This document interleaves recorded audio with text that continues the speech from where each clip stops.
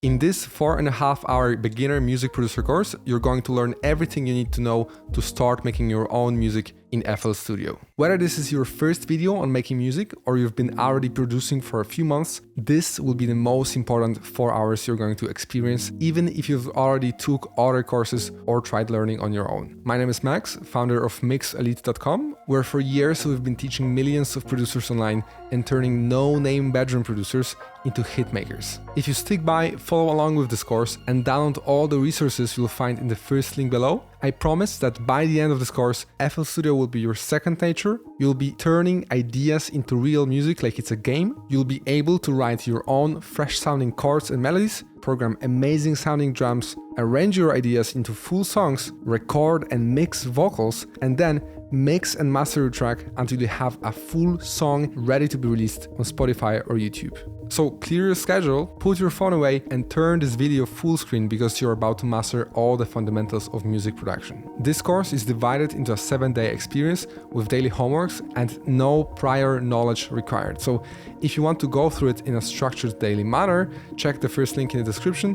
You'll also find there the bonus chapter, but just know that I'll be referring to the chapters and timestamps you have below as days, because every day we cover the next topic that builds on top of the previous one, step by step. Ready? So let's just take a few minutes to cover all the gear you actually need to start making music. First off, the right computer. Music production apps and all the virtual instruments and effects are quite heavy to run. You'll likely be fine for the coming months with your current setup, but what I need you to look for is CPU with highest single processor core speed and amount of RAM. So if you're upgrading CPU, look for at least Intel 13th Gen i5, and for RAM, at least 16 gigabytes or 32 if you want to future-proof. If you prefer Mac, M-series processors are unbeatable for music production, and all major music making programs are also available on macOS, so you're good to go. Don't forget about storing everything on an SSD if you don't want to be waiting long minutes for your projects and instruments to load. Next essential will be your headphones. Music is made out of frequencies, and only your headphones control how clearly you hear the music you make. A good pair should have a flat frequency response, so from lows like sub and bass through mid frequencies to high frequencies. We want our headphones to not colorize any of these parts, because the goal is to make sure that the music we make translates well to other playback systems like car stereo, laptops, or earbuds. They also should have good imaging, so how clearly you can tell where each sound is coming from, like knowing the guitar is on the left and the cymbals are on the right. So when looking for headphones, keep these two factors in mind, but inside today's downloads, you'll find a list of headphones we recommend for every budget. That's all the necessary hardware you need to make music. Believe it or not, everything else is totally optional, but there are still few things that you'll find on most home studio desks. First is an audio interface. You'll need one if you want to connect your PC with your microphone or speakers, which in the music production world we call studio monitors. If you just want to record up to 2 inputs, like a guitar and a vocal at the same time, a 2-input audio interface will be enough. Again, you'll find a few recommended in the downloads. For now, just remember to watch out for ultra cheap interfaces because they can break quickly, introduce latency, or not give your microphones enough power to record. We'll talk about recording vocals later in the course, but you might want to get yourself a pair of studio monitors. To choose a great pair, same as with headphones, make sure that the frequency response is flat. You don't need a full-blown setup with a subwoofer. If you have an average size room, 5-inch speakers will be perfect. Don't go for anything higher than that unless you have a huge studio space. Monitors don't wear out like headphones, so for about $300 you can get an amazing sounding pair that will keep for 10 years or more. With the monitors, however, placement matters even more than the gear itself. The first key is to use the perfect studio monitor placement calculator to find where exactly to position your monitors. You'll need to measure your room, type in some numbers, and it will tell you the exact placement. The link to the calculator you'll find inside the downloads, so keep it until you get your first pair. Then you tilt your monitors toward your ears with tweeters, those small membranes, at your ear level. And finally, your head and the 2 speakers should form an equal triangle. Pretty simple, right? But even with this setup, when you're making music, the sound will bounce and echo around your room unless you fix it with some acoustic treatment. You don't need to hire an expert or buy expensive panels, shelves with books, some sofas, carpets, mattresses, all kinds of heavy stuff diffuse and absorb the sound a lot. That's why having studio in your bedroom is definitely a good idea. If you have completely plain walls, you can get some acoustic foam for cheap, but this will only dampen the mid to high frequencies, like human voice. The most troublesome are the low frequencies. And why am I talking about this? Because this will all build up, causing you to mistakenly think that your music sounds bad. So it's just even good to be aware of this. If you like to fix this and absorb those low frequencies building up, you need very dense material like rock wool. But even getting an old mattress and putting it against the wall will make a huge difference. The last thing is that some people think that to make music you also need a MIDI controller, like a MIDI piano keyboard. These just control the virtual instruments we'll install. You don't need any controller at all. If you want to tap in some rhythms like drums or simple melodies, your typing keyboard can work like this as well. So having a MIDI keyboard is cool, but definitely optional. Spoiler alert, you also don't need any real instrument. Every instrument you can think of and more you can find in the form of a virtual instrument that you can use to make music with. And no, you don't have to be able to play any instrument at all. That's why you have us here with you. Alright, you've got the gear, now the software, so let's focus. I'm going to share some key info. As a music producer, you'll use one main piece of software that will run all of your music production needs inside. This is what we call Digital Audio Workstation, or DAW. 70% of people on Earth use only 4 most popular ones that are Pro Tools, Logic Pro, Ableton Live, and FL Studio. For some reason or the other, each of these DAWs has different type of fans. Pro Tools became the standard for people recording live instruments. Logic Pro, a Mac-only tool beloved by songwriters. Ableton Live is for tech lovers, geeks, and live performances. And finally, probably the most popular one, FL Studio. It's easy to start, hard to master, popular with beginners and pros, making hip-hop, house, trap, EDM, film music, and everything in between. Each DAW is made out of the same elements that just basically look different. That's why we always recommend to start with FL Studio, a DAW that will definitely let your creativity fly as far as you want it to, and if you ever want to change, it's just a matter of days. Each of these come also with their own trial, so you can test them out, and different price versions, so you don't have to pay for everything if you don't need it. Our DAW of choice for this course is FL Studio. It has fully functional, unlimited free trial. You just can't open the projects, but other than that, you can really learn a lot. If you're looking to purchase the full version, get the Producer Edition. It's the best bang for your buck, giving you everything you'll ever need. It's much better to keep the difference you'd spend on other versions and spend it on your knowledge and skills. So let's download it and start installing. And in the meantime, before we dive into it, let's understand the process and workflow behind creating a track from start to finish. Naturally, the first step is coming up with ideas. That will be writing chords, writing melodies, creating sounds that inspire you, browsing, or also writing lyrics. Then we start the production session, where we take the chords and melodies we wrote and add additional elements like bass, drums, percussion. Maybe we add more layers to it, make the whole idea have more arms and legs. After, we need to structure all of this brain dump in time. This is what we call an arrangement, so that our song has its intro, outro, chorus or drop, breakdown or verse, however you'd prefer to call it. The fourth step comes in, and it's the most time-consuming and the most technically complicated process.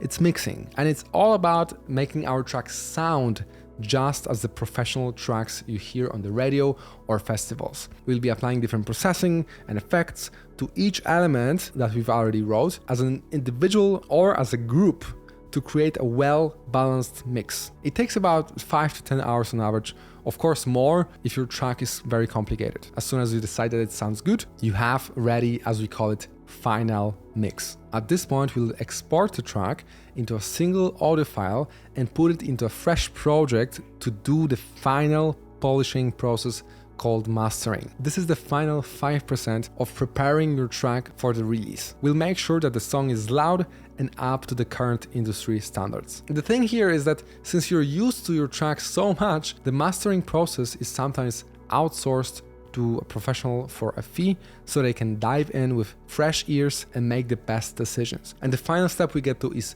releasing. You'll be contacting labels. If you have a manager, they will be doing it for you, and labels will take care of all the publishing and promoting the track for you. You can also release your music on all platforms like Spotify or YouTube by yourself. That we'll also cover later in the course. Alright, FL Studio installed. Today we'll cover the layout, navigation and basics, and every next day of the course, we'll dive deep into each of the components. So by the end of the course, you'll be able to confidently use all of them on your own to create full songs. When you first open up FL Studio, you'll see this welcome window that allows you to choose which project or demo project you'd like to start with. By default, we have it set up to this one, and we don't really want this to show up in the future, so just let's mark this and start new. All of this might feel complicated, but let's start one by one. First thing you'll notice on the left side of the screen is the browser. Think of it like a big components library for your song. By default, you will see the FL Cloud over here, which is a subscription product offered by FL, which you definitely don't need right now. So let's go over to all. You'll see here many different folders, but you'll mainly use this area to drag and drop individual sounds into your project, like drum hits. We music producer call them samples. The ones that come by default in FL Studio, you'll find inside the folder packs. So you can definitely ignore everything else other than that. Inside you'll find many different sounds. And the main place of your project is the playlist. This is where we put all the pieces together in time. And if you click around, you'll notice that you're placing down so-called patterns. Patterns are like building blocks of your music. A pattern can have drums, melodies, bass lines, or any combination of sounds. And you can use the same pattern as many times in your song as you want. And if you double click the pattern, you'll open up the channel rack. This is the third key window in FL Studio, and here's where you create patterns. By default, you should see a few channels preloaded already for you in the channel rack. Each channel has so-called step sequencer. With left click, you can add those at random like this. And with spacebar, you can start playing.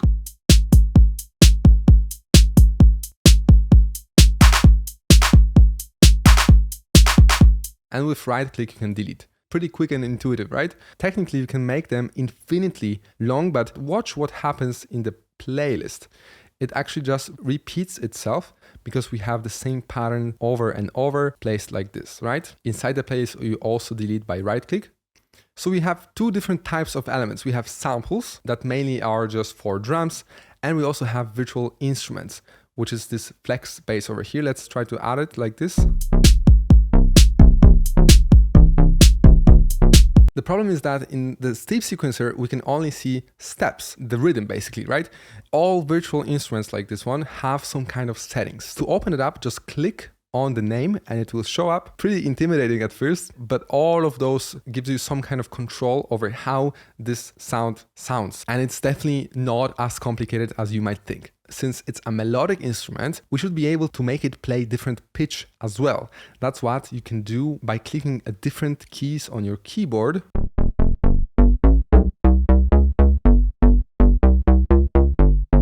This virtual instrument, or VST plugin as we call it, is called Flex. It's a stock FL Studio plugin, and technically we should say that it's a synthesizer, since the sounds are made artificially by synthesizing different waveforms. It is not a pre-recorded real life instrument, right? But it has a lot of different sounds you can choose from.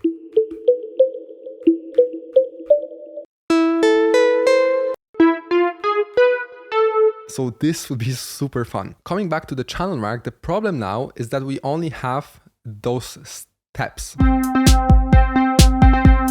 Instead, since it's a melodic instrument, we'd like to write a melody. That brings us to one of the last windows you'll find in every DAW. To open it, right-click and choose Piano Roll.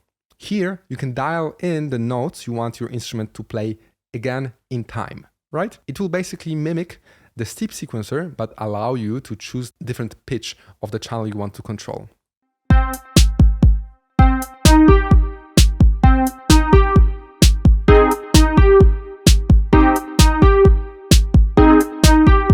We'll dive in depth into it tomorrow. Everything you'll write in, you'll also see inside the channel rack. I also want to make it a little bit quieter. For that, you have this handy knob next to the channel name.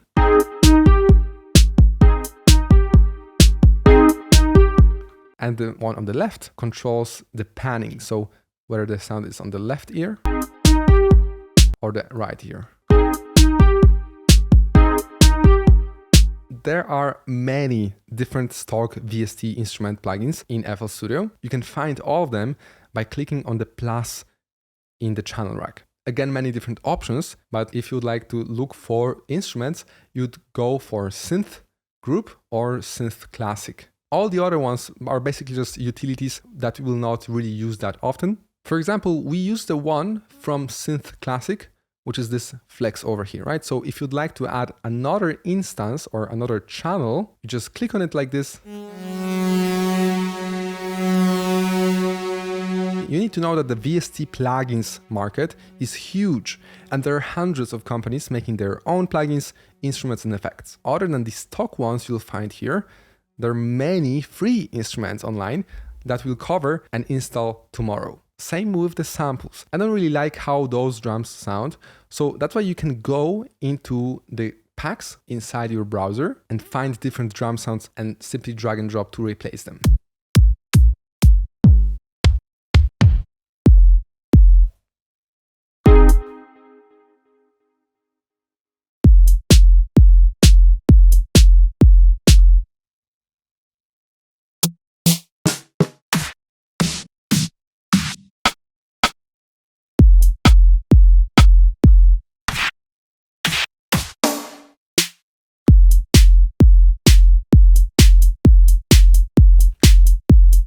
These stock ones are also not ideal. The quality of the sounds you use play a big role in the final quality of your track. That's why we've prepared for you a pack with our best curated samples that are used by top tier artists around the world, so you can be sure you're using the best sounds. You'll find them in the later downloads in the course when we'll be covering drums. So as you can see, making patterns like this inside channel rack is a great way to brainstorm. If you want a clean slate, just click on the plus next to the pattern name to add a new pattern. If you want, you can name it, and you'll see now that the pattern is empty. A new pattern showed up in the so-called picker panel, and you can also place it in the playlist. So I'd like to now play whatever we have here in the playlist, but as you can see, when we hit spacebar, nothing happens unless we actually go to the pattern and double click the pattern.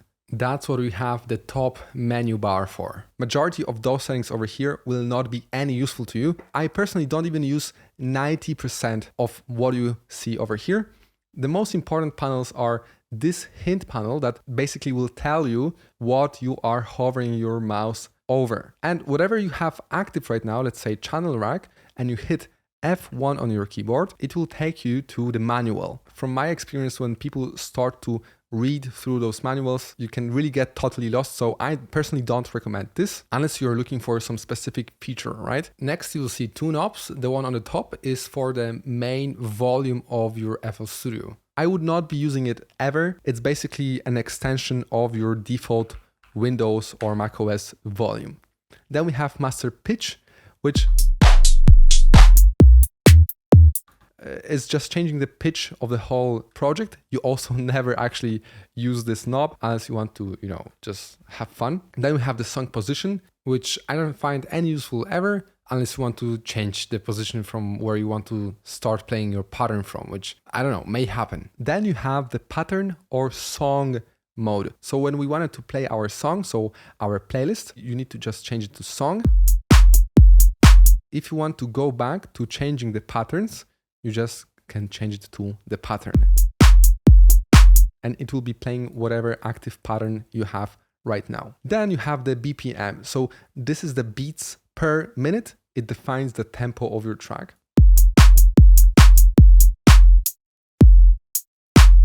All the music styles are always somewhere between 90 to 160. Inside today's downloads, you'll also find the guidelines of how to perfectly choose it. Then the whole area over here is about recording. So if you are recording anything, which we'll get into later in the course, you might be using some of those settings. And all of these are pretty friendly, like countdown before recording, or overdub, which is basically record on top of what you already recorded. For example, you might want to record the rhythm of your kick drum, right? So I can click on my typing keyboard and I will have some kind of a rhythm.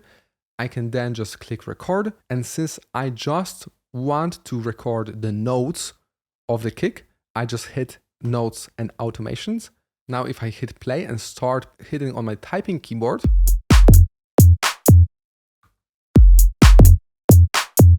you can see it basically exchanged. If you'd like to wait for the input to start, you can just now hit play. As you can see, I hit the play button. And if I stop, you can see it exchanged. So now we need to uncheck both of those buttons so we can play the song. Right, now you have stuff like countdown before recording or blend recording. So if we now arm the recording again and start playing, as you can see, we've added both notes that were not here, but we did not delete the other ones. Right, so we're just adding new notes.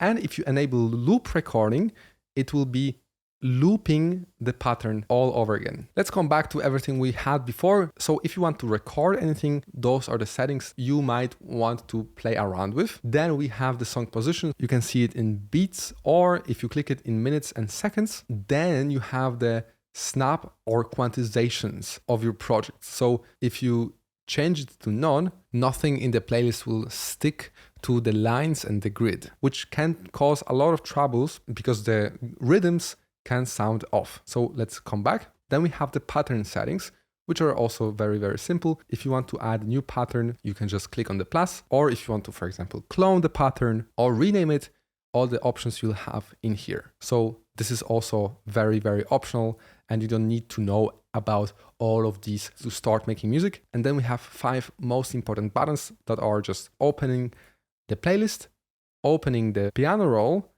the channel rack, and the mixer. Now the mixer is the last key window inside FL Studio that we'll use in the 4th step of our workflow, which is mixing. Believe it or not, I've been making music for a very long time before I even started to look into the mixer. So get used to opening and closing the different windows. We have the playlist view over here, then the piano roll that you can open by right-clicking on the channel or opening the window through the button over here, and then choosing the channel you want to edit from the drop-down menu. Over here you can see we have all of the same channels as we have in the channel rack. And then what's up with the mixer? If you remember, inside the channel rack, we have those numbers that we can basically roll out. Those tell us to which mixer track this element is connected to. So for example, our kick is now connected to mixer track 1. Our instrument we have connected to the track number 5. As you can see when it's playing, we have nice volume indicator. Mixer can be intimidating because people often make jokes and ask studio engineers if they know what all of these knobs are doing. But the truth is that every single track is exactly the same and controls the same things. It's just prepared to process a ton of instruments, right? So you can see a lot of those, but it's just for your convenience. When I play, you can also see that the master track is also showing the signal coming through. This is because all of those individual mixer tracks are connected to the master track. So this is kind of our group of everything we have in our project. Mixer is super cool. You'll totally love it as soon as we get into the mixing phase in our course. For now, don't worry about anything else other than what we've already talked about. By now, you have a good idea on what kind of hardware you need, what software to choose, what's the process of creating a full song, and the rough overview of how to start using FL Studio. And your homework for today is, of course, download today's pack you'll find in the button below this video, decide for the hardware you want, and download FL Studio. Then I'd like you to explore the stock packs inside the browser and play around with them. Definitely build a simple pattern inside the channel rack and place it in the arrangement view, and also play around with the presets you'll find in the Flex synthesizer to find some sounds you like, or even try out different synths FL Studio has built in. Today we'll get into the first phase of producing a track, which is ideation, finding sounds, and writing chords and melodies. So what actually makes up for a great song? You know already that music is made out of frequencies, and well-balanced song would naturally have a well-balanced frequency spectrum, meaning that all the frequencies in the spectrum would have some kind of element occupying it. We'll dive deep into each of the spectrum on day 4 when we'll be mixing. For now, you need to know that usually our track should have a few elements that each will be focused on a different frequency spectrum. That's why you'll see bands have 3 to 5 elements, like bass occupying lows, keyboard and guitar and vocals all occupying the mid frequencies, because the mid spectrum is the meat of your song, and then highs. That is occupied usually by cymbals. Drums usually take the whole spectrum a little bit because they create the rhythm and the groove. So no matter the style you produce, you'll be most likely having at least 3 key groups of instruments in your track. Since we usually start with the chords and melodies, I like to use a piano to come up with some ideas. And then we can always replace it with any synthesizer you like or a different instrument. If you've done yesterday's homework, you should have a rough idea what stock synthesizers FL Studio has to offer. The Flex synthesizer we've already tried out, and while it has many cool sounds, I'll be honest with you, there are other also free instruments available online made by third-party companies that only focus on creating the freshest and highest quality sounds. Don't get me wrong, you're just starting out, there's no need to install anything extra if you don't want to. But I want to help you get better fast. And better starts with choosing better instruments.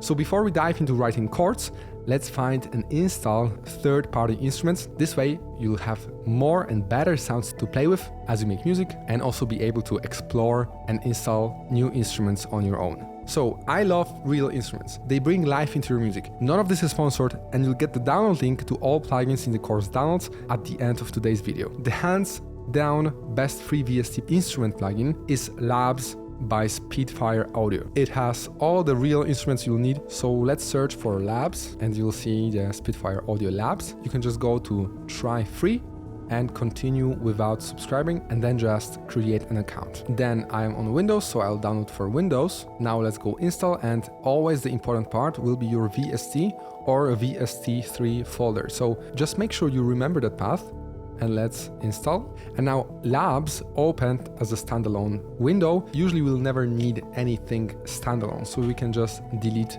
those guys. We'll be opening and playing this instrument inside FL. So we just need to go to FL Studio Options and File Settings. Then you'll find the Plugins area. You need to click on Manage Plugins. Now the only important part is the plugin search path. FL Studio has by default enabled the default Windows paths. So if you changed the path where your VST plugin installed, you need to make sure to add it by clicking on this button over here. It is a default folder for me, so I can just click on Find Installed Plugins. Now it will show up all the different plugins you have installed. As you can see, I have a lot of them, but we want to search for LUFS. And if you write in, we'll have LUFS over here. We can favorite it so that it shows up quicker for us. And now close the windows. This just tells you what we've done already, so you can close it. And then, as you remember, to add a new instrument, we'll go to our channel rack. Then click on the plus and you will find LUFS over here. So we can click it. And now we can log in, or if you don't have an account, you can make a free one on the same website where we've downloaded the plugin. And now you see everything here is empty. To add new packs, you need to click on Explore Packs button over here. And now you can play the preview of any pack, and we are interested only in those free ones. So we can just hit on the free tier, since most of the packs here inside this plugin are free.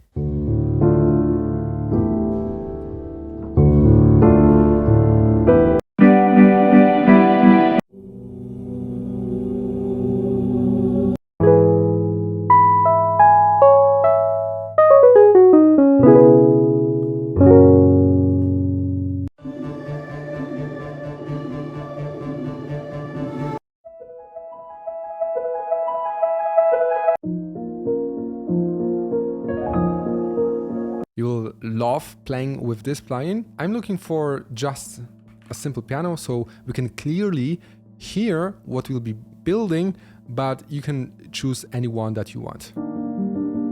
Soft piano is perfect for this purpose. While it's downloading, let's explore what's going on in here. You can see the piano keyboard. And this is the fundamental of all music. All of it happens on a musical keyboard. The white and black keys are called notes. Just like letters make words and sentences, notes come together to create melodies and harmonies. If you look closely at the keyboard, you'll notice a repeating pattern every 12 keys. This group of 12 notes is an octave. Once you reach the 12th note, the pattern starts over and over again, but at higher pitch. But we never write a song that's using all of the notes. Rarely. We just use 7 notes that create a scale. It's like picking certain colors to paint a picture. It helps us to set the mood and feel for the music. There are many different types of scales, but the 2 most important ones are major scales. These are happy and bright, and minor scales. These sound more serious or sad. I promise the last word to remember here is the distance from one key to another, which is called semitone or half step, and 2 together are called a whole step. It's important because when watching different tutorials, you'll see people mentioning this, and knowing half steps or whole steps amount helps us build scales and create the melodies and chords in songs. All right, so for example, a major scale will follow the white key pattern. It's pretty easy. So it's whole, whole, half, whole, whole, whole, and half. This gives us notes C, D, E, F, G, A, B. Since we built the scale starting from C, the C is our root note, so the scale is called what? Yes, C major. For minor scale, the sequence of steps is a little bit different. It's whole, half, whole, whole, half, whole, whole. And in today's music, pop, hip-hop, R&B, and any electronic music, minor scale is definitely more popular. Thankfully, you don't have to remember the sequence since FL Studio has a built-in piano roll helpers for that. So we have it installed. Now let's go and open piano roll. I hope you remember how we do that. You can see a little bit lighter and darker highlights over here. So you can just place notes like this. It will be a C major scale. And if you just place it anywhere, it will create E major scale, for example, right? Because the scale starts from note E. To open helpers, it's very easy. You can just right-click on the note icon on the piano roll menu bar and just click on default and then choose, for example, a major scale, right? So we now have exactly the same highlights, right? But if we choose, for example, root note, let's say we want F, you will see that the highlights changed a little bit. So now we are starting with F, and you can also see the F is marked as the darker note. If you this time left click on the note icon, it will enable snap to scale. So it will not allow you to put notes anywhere else other than on the scale notes. This is definitely useful. I don't know why it just feels weird to do that because, you know, happy accidents, right? So I'll disable the snap to scale and go for a minor scale. So what's going on? We have a lot of minor scales. The thing is that all of those minor scales differ by one note or just 2 notes maximum. But the most common one is minor natural and minor harmonic, which is my personal favorite. Same with major. All of those scales are major. They just have a little bit different vibes to them. So if we go for, let's say, minor, you'll see now we have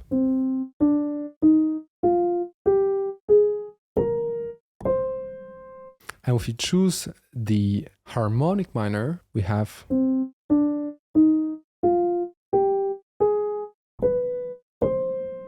so those 2 notes basically differ. But let's go back to natural. And now that we've chosen a scale, we can start building chords. And a chord is when you play 3 or more notes at the same time. So technically, this is a chord, right? Or this one. To play the notes quickly like this, I hold left alt and right click. You can see that I'm going only on the highlighted scale since we've enabled the helper over here. So then a chord progression is a sequence of chords played one after the other. So technically this is a chord progression, right? But there are some rules to make it sound great, because the chord progression is the backbone of your song. Most songs have just 4 chords in their progression, and they just repeat and repeat through the whole song, or even 2 chords in the progression. Chords also define what kind of melody we can play.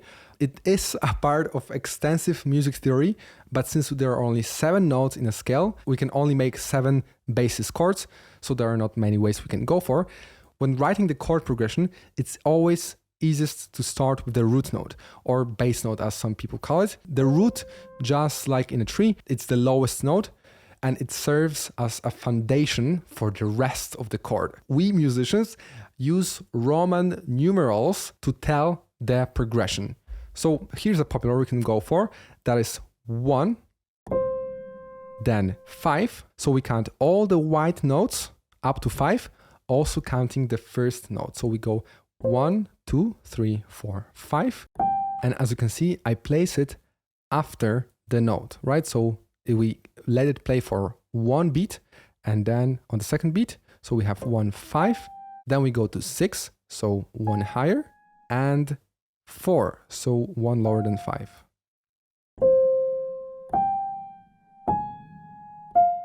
Then we build a chord by stacking every third note, so we just skip 1 note in between. So we go 1, skip 1, place 1, skip 1, place 1. Same here, skip 1, place 1, skip 1, place 1. Skip 1, place 1, skip 1, place 1.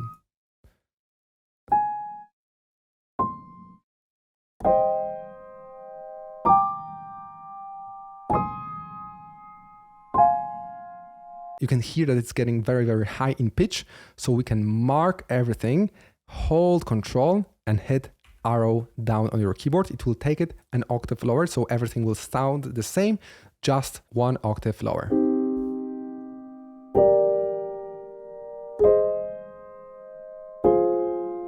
Now imagine what happens if we keep building the chord by skipping 1. Let's add 1 note to each chord by skipping 1 extra. Like this.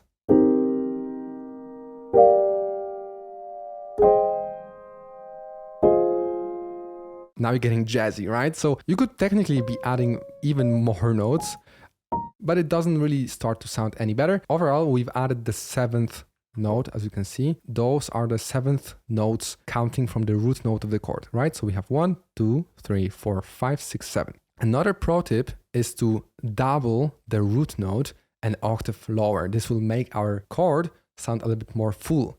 Holding Control and Shift and left click each of the root notes of the chord. Hold Shift and drag them, release Shift, and place them an octave lower. It will now sound like this.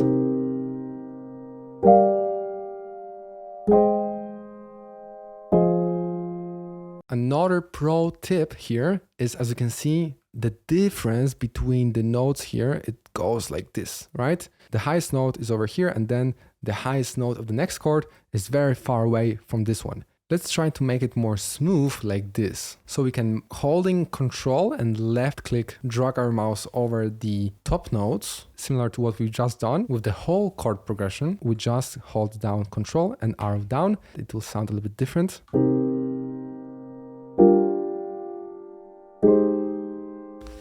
This is called different voicing. So same notes, but in different octaves.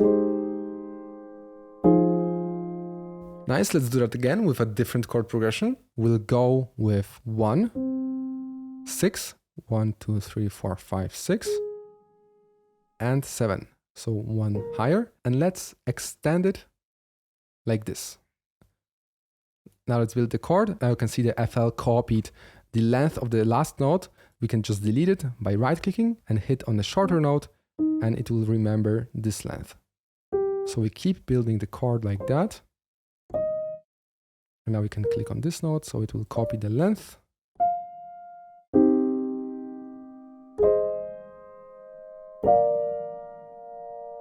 Let's do the similar thing so it flows a little bit better. So we take all of those notes that are a little bit too high and take them down an octave to create a different voicing. Now it sounds like this.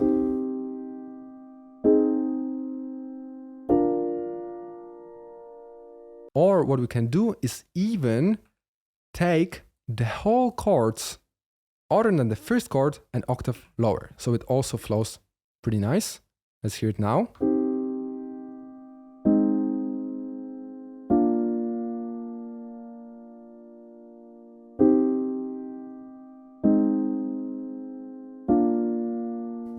If you'd like to make it even longer, you can mark all of those chords and take this arrow over here and extend the chords, and while holding Alt, release it when you reach the double of the length, right? So it sounds now like that.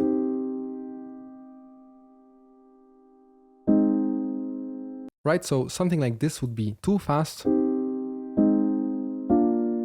The perfect length for my ear is over here. Now let's delete this and go with something like C sharp. Why not? It will sound a little bit different and give you a different vibes, even though the relation of all the notes is exactly the same. So let's build on 1. The note is here a little bit too long, so we can hold Shift and extend it like that. We have 1, 6, so 1, 2, 3, 4, 5, 6. 2, so 2 will be here, and 5, so 1 lower than 6. And I'm again counting only the highlighted notes. And then let's create chord by skipping 1 in each. It's pretty quick when you have the helper. That's why it's pretty useful to always have it on.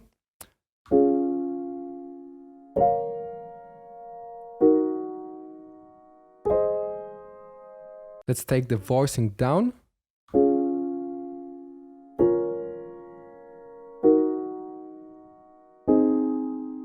Alright, so it will definitely work for some ballad or a little bit happier track. Let's go and try the same progression, but in minor natural. And now we would need to change the root notes and all of those notes. So let's go back and go for 1. We had 6 here. So 1, 2, 3, 4, 5, 6. So we build it like that. 1 in between. 2, which is right. Only this note differs.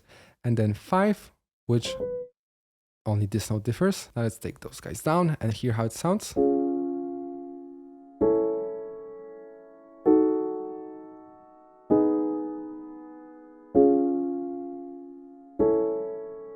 You can see that this chord sounds pretty good, but it's not in scale. That's why I would not turn the snap to scale, because you can get some pretty, again, happy accidents. But let's take it down as it should be and listen again in proper minor natural.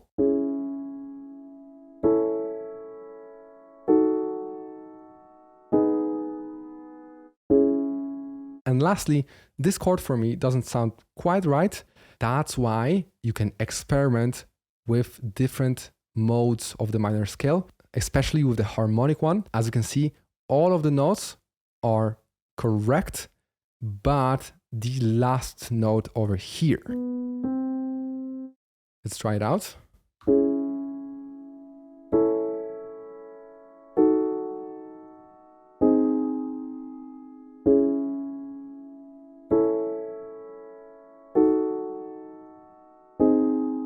An excellent progression for stuff like melodic trap or any emotional kind of song. This could work definitely in any genre. Now the question you probably ask is, how do I know which root notes or what progression should I actually write on? And the problem is that there are no rules for that. You can definitely play around with any progression. Let's turn on snap to scale for real quick and even take something like 1, 2, 3, 4. So we have 1, 2, 3, and 4.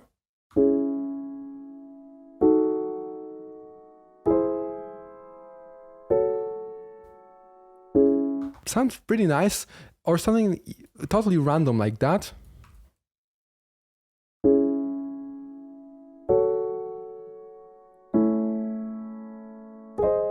Let me take this 1 octave lower.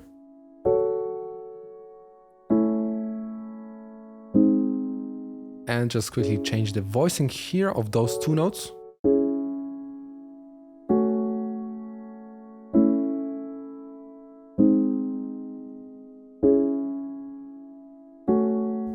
great sounding progression, even though it was totally random.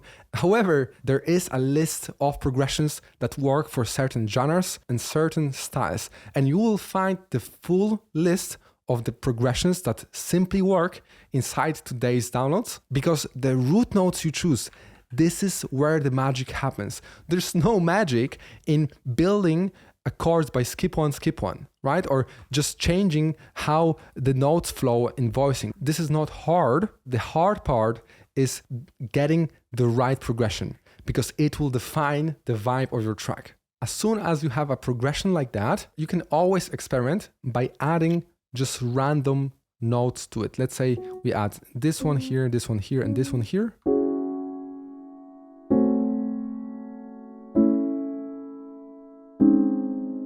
This didn't work well. Let's try this one.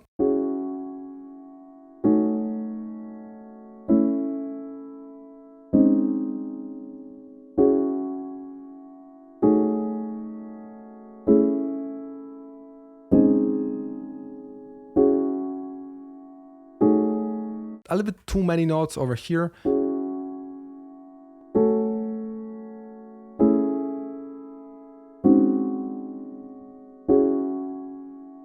If you stick to the scale and just build first the progression and then build basic chords out of that, and only then start to play with duplicating the root note and octave lower, or changing the voicing and then adding some notes here and there, there's just no way you'll write a bad sounding chord progression. Now we'd like to add another simple element, like a melody on top of our chords. Think of it like a lead melody of a guitar on top of the keyboard, or a vocal on top of a guitar. For that, I'd like to use a synthesizer so we can blend the realistic piano sound with a synth. Also, that's a great chance for me to show you the best free VST synthesizer, and that is V.O.C.A.L. Let's Google it, and you can go down and click on Basic, which is for free. Then just create an account, and then you'll be able to download it. There's no need to upgrade to Plus or Pro. They mainly just differ in the amount of presets that come by default pre-installed. But in today's downloads, you'll find a ton of presets for you to choose from. So let's install this.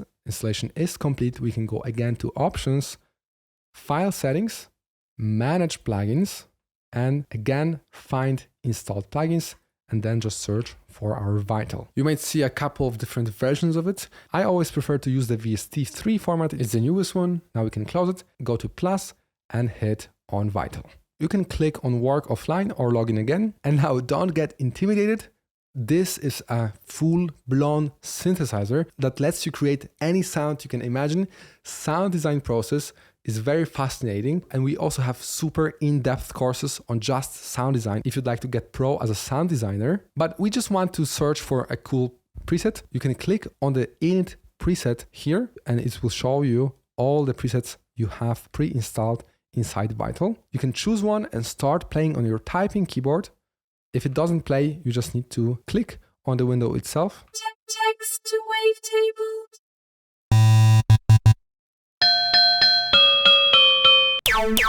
I don't really like the stock presets that come in V.O.C.A.L. There are many free V.O.C.A.L preset packs that you can find, but we've prepared for you a V.O.C.A.L pack that you can find in today's downloads. Inside V.O.C.A.L, just go and import pack, find the folder and double click on it. You'll find it over here.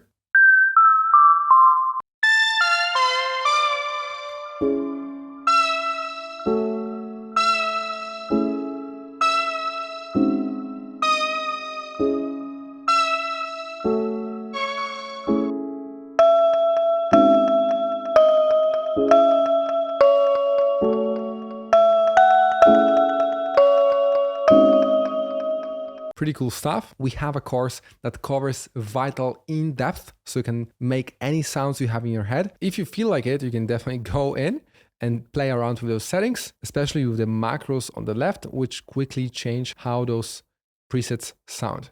Now, let's go back to our piano roll and now open up the V.O.C.A.L piano roll so we can write the melody on top of our chords.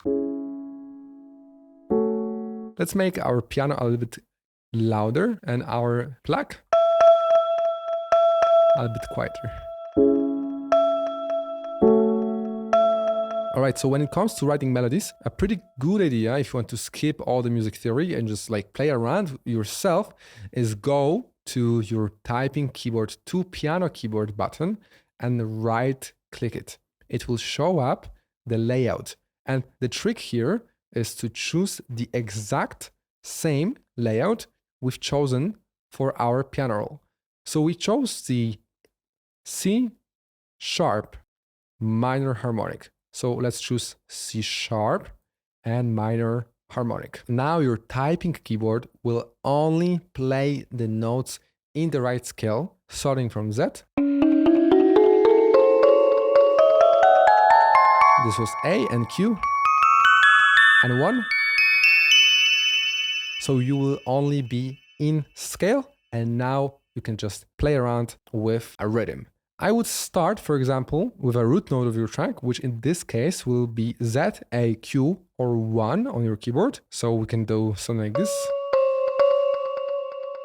So I'll try to improvise something.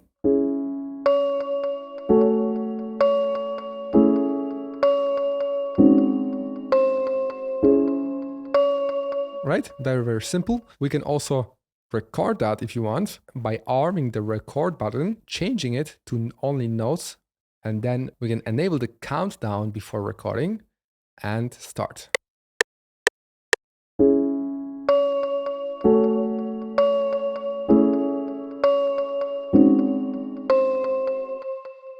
Right? Very, very simple. And now we can unarm the record.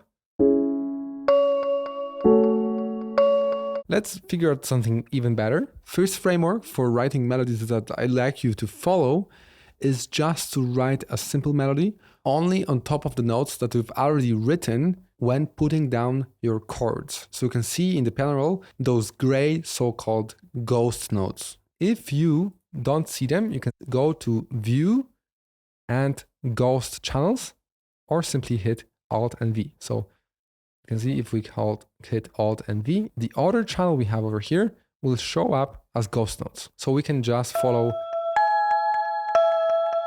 the notes like this, for example. Right? And that was pretty cool already. Let's try it out.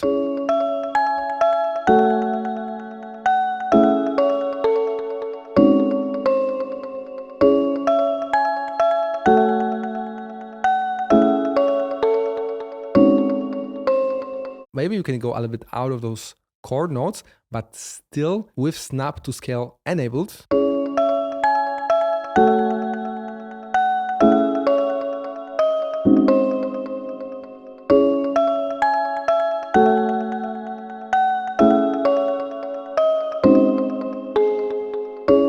The idea here is to never keep the rhythm all the time the same. So as you can see, if I were to take all of those notes into one note, this is the rhythm of our melody.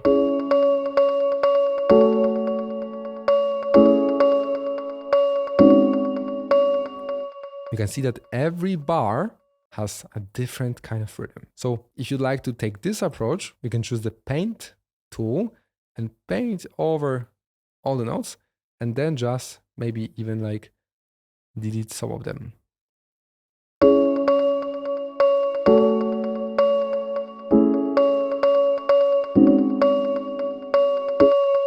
Right? Maybe I don't like really the last part, so let's do it like this. And now, after we've got your random rhythm, basically, right? We go and change up the notes. So we can go down on up or higher like this. Doesn't really matter. We'll hear how it sounds in a second. Completely random.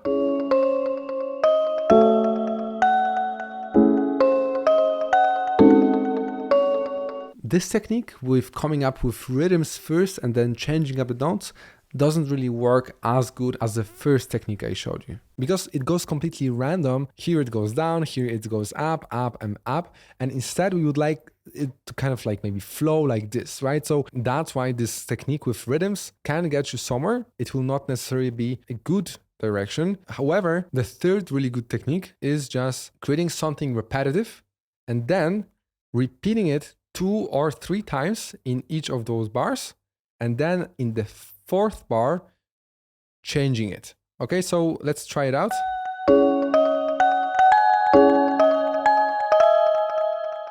And then just copy it 2 times. So I'll just take it, holding Shift, copy it 2 times. And then maybe since those guys were going up, up, up, we can go down on the fourths to change it up a little bit and create some kind of question, right? And answer. This is what we usually do when creating melodies.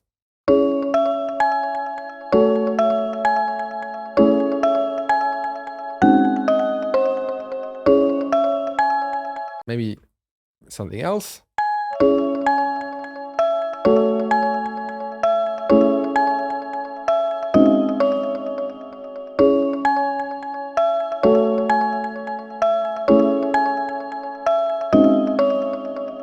Pretty cheesy, not going to lie, but as you can see, it works. The best way will always be just trying out and adjusting in real time. So start writing the first bar of your melody, check if you like it, and changing one note at a time, and not necessarily start all over again, getting frustrated because it just doesn't sound nice. So there's the third technique. And the fourth one is actually the one that I've showed you in the very, very beginning. By choosing the correct layout of your typing keyboard and playing around.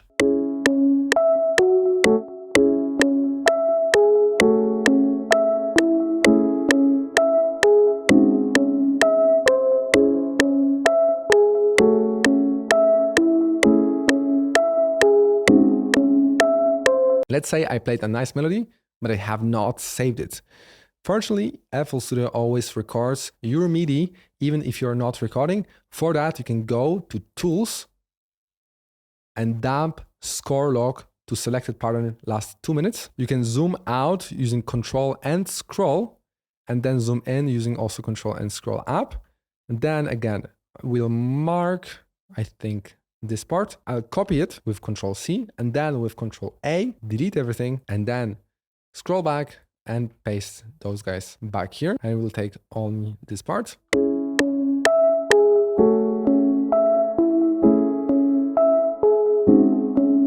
If you see that some notes are very close to your chords, you can put them into the chord note. It, for example, here or here, it should better fit into the chords.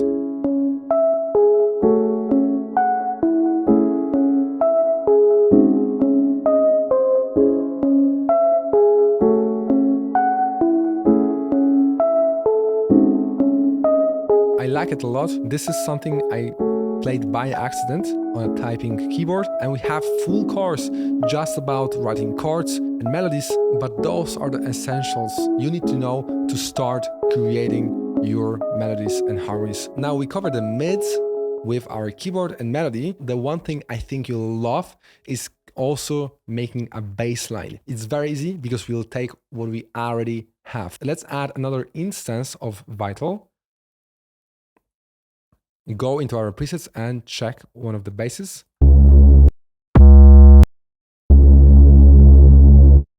Let's take this one, open the piano roll, and we'll follow the root notes of our track. We have the ghost notes open, but since we changed the voicing, you might not actually remember which note of these was the root note. But that's actually also a pretty cool exercise. So let's try finding the root note. The root note of a chord or a root note of a whole track, right? We can find by trying to hear if it sounds like home, right? This is pretty funny, but let's try from the top. See if this note feels like home of this chord, okay?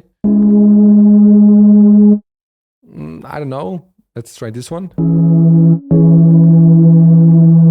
Not really. And this one? Okay, this definitely feels like home. If you don't feel it, just try to practice and try to even like hum what will be the home without hearing the bass note itself. So it will be C sharp over here. And then maybe let's take it an octave lower, or even 1 octave even lower. Let's hear how it sounds even with just one root note.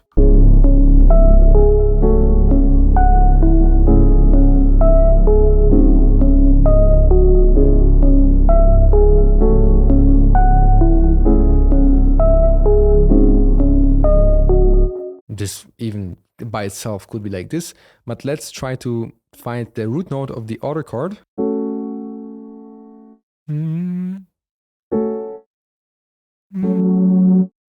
I think it's F sharp.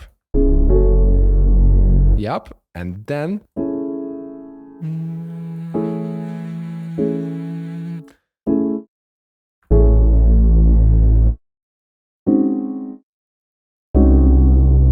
this feels pretty good. Let's see.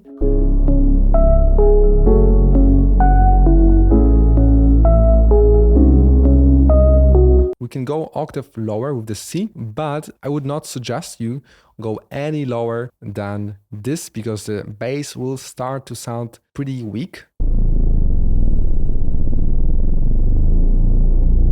Keep that in mind to not go too low with your bass. And if you'd like to make the bass progression even darker or even more, emotional, you can just extend the first root note and simplify it like this.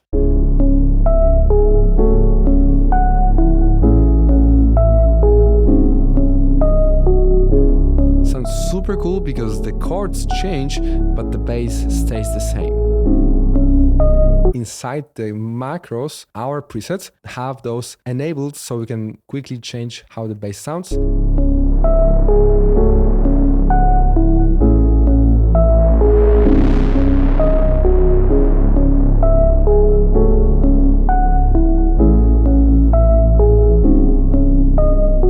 So today's homework is to first play around with labs and find a few instruments you like. Then please create a few chord progressions using the progression cheat sheet from today's downloads, ideally using different labs instruments. And also don't forget to create a pattern for each chord progression so you can always keep everything and come back to them. Then download V.O.C.A.L and install the free pack and try to create even very, very simple melody like today's for each progression you made. Today we'll be doing the second half of production stage, that is drums, and then we'll get into a little bit of arranging. So with drums, we have the same rule as yesterday. The better quality sound we start with, the better it will end up being. Sure, tomorrow we'll get into mixing and you'll see that we can turn even a really basic instrument into something that's totally unrecognizable.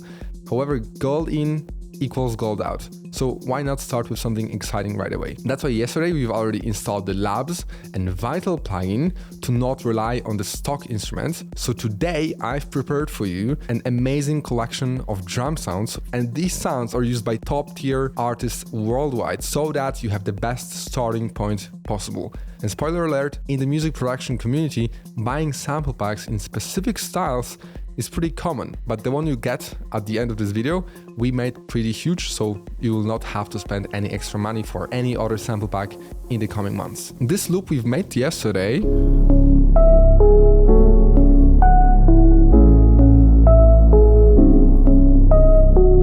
it feels a little bit trappy, so let's build trap drums. We could build in the same pattern as we have here, but since it's pretty long, we would have to fill all of the drums over, and we don't really need that much. Usually only 4 beats. As you can see, every beat is distinguished by different color. So what we can do is click on the plus or scroll up and it will pop up another pattern for us and we can build the drums over here. You probably also would like to hear the drums on top of the instrumental. So what we can do is go back and choose the pattern 1 and place it in our playlist view, and then scroll up and place another pattern just like that, and then just basically duplicate it. So we have it 4 times. So whatever we built right now, as you can see, it pops up in the arrangement view as well. Now we can just go and turn the song mode so we can hear both patterns at the same time. Let's use those stock drums first, and then I'll show you how big of a difference using quality sound makes. So trap drums will start with a hi-hat. This is this kind of sound.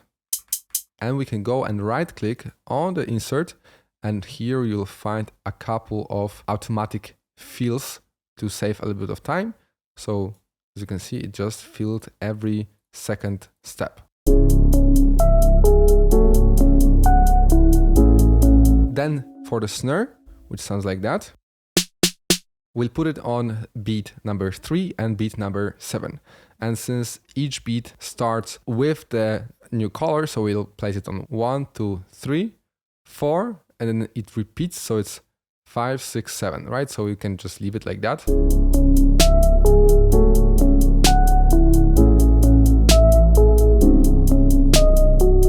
Then for the kick drum, you can place it on any start of the beat or half of the beat where it feels good for you. Usually the drums, create the groove and the rhythm, so you want to show people where's the start of the beat.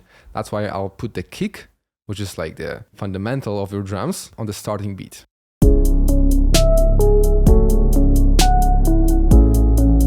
Let's turn down our instruments a little bit.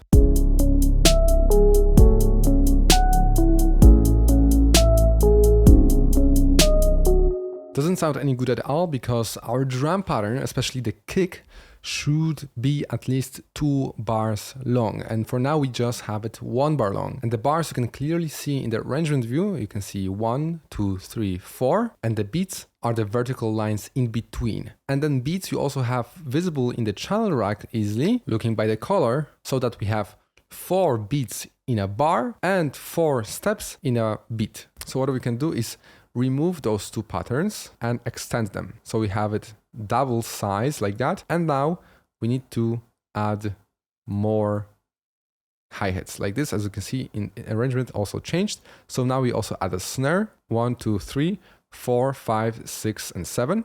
So we place it here. And then let's make a variation of the kick drum.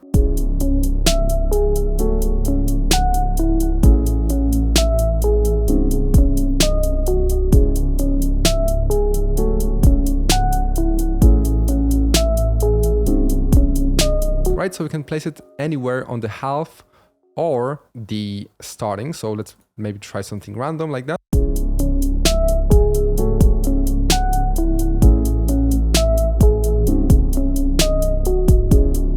Right?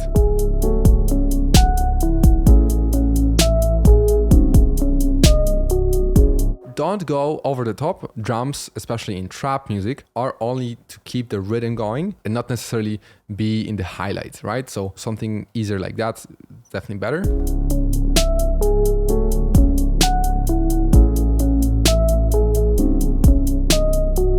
If you'd like to also create a little bit longer variation, so for example, in this part, create drums as we have right now, and here just make a variation of the kick, what you can do is click on the pattern and make it unique.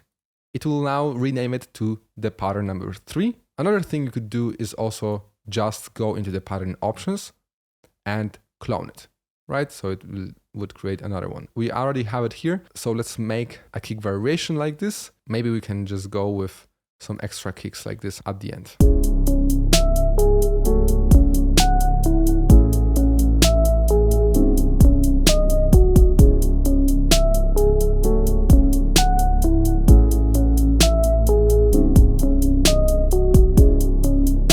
Right, we keep it very simple with the snare and hat for now and just play around with the kick. Now, let's change up the drum sounds, okay? Trust me when I say this, but there are many tracks with as simple drum pattern like this one, but just use amazing sounds. So how do we install the sample packs? First, as you get today's downloads, you'll see some sample packs inside. They usually look like this. We have different types of sounds sorted in different folders. So just take the sample packs and place them somewhere on your computer where you know you'll not be touching them anymore. Because if you do change the path, FL will not know where to look for them, right? So keep them in one place and then just simply drag and drop them into your browser.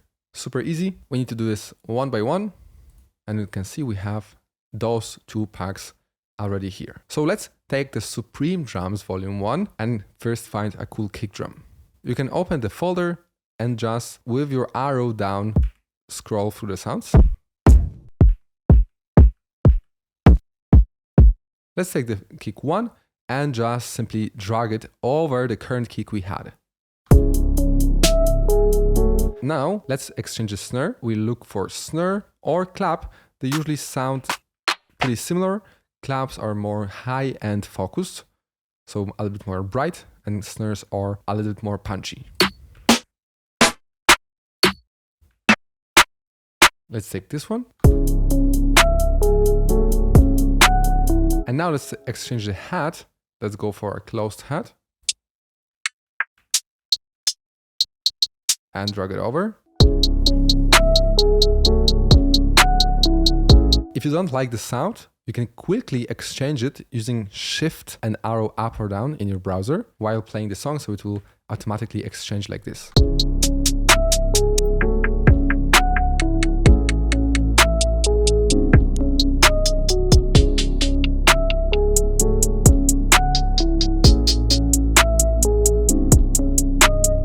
Much better. Let's check what we started with.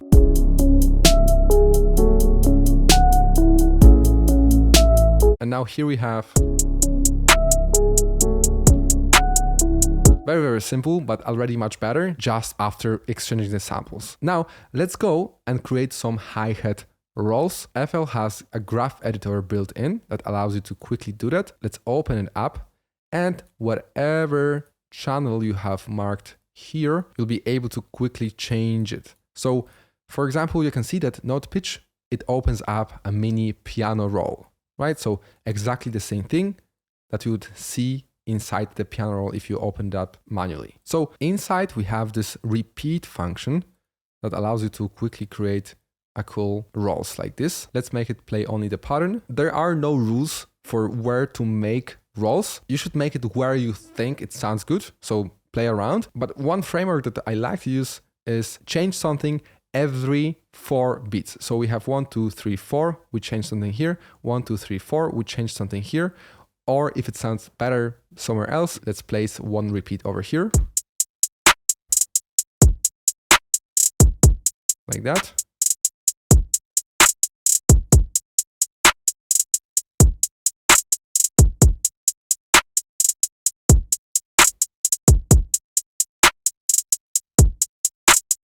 It works because we create a contrast.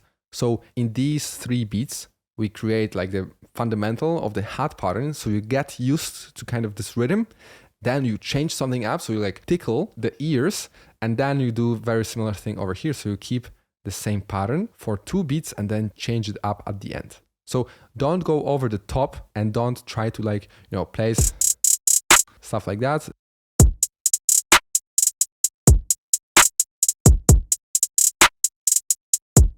So for example, here it sounds really nice as well, even though we put the roll in the 2nd beat. But now I would delete the other one to not cramp up the hat with too many rolls.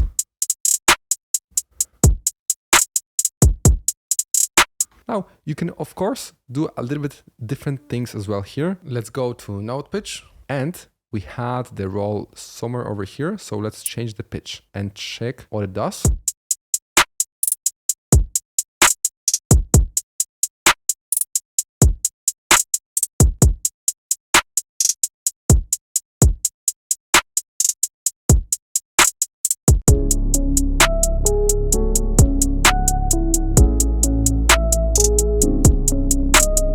As you can see, we only made this change in the pattern number 3. So we would technically need to go to the pattern 2 and apply those changes as well. However, we can just go to the pattern 3, mark the hat pattern, click Ctrl and C, go to the pattern 2 and paste it. So if you open now the graph, you'll see all the changes applied as well.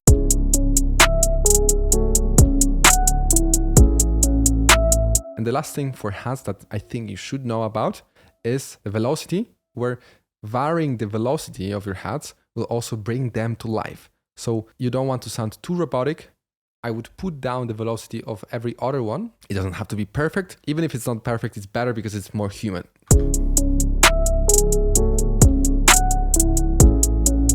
Right, so we would have something like that.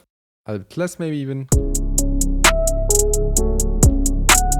Right, very, very subtle, but creates a simple difference.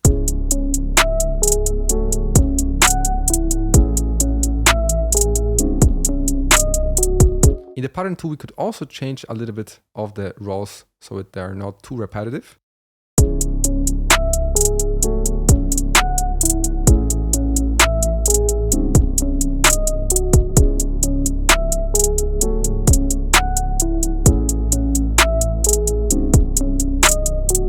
Perfect. Now you can see that we only can have 3 elements and the beat starts to sound pretty good. Let's add some different elements. For example, perks or rims work very good. Also claps.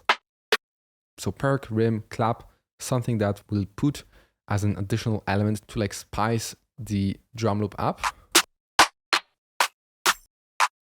So let's replace this clap over here. Also, similarly as we've done with hat rolls, we'll make the change somewhere around the 4th beat. So here and here. A very generic pattern is to put the clap off beat on the beat 4 and 5.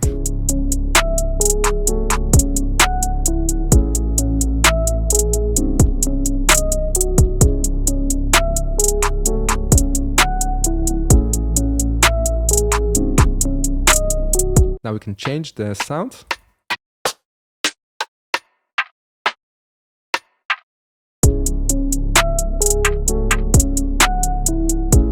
Right, so we have a little bit of variation in the pattern 2 and 3.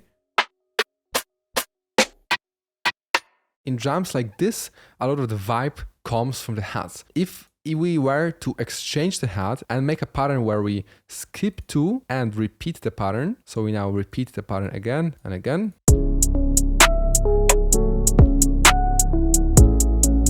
We got drill vibes right away. With stuff like drill though, we delay the snare and place it on the 8th beat instead of the 7th and add 1 kick drum somewhere at the end as well. So maybe 8th or 7th, or let's do both.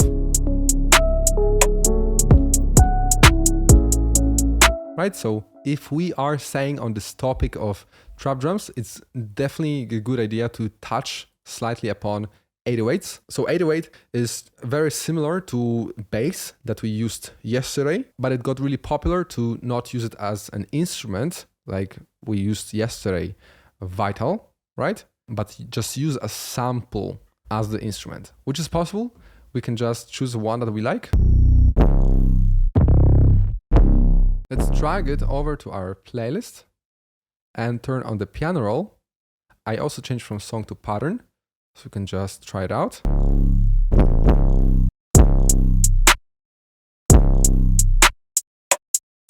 An 808 usually behaves similar to a kick drum. Sometimes people even not use a kick drum at all when they use 808 bass. An 808 bass, depending on what chord progression you made, you also can just simply follow the root progression, but follow also the rhythm of your kick drum. So we have kick drum on the beat number 6. So 1, 2, 3, 4, 5, 6. We have a 808 here. So let's try it out.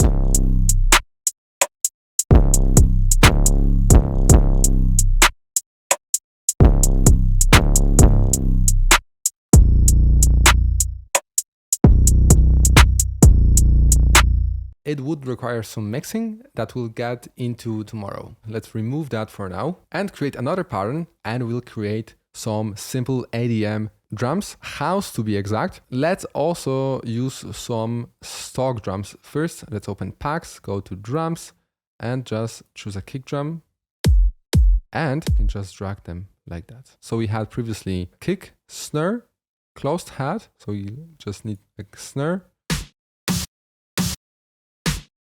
Let's take this one. And for the hats,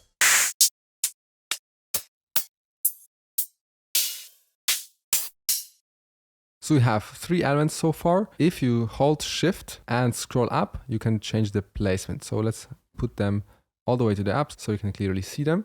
And the house drums we just make with 4 to the floor beats, so we can just feel each 4 steps. Then we add a clap on beat number 2 and beat number 4. Then we add closed hat every off beat. So every off beat.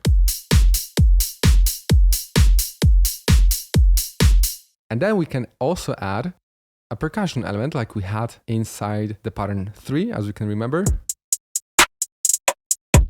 We can do similar thing we've done with the rim. Let's take some percussion element.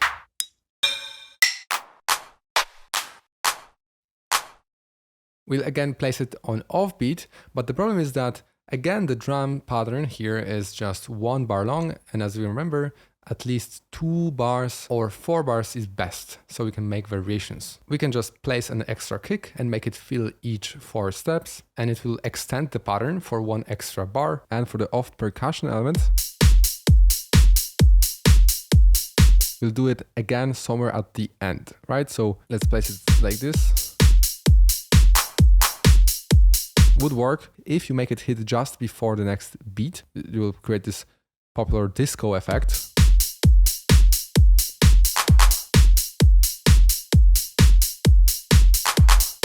We can also introduce some more closed hats that work similarly to our clap that we have here.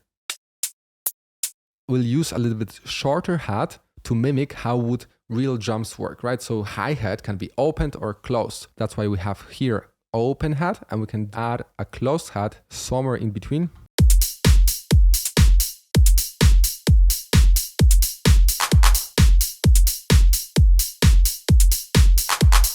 What we've done is 4 to the floor kick every beat, then every second beat we place a snare or a clap, then every off beat we put an open hat, and then we add a couple of percussion elements on those steps that come just before. Now let's replace those sounds with something from our pack. We have the Prism ADM drums teaser. Let's start with a kick drum.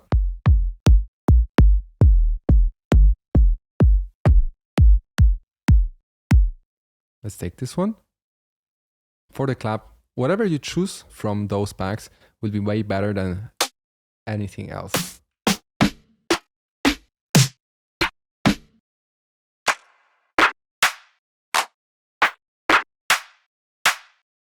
Then we have our open hat. Let's take this one. Closed hat, let's take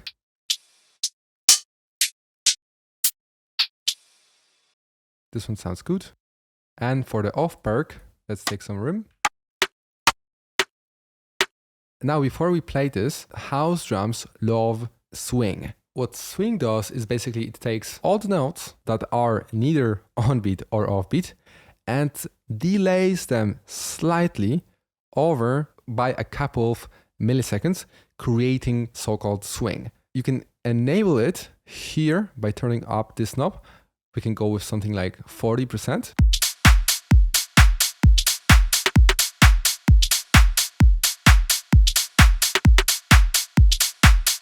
Sounds pretty nice. Let's also add another snare, which is a pretty common tactic to give more punch to your drums, exactly by layering different sounds together, especially claps. You never layer kicks. Sometimes you just can layer claps or open hats or percussion elements just to add more depth.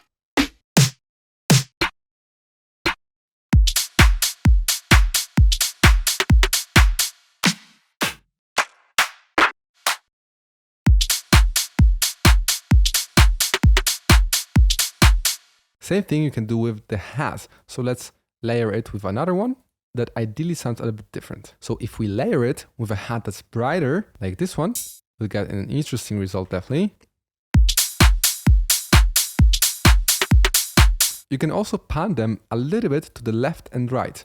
So both layers are not in the same place in your headphones, basically.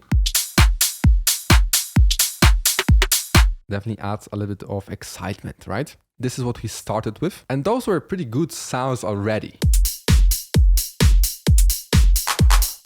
And now this is what we've got by just exchanging with pretty much random samples from the pack. Now you can start improvising with your other instruments. Let's add something very simple like this, just for fun. Basses love offbeat as well, especially in house drums. So you can just make a simple variation like this. Let's mark it and hit Control and B. It will duplicate it just like this. As you remember from the half rolls, we had this velocity. The same thing you'll also find inside the piano roll over here in the control section. You can also find different parameters like pan, right? So if the note is playing on the left or right ear. And to be honest, I only use note pan or note velocity, never anything else. So with the velocity, we could maybe mark all of those notes that we want to change the velocity for, and holding Alt and scroll down, take them down.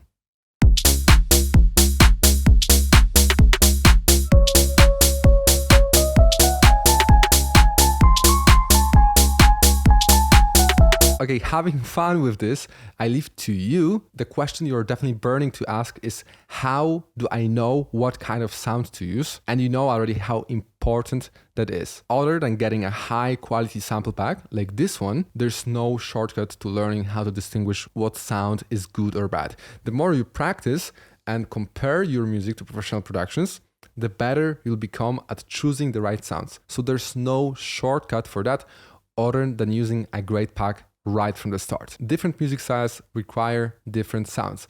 So keep trying a different sample until it sounds right. And it's much better to have a few great sounds than lots of okay ones. Some producers even reuse the same drum samples throughout their albums constantly. And it's not a bad practice. You should and definitely will build your unique style, and drums are okay to reuse throughout your tracks.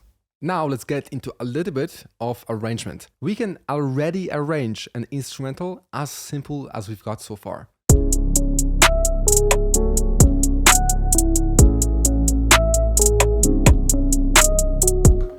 Now let's zoom using Alt and scroll up and Control scroll up. This will be how you'll be looking at all of the patterns in arrangement view. So as you can see, we can, for example, choose one pattern to play at the beginning like this.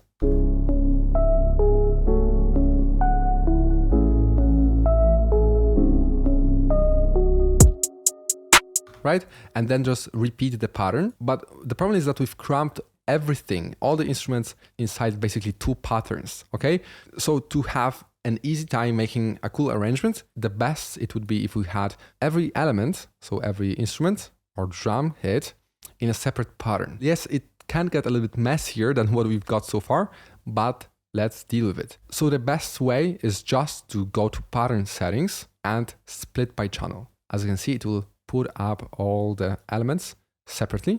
And what we can also do, since those two patterns, they kind of work as one, what we can do is group them. So we can just mark them and hit surprise, Control and G, okay? We still have the previous ones, as you can see. It just added this new pattern, which basically has both of our patterns of drums. And now we can also go and split it by channel. So now we'll have something like this. So let's tidy it up because it puts all the patterns on top of each other. So now we have kick drum, snare, our rim element, and hats. So to make it pretty, if you want, you can always just rename the tracks or rename just the patterns, right? This is for everyone that just loves beautiful projects. So you can just go right click on the track and rename. So we could call this track kick drum. And now we can choose also a color for it. Accept. If you want, we can also auto name the clips that are inside of this track. So instead of Mix Elite Supreme Kick 1, we'll have just kick. So if we right click and auto name clips, it will pop up like this. I'll do all of them. So we have green instruments, red drums. Now we'll mark everything and hit Control and B for duplicate.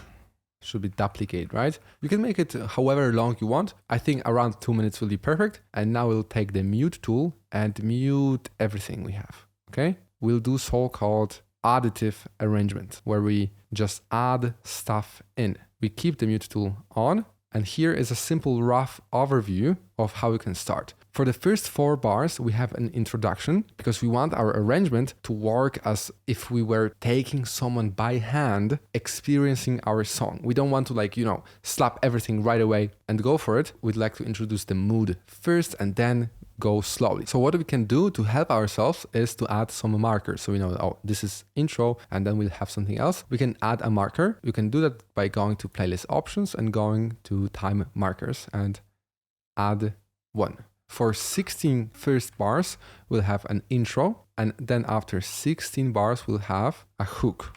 We have a full in-depth course just about arrangements because it's a very exciting topic. For now, please just follow along. So after another 16 bars, we'll have a verse, let's say. We call it verse or breakdown. Since we are kind of like making a vocal-ish song, we'll name it verse. And now we'll add another hook. No, it doesn't really matter. You could call this verse and this hook and this verse. We just want to differentiate between what will be changing over here. And now here, since we're just finishing, we'll have an outro, okay? If you'd like to make your track longer, then you would basically, for example, take the outro over here, and here would have verse 2, right? But we'll just make it a little bit shorter because 2 minutes for a track like this, I think it's enough. And now for the introduction, I like to introduce with just the meat of our track. So our piano, right? Plug is kind of like a lead element and bass just fills out everything else. For the whole intro, we'll have the piano, of course. And then usually after 4 or 8 bars, we introduce some change. So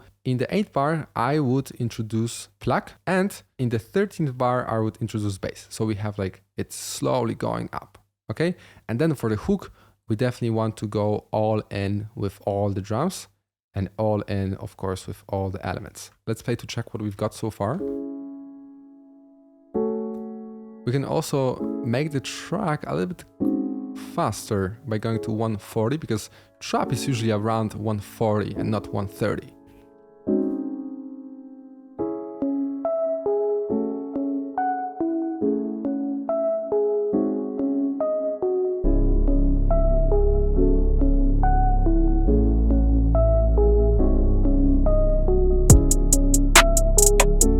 Okay, so together with the bass, we could introduce, for example, a hat or rim. It doesn't matter. We just like to, instead of going, straight all in into the hook, we would introduce one element before, maybe even a kick or even a snare. It doesn't matter, whatever sounds better to you, but we just want to tease people with the drums. Okay?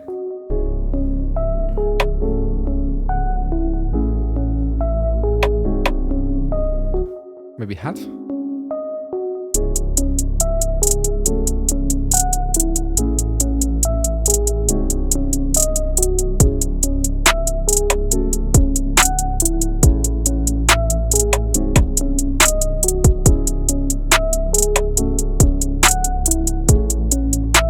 Then for the verse, let's leave the piano definitely, and maybe all the instruments.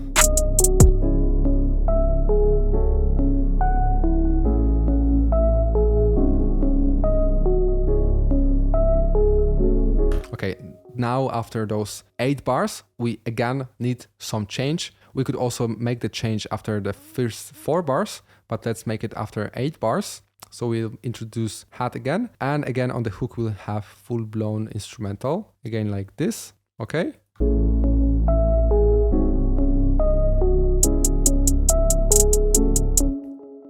We can make it with rim.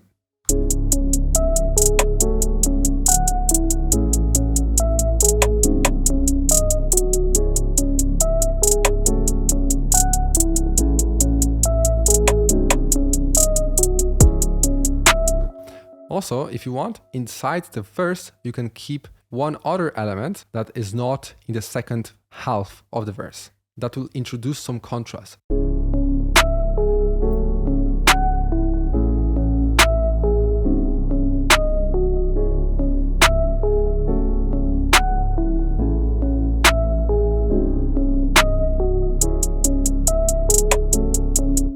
Would work. I think I'll just keep it like it was before.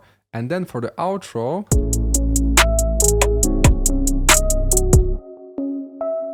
let's maybe just leave only the plug and the bass because we want to ease everything out, right? We don't want to abruptly stop with everything like this. Could sound perfectly fine.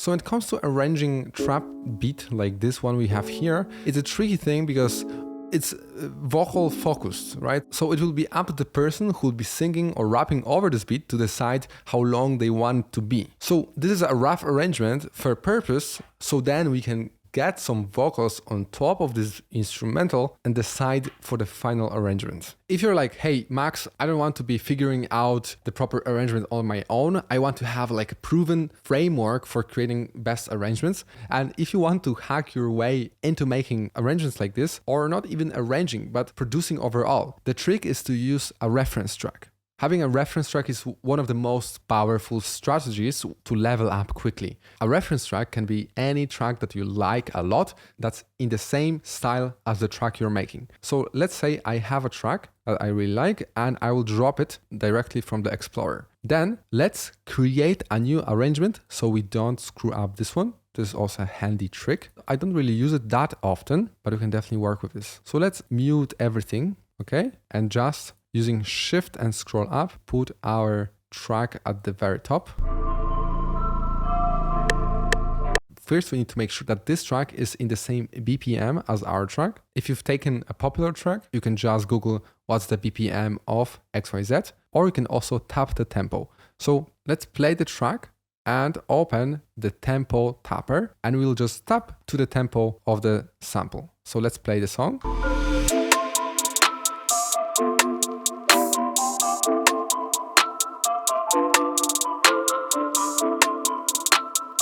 This is the tempo of our track, so we can just close this. You can see that the tempo also changed over here. And let's play the track to check if it's right, together with the metronome.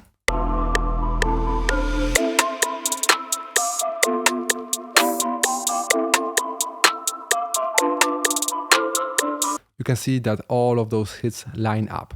So we are good to go. Now what we'll do is first delete all of those markers that we've previously made, because now we'll be adding new markers wherever anything changes in the track. So as you can see, even by the waveform, here we'll have an intro. Let's say just pluck. Okay, we'll describe it like that. There was some bass as well, but let's just go on. Now here we have same, just more hats, right? I could also write some percussion.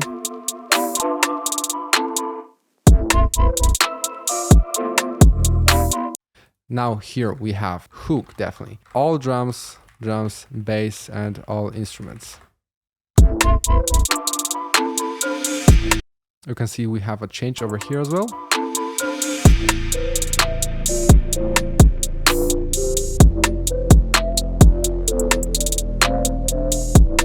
A slight change in instruments, but everything stays the same.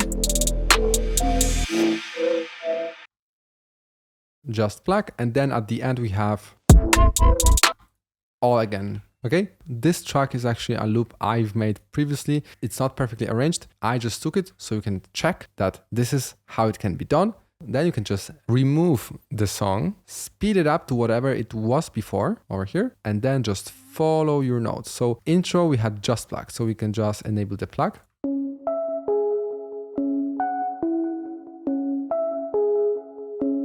With hats.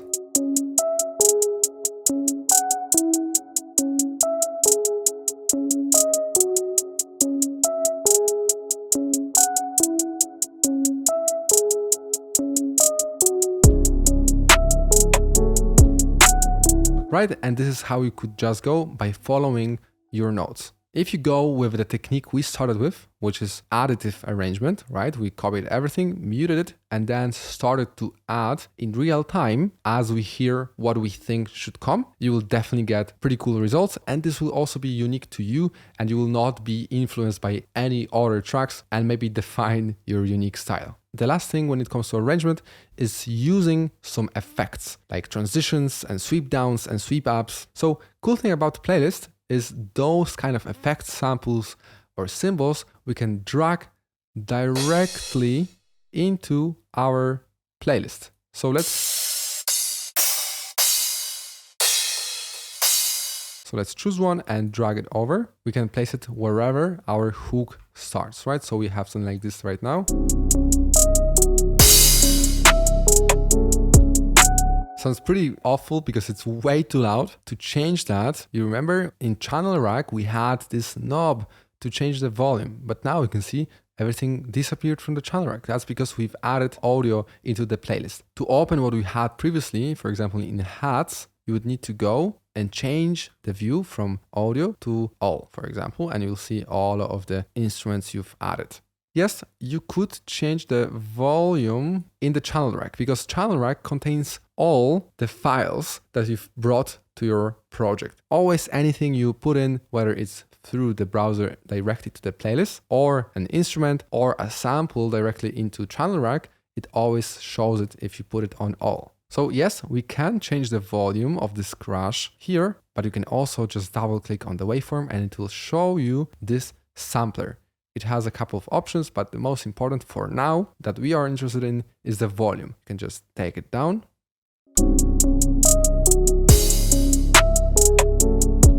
Right, now let's take some effects. We can place it at the beginning of the track. And also make it way quieter.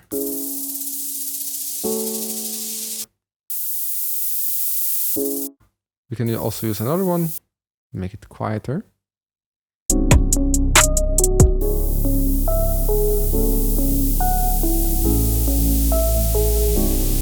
You could also use those handles over here that allow you to fade in the sample. So we can place it a little bit earlier so it nicely fades in like a filter.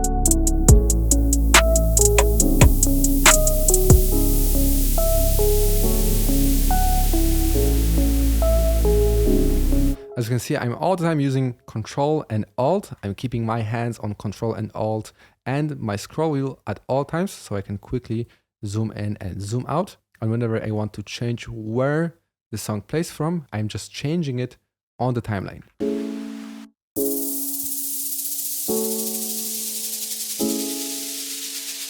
So for today's homework, I want you to create at least one pattern in trap or ADM style, just as we created today, that fits into the loop you've created on day 2. Then play around with different samples from today's pack to see which one fits best.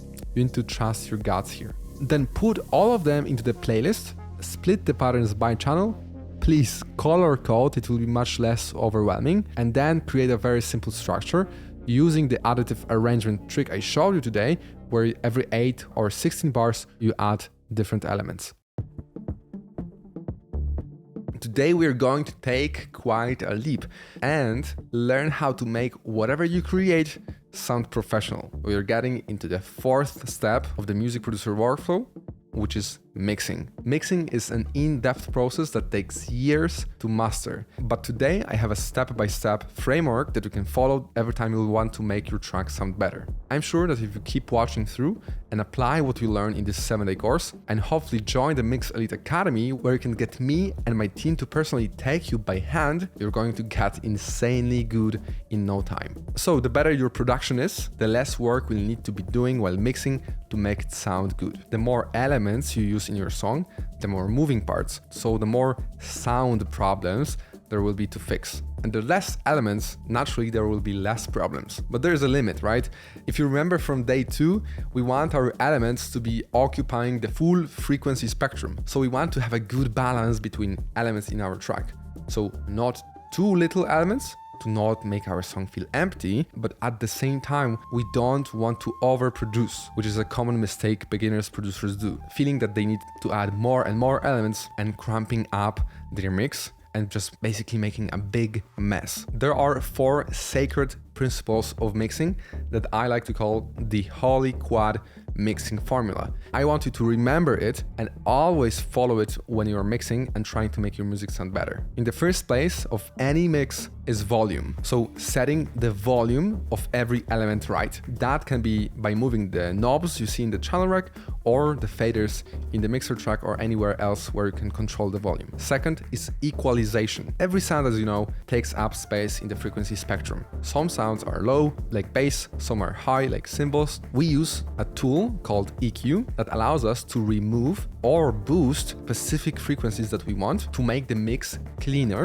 and make sure that each sound has its own spot in the frequency spectrum.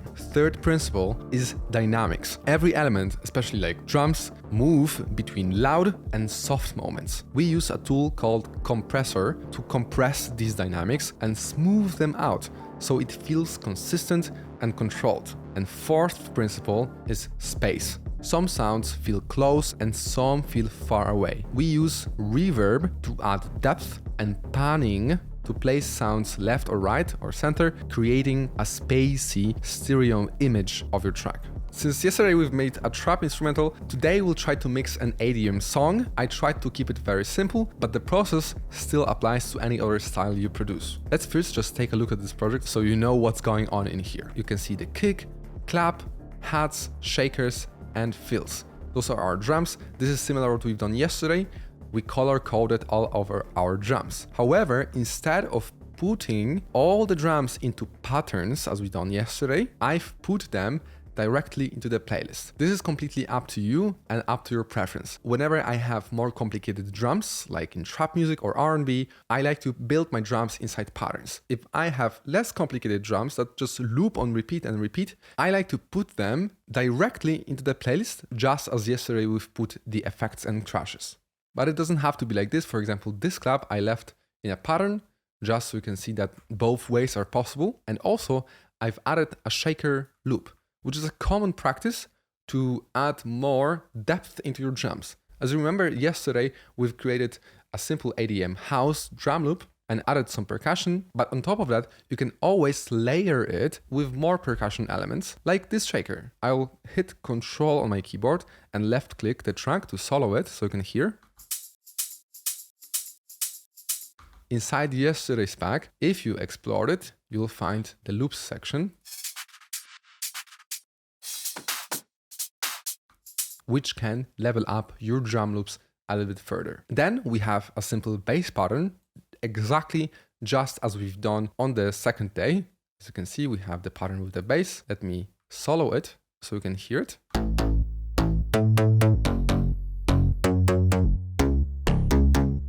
Then we have plucky arp.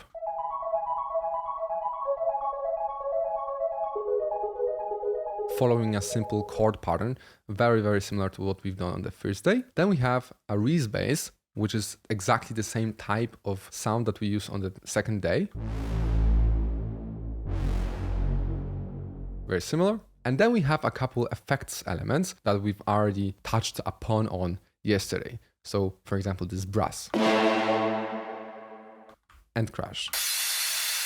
And then I just made a very, very simple arrangement using the technique from yesterday. So I just copied everything and then deleted whatever feels right and then added just those crashes and those additional elements, because as you can see, everything is completely the same in this part of the track, as you can see, and this part, every element is playing at once. Right? So very, very simple track. It will sound very, very bad because it's completely plain. I have not changed anything to make it similar to how it would sound for you as you produce without any mixing.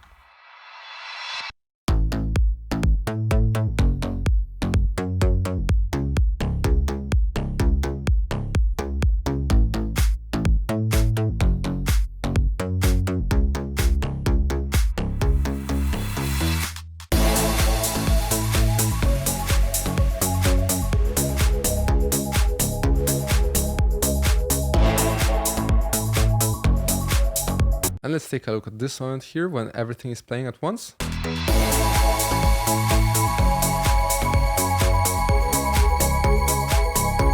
So a very simple track. We have basically all the elements that we've already uncovered. And again, whatever style you produce, please follow along. The process is always exactly the same. So first we start with volume. I will just focus on this part of the track for now, so we can have all elements playing at once.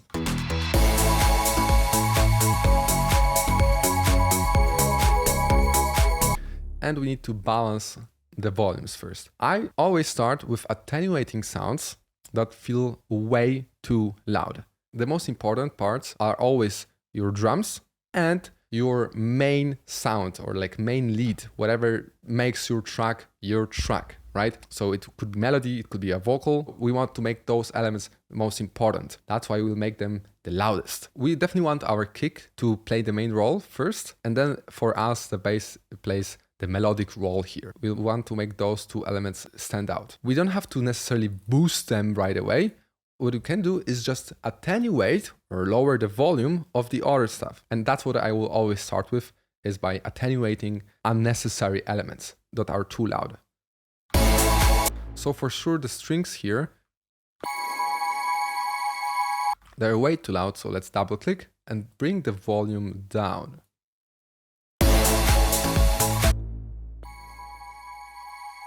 They are just a background element, similar to this brass. If you click on the waveform, it will play for you. So we can just lower the volume here. And also this crash is definitely way too loud. Stuff like this we don't really want to keep in front of the listener, so not too loud.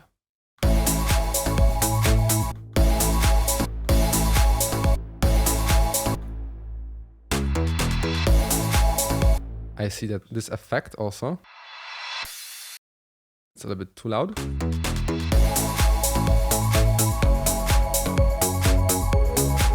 Now I think the kick needs to be brought up a little bit because it dies out under everything and we want it to be in the front. So let's boost it a little bit.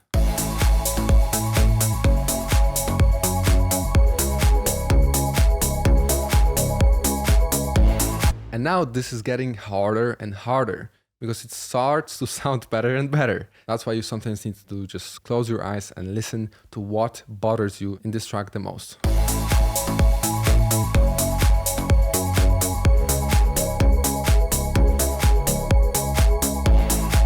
I think the hat now is a little bit too loud, so let's take it down.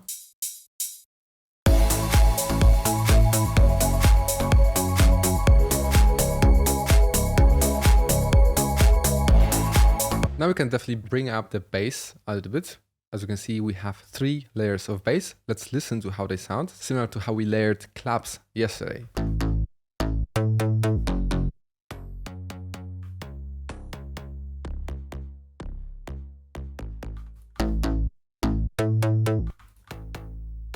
We can bring all of those together a little bit.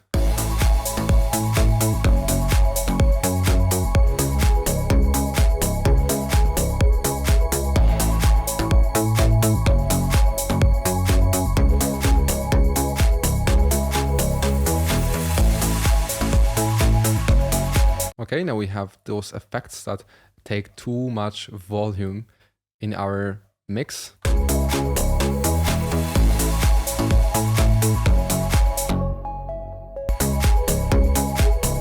If you have troubles deciding which instrument to attenuate next, you can just mute those elements one by one and check how it sounds, if it sounds better or worse, and if the track is getting completely empty, we still need it, but a little bit less, or was it even not necessary to add this element, right? If it sounds better without the element, you can definitely just remove it. There's nothing wrong in adding elements and just deciding after 2 hours of production that, oh, you don't actually need this, right? Remember about this. Because the moment you add an element, you get used to it, you'll start to like have feelings to this instrument. So you will not want to say goodbye, but yeah, sometimes we need to say goodbye, right?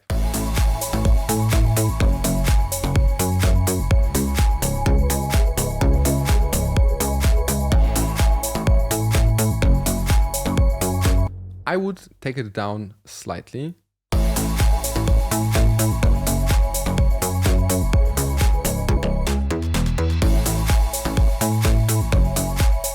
Maybe bring up the clap, or this one, or both.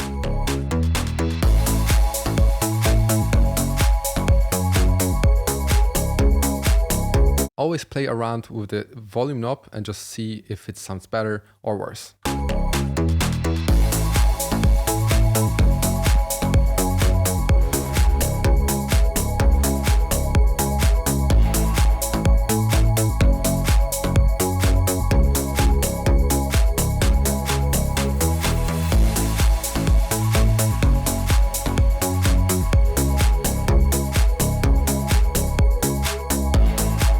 Right, I feel like we've done a pretty good job in setting up the volumes.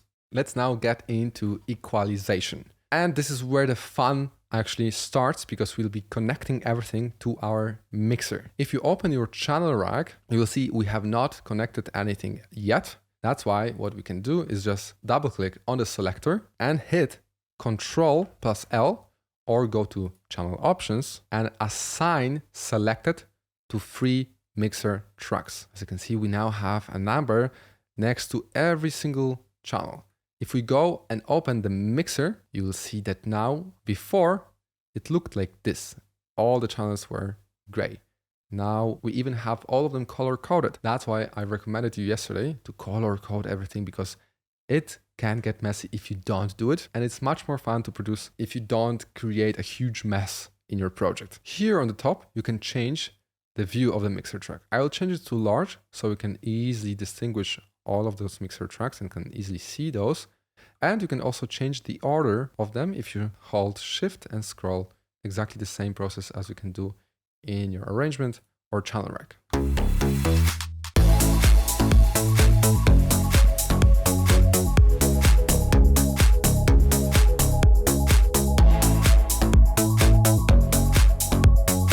You can see every element signal going through, and then it is routed to the master.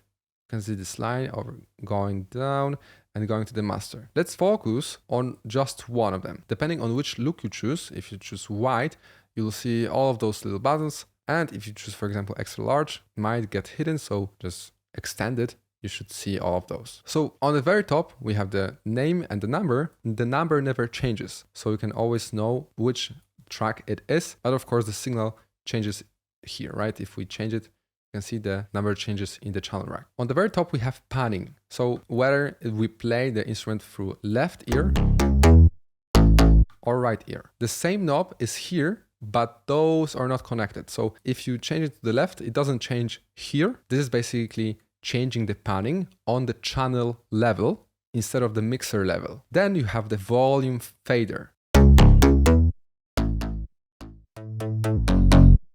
It is also independent from the channel level volume. As you can see, it doesn't change the channel volume. That's why you can change volume here or change the volume here. I personally prefer doing it on the channel level, but I know people that prefer doing it on the mixer level. So this is up to you. The reason why I do it like this is because when producing, I immediately change the volume of the instrument, because I already have in my head the volume I would like this specific element to be at. So I don't have to go and link the instrument to a new mixer track and then take it down. It's just a quicker workflow that way. We'll also use those faders to do fine tuning of the volume later. Next, you'll see the track latency button. You will never use this button unless you want to do some pre-delaying your instrument to play a little bit earlier without changing it in the patterns, or if you're, for example, making hip hop and want to like delay your hat a little bit so it feels like dragging to make kind of a swing effect, right? But you never use this button. Actually,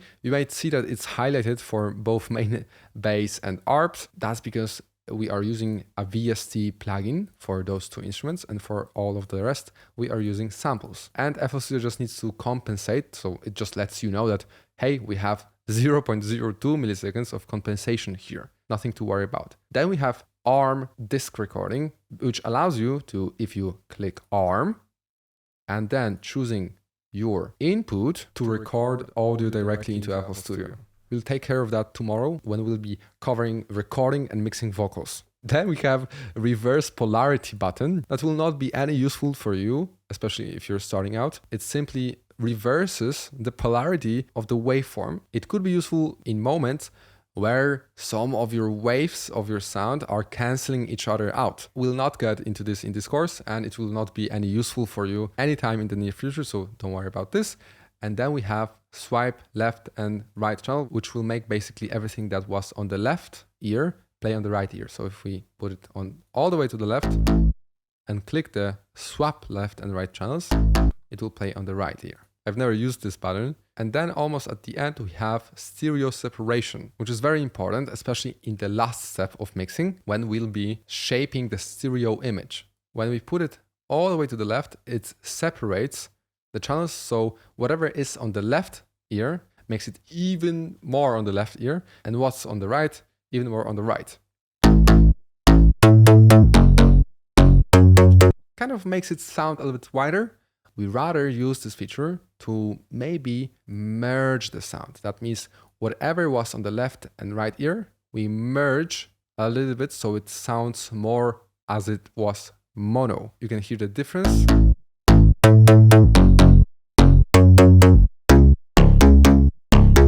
Stereo is when we have left and right signals. For example, your left and right speaker play slightly different signal. So it makes the sound stereo, right? So we have a little bit of the difference. When something is mono, still we have both speakers playing, but they play the exact same waveform. That's why it feels like it's coming more from the front, right? If you have speakers and play something mono, it feels like it's coming right in front of you. And if we unmerge it, it becomes more surrounding.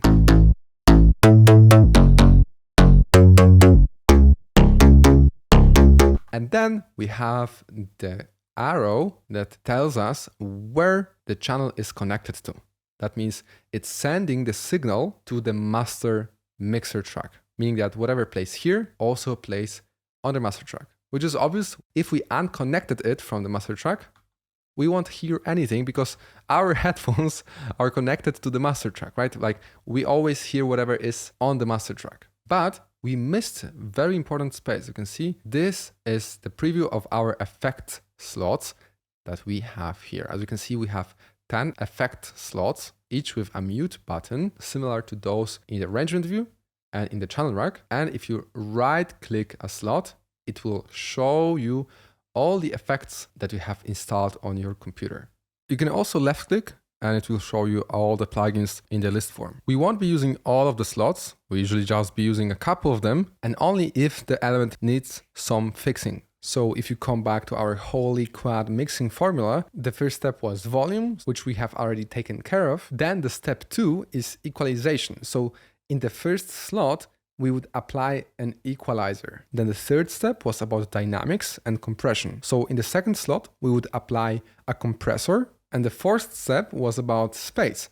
So in the slot number 3, we would apply reverb, for example, if you remember from the beginning. But all that only if the sound requires it. So we never want to apply effects just for the sake of it. We always have intention behind it. Unless you want to experiment, of course, this is also a part of the creative process. Again, if your production is well done, and of course also depending on the quality of your instruments you chose, it might happen that you don't have to apply any effects at all if you've adjusted the volume right. If you remember the labs instruments we used, they sounded pretty nice already.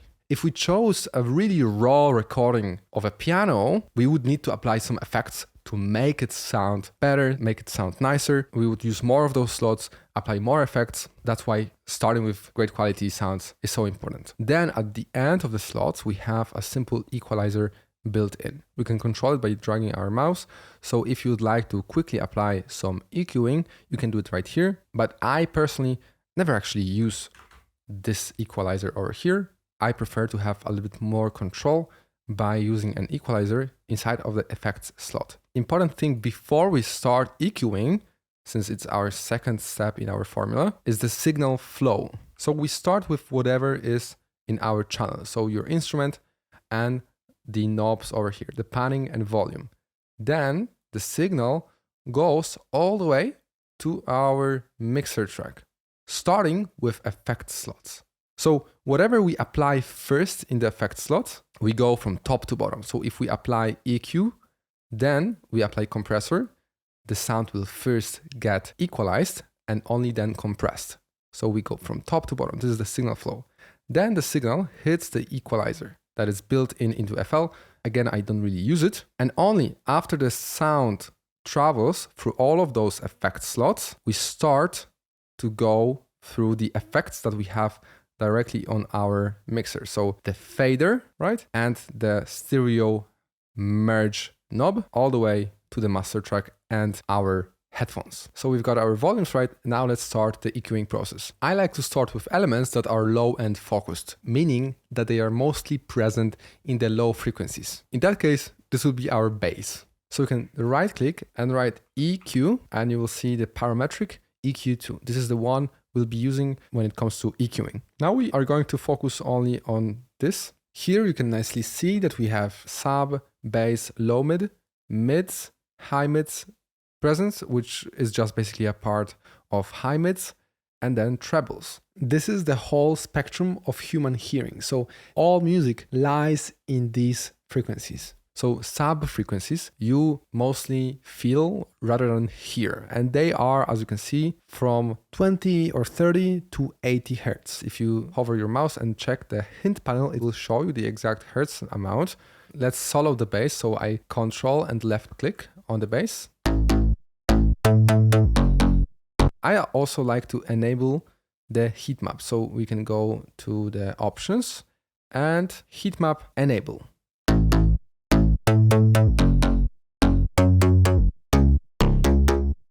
You can clearly see where the instrument is mostly present, and you can see that this area over here is very, very highlighted. There are many different equalizing tools. This one has 7 so-called bands, and you can hold and drag to boost or attenuate the specific frequencies.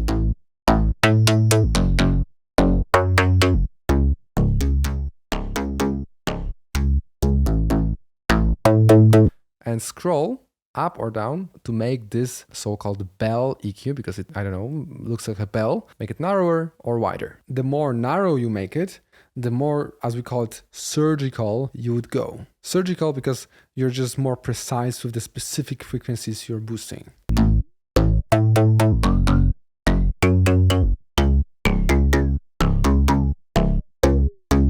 In today's downloads, you will find an amazing infographic with tips specific to each frequency band and how to EQ your instruments accordingly. Not every instrument needs to be EQ'd, but mainly what we do with EQ is find problems, okay? So if there's some problematic frequencies that are harsh or that we basically don't want, we can eliminate those. Every element in your track will be occupying some of those frequencies. And we usually want to clean up one element from unnecessary frequencies like this so that we create space for the other elements. Or second way we can use the EQ is to sculpt the sound in a way you want it to sound. For example, the sub frequencies you feel, and you definitely want a lot of them in your bass, because in this case we have our sub bass and bass playing together. You can also see that our bass has some of the trebles and mids, right?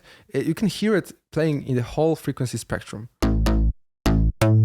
Also, heatmap shows it to you. If we take down the 7th band, you can see that we create some kind of shelf, right? So we attenuate all the sounds that come after the band.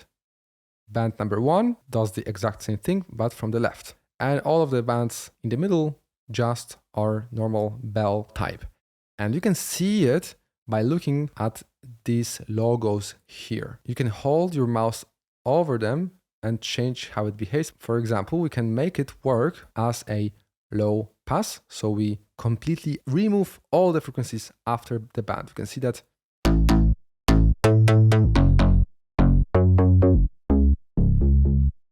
Now we are leaving basically only the sub frequencies. If we come back to shelf, you can see that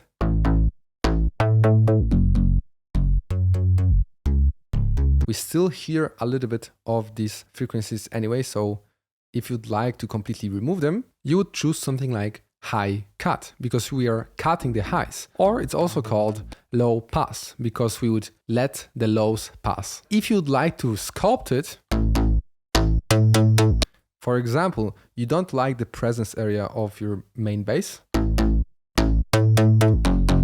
you can attenuate it like this. I would like maybe a little bit more trebles in this sound, so we can bring it up.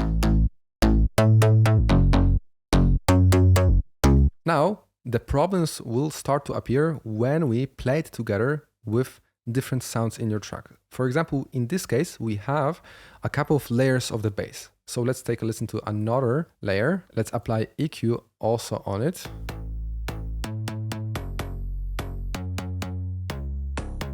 You can also see that we have a ton of sub frequencies in this sound. Two together.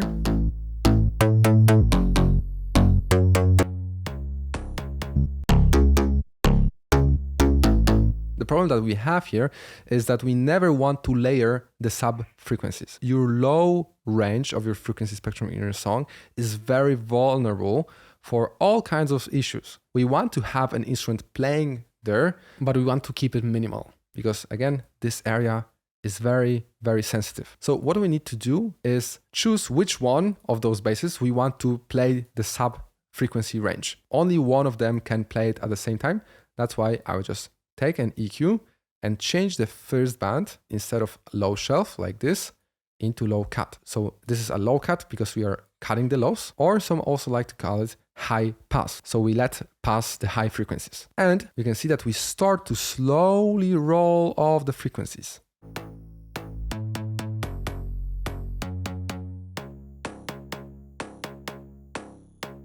Now, we just want to make sure that no other instrument plays sub, not necessarily bass. But you can see that we roll off the frequencies pretty slow, right? So we start from low mids and cut it quite slowly, right? So we would like to ideally cut it quicker. This is what we have the steepness level for. This is this dot over here. We can take it up or down. There are different shapes of the steepness. We can put it to steep number 4. You can also change it by right-clicking on the band and changing the type from high pass, low pass, and order as well, right? So we have steep 4. And now we can basically roll off the frequencies like this. Don't go into very, very steep modes like that, because the steeper you go, the more artifacts and less natural your signal will sound. So we just want to slowly maybe start to roll off. So when we start the sub frequencies, there's no sub frequencies playing. Much better. We have now, you can hear a lot of bass, but no sub. So together they now sound like that.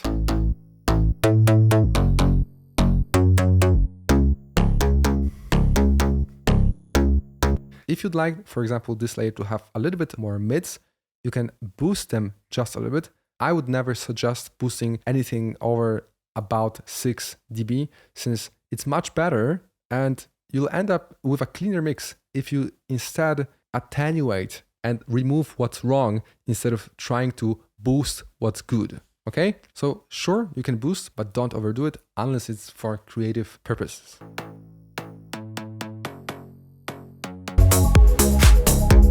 And now let's go to the bass number 3.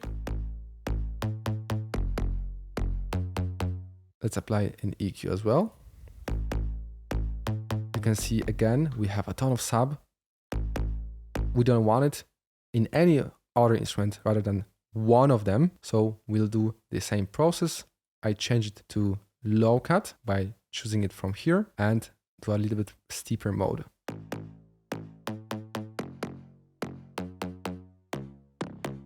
Now let's play all of those together.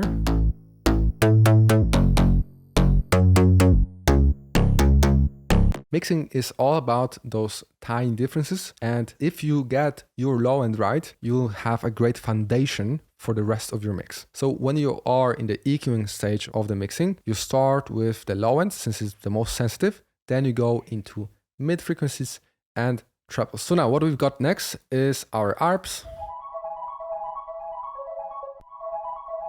Seems like there are some unnecessary low frequencies there. Just to be safe, we can also just roughly remove them, even though the meat of our ARP, so the area that they focus on, is somewhere here, right? You can still see that some of the sub is coming through, so we clean it. You can see that the ARP is getting into our low mid range, and since we want to keep it minimal, you'll see that in the infographic you get in today's downloads. That's why we maybe could make it a little bit steeper. Keep your eye on this range. Then we have brass, which plays in the beginning. This is more kind of like a impact effect, but it still might have some sub bass. So In this case, we don't have it that much.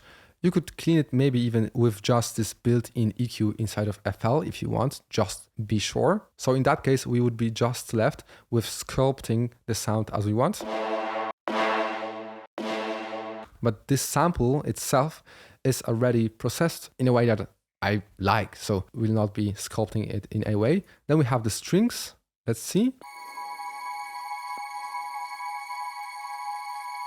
What I think is harsh is this area in the trebles. When you're making changes like this, when you have your instruments soloed, there is a new problem. People will never be listening to your elements soloed, right? They will always be listening to the full mix. So sometimes, even though these strings feel harsh, you would, for example, like to attenuate some of the trebles in the mix. It might sound actually really good. So make sure to always check if the changes you do, especially with EQ, fit the overall mix.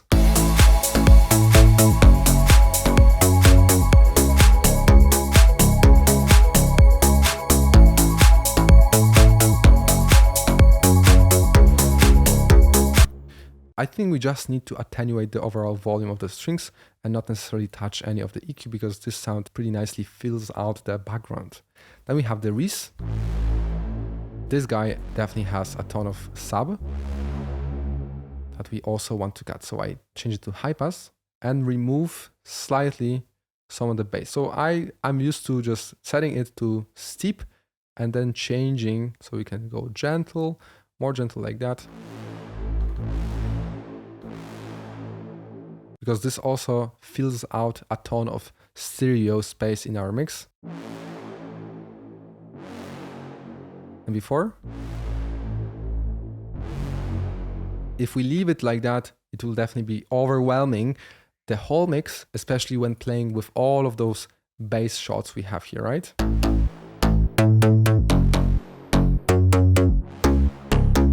Then we are left with the plug.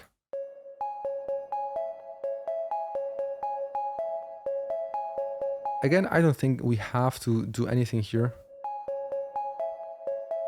If you really want, you can also make sure it doesn't have any sub. Let's see how all of this sounds together so far.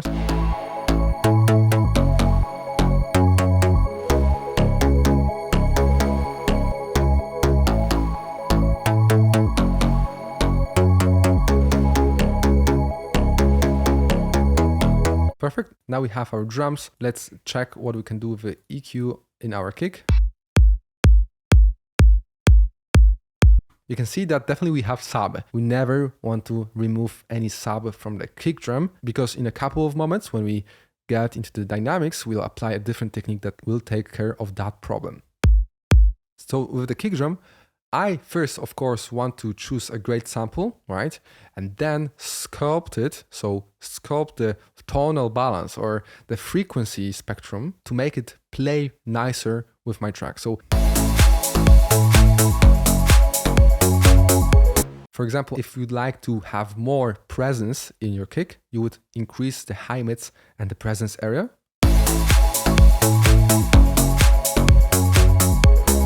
Or the trebles.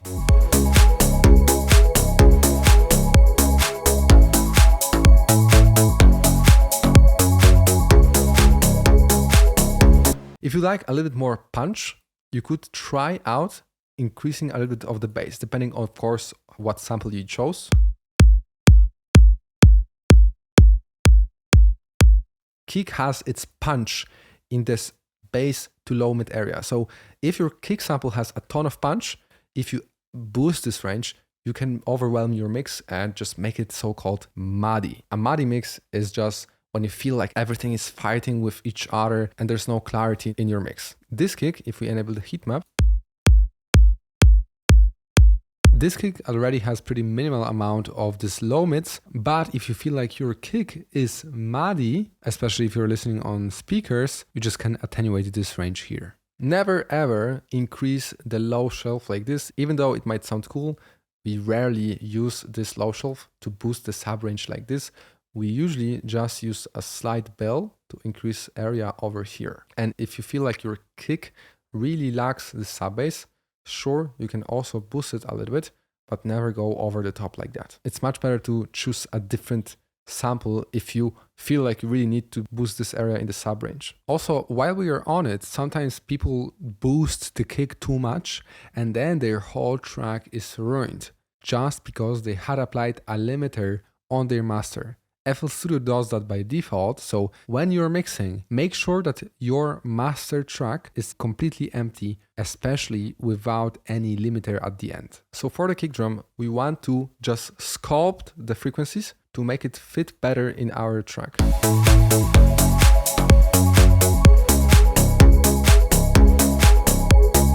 Now we get into the claps. We have 3 layers of claps. One that's very, very short and creates this transient to make the claps cut for the mix. Then we have layer 2. We can apply EQ and check that it has a little bit of this punch. Overall, snares and claps have their punch in the low mid, so this layer has this kind of, punch, so it just has body, right? The clap has body. And then we have the 3rd layer, which is, if we check, more focused also on high mids and trebles. The reason why I chose 3 layers here is that one creates this transient, right? Second one is a little bit pre-delayed, as you can see, it's off grid and plays a bit before the other claps. That creates an interesting layer to the clap. Without. So it has some body and also it's pre-delayed. And the 3rd layer is just an extra one to make it fit better in the mix. You don't have to layer your claps or snares, but try it out. It can definitely make your drums more interesting and have more depth. So the drums together for now. Doesn't sound perfect, but in the mix it does a good job. Then we have the shakers loop. It's already a pre-made loop, so I don't think there's anything to sculpt here. It's pretty good sounding already. Then we have hats. Again, there's no need to EQ everything, but if you feel like, for example, your hats have some harsh frequencies that hurt your ear, you can take a bell band like that, and by boosting it a little bit and dragging it left and right, you can find the harsh frequency that you can later just attenuate, right? So let's try.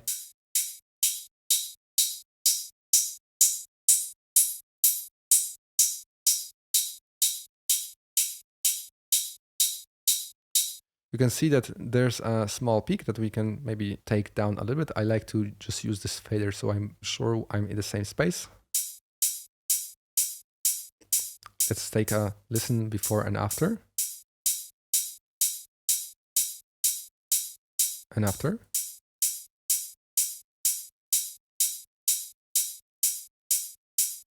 Right? We got rid of this weird harsh peak, which might sound better or worse in the mix. This is what we always need to check, right?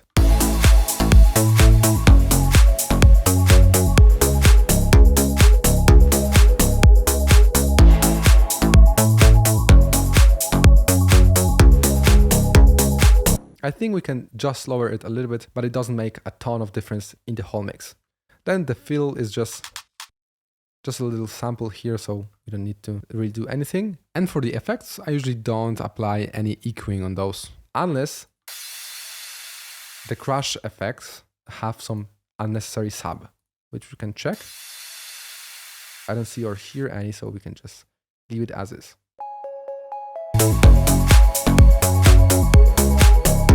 Okay, now as we fixed issues within EQ and sculpted some of the sounds to make them sound a little bit more fitting the whole mix, we get into dynamics. And dynamics will not be a big issue, especially if you've got your volume nailed. And your volume will change as you also EQ the sounds, right? So mixing is ever evolving process. So when you change EQ of a couple of sounds, they start to get, for example, a bit quieter. So their volume perhaps need to be boosted a little bit, or you fix some issues and now you hear that, for example, different elements are too loud. That's why keep your eye on the volumes at all times, because the volumes are the biggest factors in how your mix sounds. For example, now I hear that after we fixed the issues with overlapping sub and bass frequencies in the bass shots that our arps and plugs are way too loud. Let's listen together.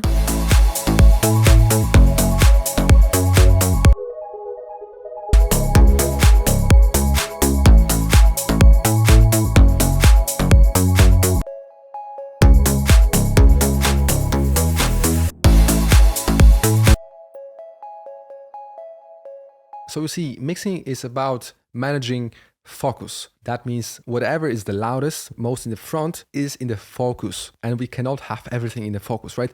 Volume is what drives the focus, what makes an element be in focus. And since dynamics also control the volume, because we'll be compressing the sound, so the loudest parts are not that loud as they are, we'll also be managing this focus, right? So compression is the next part after EQ, and compression takes the longest to learn and the longest to learn how to hear whether the sound should be compressed or not. How you can approach this is first find elements in your mix that have a very high dynamic range, meaning that they kind of attack you. They have huge spike in volume. So you need to tune your ears into like hearing volume, which is not that easy actually. For many music producers, it's much easier to hear specific frequencies rather than volume, because even our ears have built-in compression where they contract the muscles inside your ears to not damage your hearing. Also, speaking of hearing, please, when you're producing, keep in mind the loudness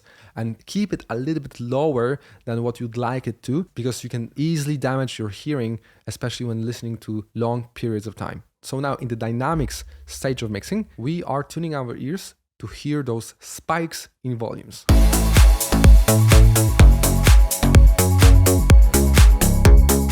We definitely have our main bass layers that spike in volume a lot and a kick drum. So we would need to apply compression on the bass, but since we have 3 layers on bass, we would need to apply a compressor on each of them.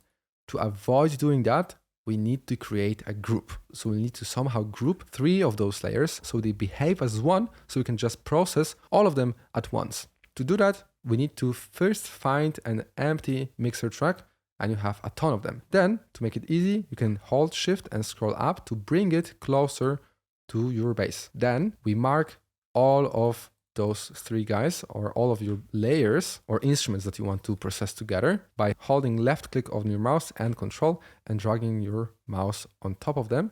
And then holding still control, very important, click on the arrow on the insert. So we click it and this will create so-called group or bus, as some like to call it. So we have now all of those 3 basses going into insert number 4, and only then the insert number 4 goes back to the master track. So if we hold down Alt and left click on this insert, you can see that it will solo all of those layers. And you can see that there's no cable going to the master. So if you solo just this channel, there's no signal coming through. So now let's maybe rename this as bass group and make it slightly darker. And now we can compress them all together. If you just had one element that you want to compress at one time, you don't have to make any groups, of course, but we'll go and choose the bass group and in the slot, try to find a compressor, right? Because we're looking for a compressor.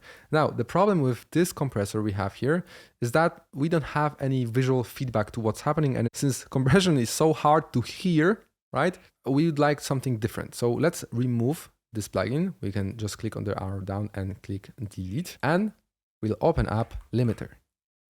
Limiter will show us some visual feedback. We just need to change it from limiter mode to compressor mode. And you'll understand what's the limiter mode in a second. There are 2 main knobs in a compressor that you need to understand: threshold and ratio. Only those 2 knobs will matter for now and for many, many weeks to come. You don't have to worry about any other knob in this program, so don't look at anything else, okay?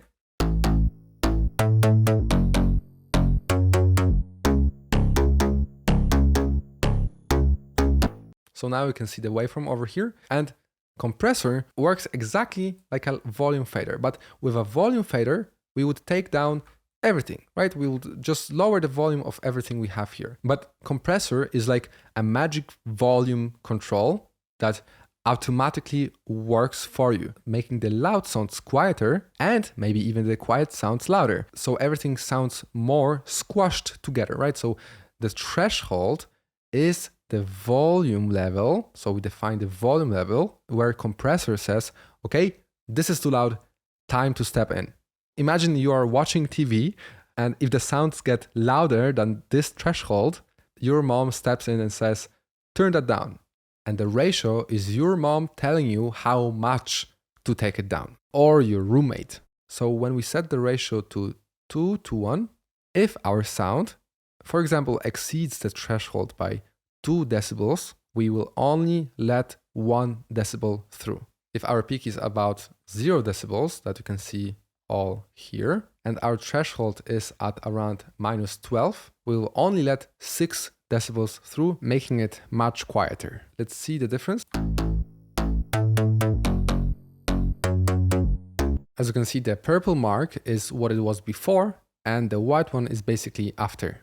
You can see that there's no purple here, so we have not touched anything other than whatever is over the threshold. So if we set the threshold to 20 to 1, for every 20 decibels, we'll let only 1 through. That means we pretty much don't let anything through. And it doesn't allow us to go further, but if we could, then it would be called limiting. So nothing can go through above the threshold. This is limiting. So if I turn down the ratio to 0, you can see that there's no compression applied, no purple marks. And if we go back to limiter and take the threshold down, in this case, it's also called ceiling for some reason. We have limiter ceiling, but it just works like a threshold. You can see if we set it to here, we don't let any sound through. You can see the limiter threshold is over here and there's not a single peak of white waveform coming through. We rarely use limiting because it's very harsh and it can make your instrument sound very unnatural. Usually already 2 to 1 ratio is pretty good amount of compression. So if you're starting to play with compression, I would suggest to set your ratio to anywhere between 2 and 4 and just playing with the threshold to see how the sound behaves. And then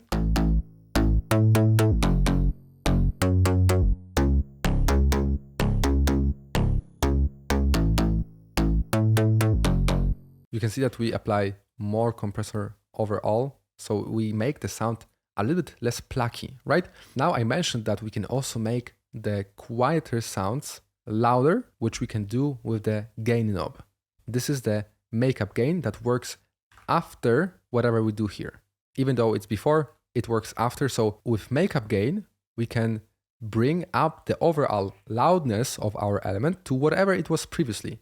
So that will create this squashed dynamic range effect. So for example, if we attenuated the sound on average by about -3 decibels, we can take the gain up and put it to 3 decibels. And this will make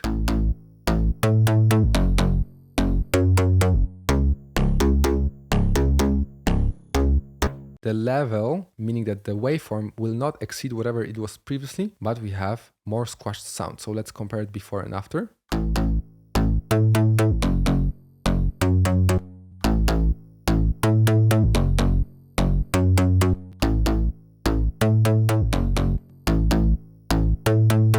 Let me exaggerate the effect by turning up the ratio and turning down the threshold and turning up the gain.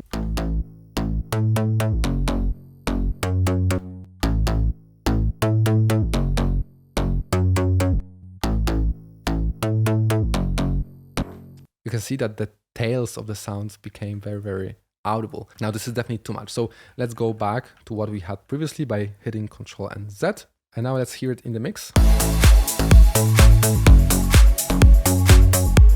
Okay, we are getting there. Now let's get into the ARPs. Stuff like ARPs, you can hear it's pretty stable. If we were to apply a limiter on it, so we can check how the waveform looks, you can see that we could maybe apply a little bit of limiting.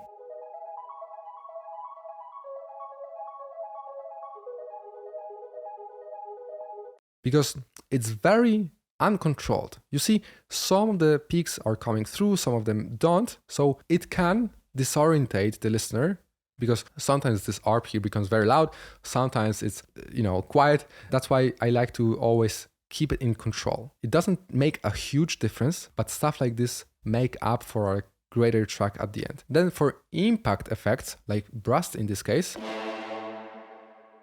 it is already pretty compressed by itself. As you can see, the tail is very long. There's nothing for us to really compress. If we were to compress it even further, we would really squash it unnecessarily. Let's just try it for fun. I can start by turning down the threshold, increasing the ratio to anywhere, again, between 2 and 4, and playing with the threshold further. And then to make up for the difference in loudness, we can boost the gain by, as you can see, about 4 dB.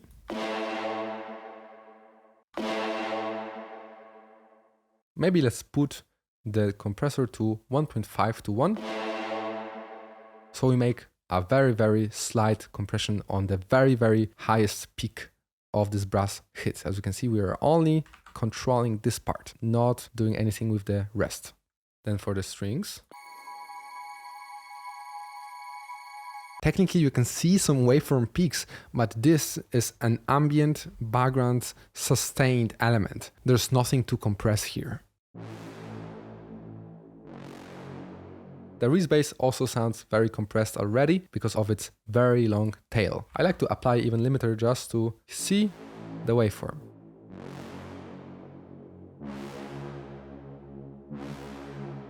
There are some peaks, but not introducing any difference. In the plug, however, we will have something to compress here.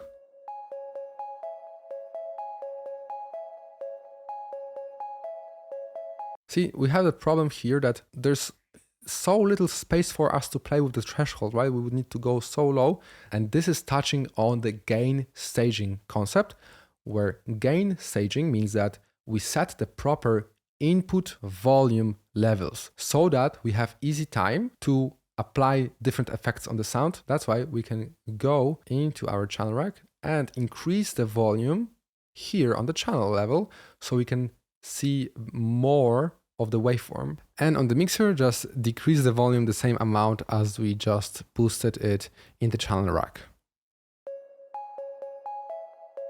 Now, as you can see, the waveform is higher, so it will be just easier for us to set the right threshold.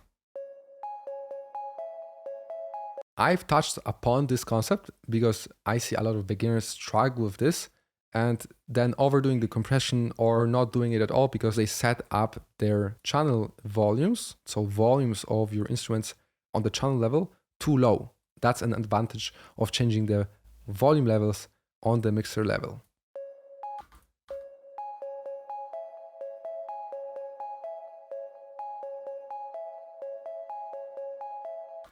You remember that we talked that volume is what creates the focus. And whatever something is lower in volume or also lower in dynamics, because dynamics is volume, will get pushed more into the background of our mix. And this plug is definitely not something we want in the front. That's why whenever you want something more in the background, like these effects, we apply compression.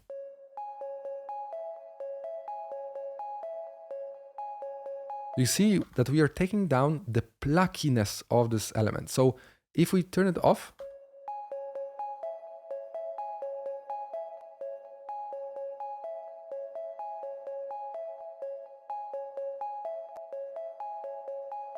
it's really hard to hear, but it does make a difference in the mix. It will not be so much in the front and leave more dynamics for different elements in our track. Now we get into our drums. Obviously, you would think that kick is very plucky, so we could compress it, right?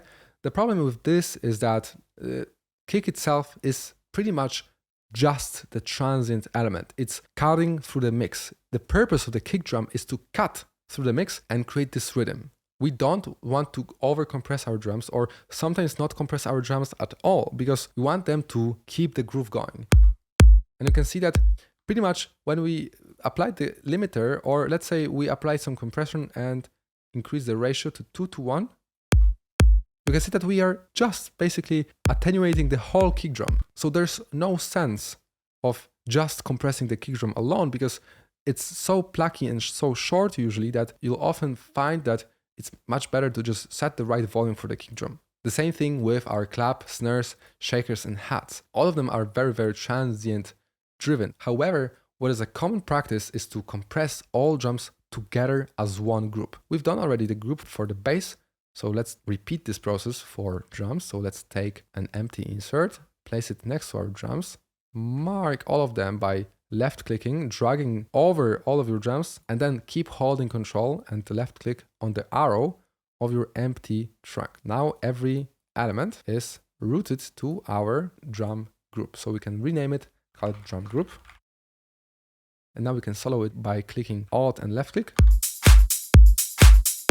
And now let's try applying some compression. It will make a difference because our kick plays together with clap, plays together with shakers.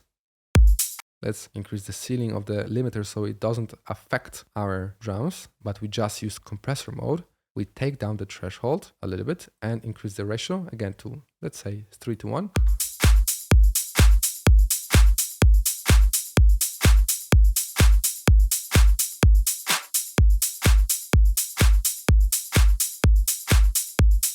So we compress our drums, mainly triggered by the kick drum. Triggered meaning that caused by the kick drum, because as you can see, kick was the loudest part here. Clap also, as you clap here, kick, clap, kick, clap. So we made our compressor work about 6 dB. So technically we could increase the gain to 6 dB, but I think 6 dB is a little bit too much. So let's turn down the ratio to 2:1 and make it work about 3 to 4 dB of attenuation, so we are not going over the top. Now we are hitting at around -3 dB on the compressor, so we can make up the gain by, let's say, +3. Let's do a before and after. So this is before.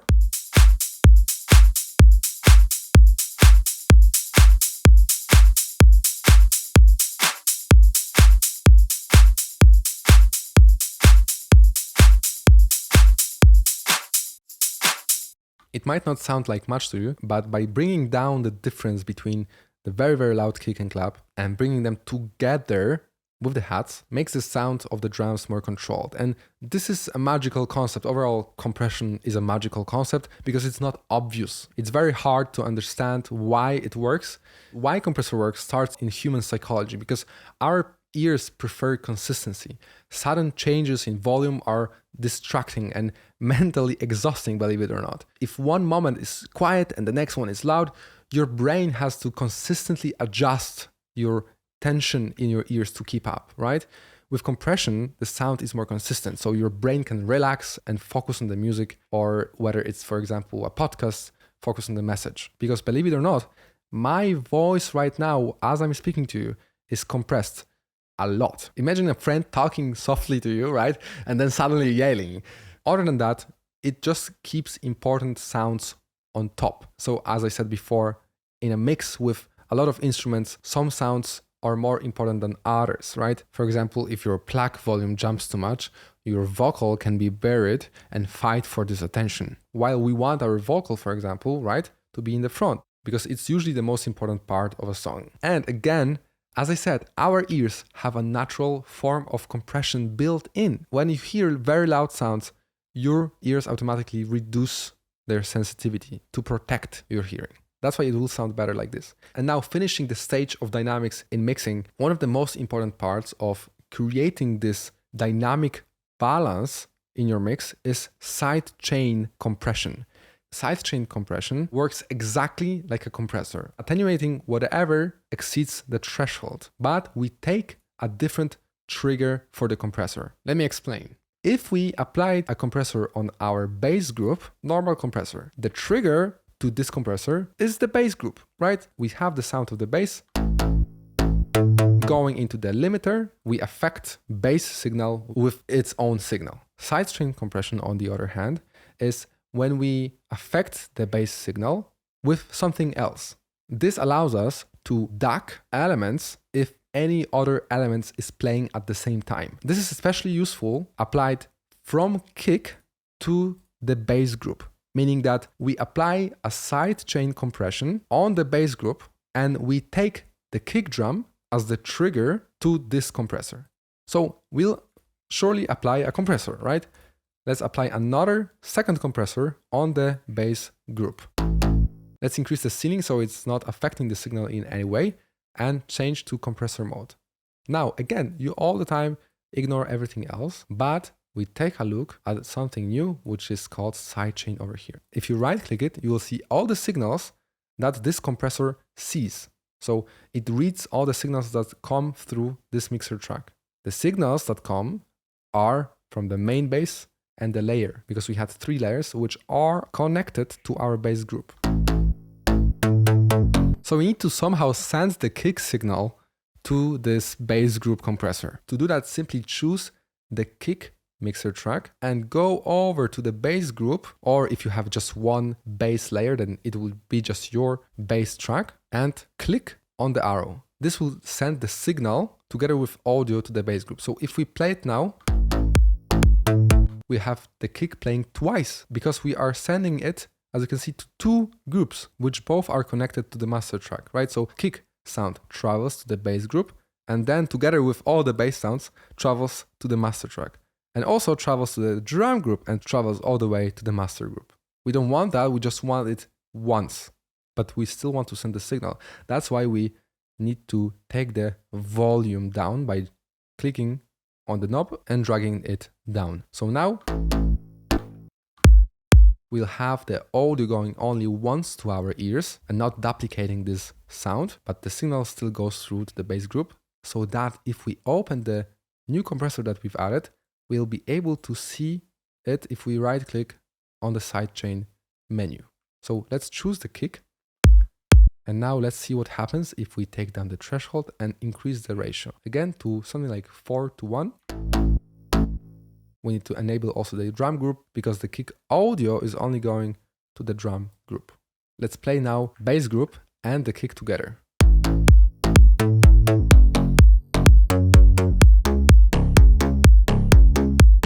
Before.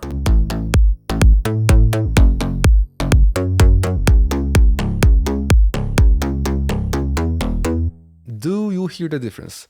Now our bass ducks down, as you can see, whenever the kick is playing. And you can see the kick signal with the highlighted on blue, just like that. And whatever we attenuate, again, the purple color. Now the only thing is to find the proper threshold setting. I think that attenuating by about 7 to 10 dB will be perfect in that case. And now let's listen to everything we've got so far.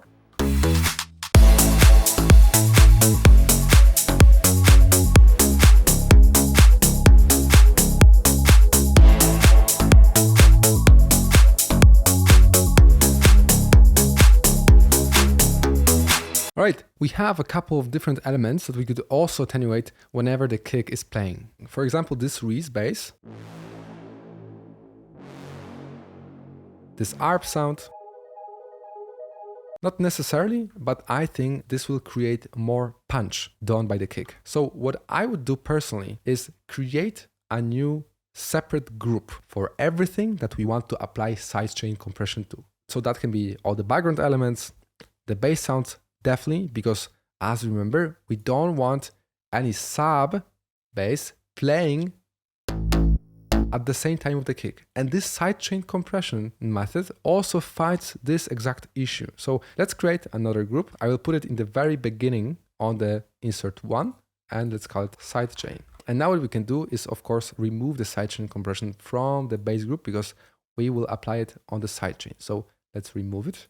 And now everything that we want to have more punch, we route to the sidechain. Route meaning that we take the signal and make it go first through this mixer track and only then to the master track. So we, for example, ARPs, definitely, let's make it go through the sidechain signal. We can do it quickly by holding Control and left clicking. Then strings, definitely as well. So let's mark them and click left click. Reese, let's also do it. Right? And plug can have some punch as well. And then the bass group, of course, this is the main reason why we've done all of this. So let's add to sidechain. Brass, I don't think that we need to sidechain it because it creates this impact. Same with the crashes. So now we need to apply a compressor in the sidechain group, right? So let's go to the slot 1, right click and search for the limiter. Turn up the settings so it doesn't affect anything. Go to compressor mode and right click and find our kick. Now I see that we have not yet sent the signal of the kick to our sidechain. We still have it only set to our bass group. So we need to unlink it from the bass group and again sidechain it to the sidechain. You see, I have this arrow, I click it. You can also right click the arrow and click sidechain to this track. Now we open up the compressor and find in the sidechain menu the kick. This is very important that we choose the kick here. And then again, increase the ratio to anything about 4, or you can go in that case higher. It doesn't really matter, to about 4.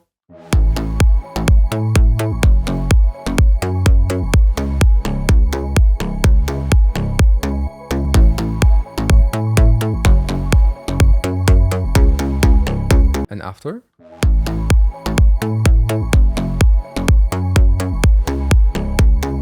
So big of a difference. Now let's listen to everything together.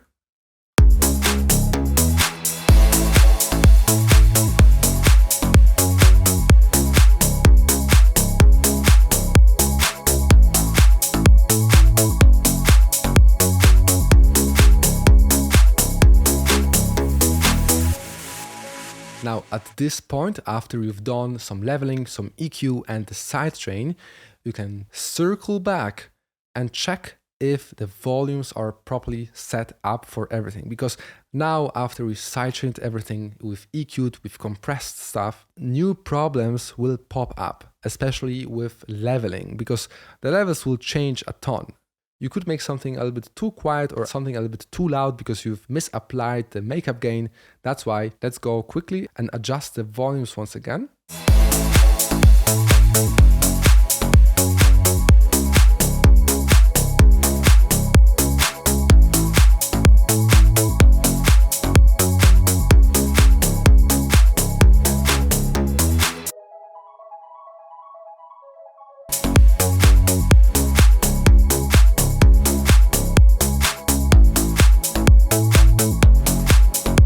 This Reese, since we sidechain it, it creates a ton of great ambience, but it pops through the mix a little bit too much. That's why I would like to make it a little bit darker. And since the high frequencies are defining the brightness of your instrument, we could simply attenuate them. So we could choose a high cut. So we would cut everything, or high shelf. Both of them would work. I will choose high cut and do it very, very gently, just like that.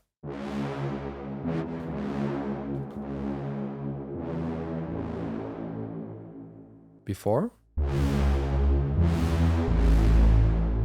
And before.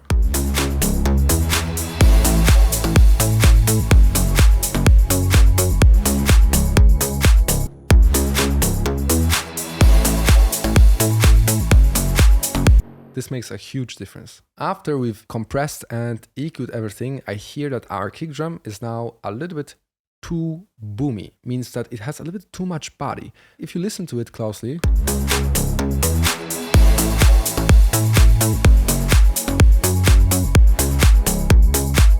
well, it sounds good, but let me show you that if we cut the low mids, that again you will see in the infographic, we should keep minimal because this area is our boxiness. This is our problematic area. Let's see if attenuating it a little bit places our kick closer with all the other instruments, meaning that its tonal balance, meaning the frequency spectrum, more fits into everything else in the mix.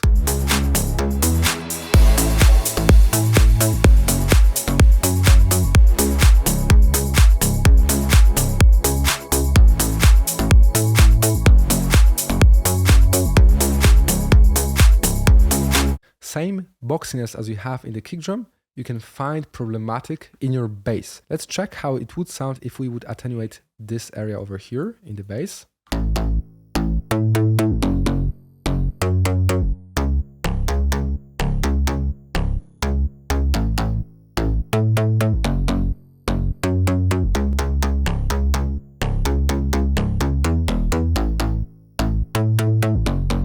It makes a little bit of a difference, especially if you'd be listening on speakers in untreated room, depending also on your headphones. A ton of commercial headphones like to attenuate this boxiness area and create this kind of a groove. I think this way it fits a little bit better.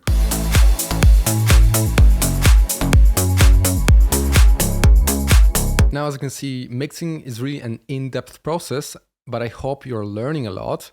The next step is space, and this is when we are creating depth of our track. We use reverb, which creates this echo kind of sound that you would hear if you would sing in a cathedral or in a bunker, right? This is called reverb. So reverbs, we want to always keep in this range.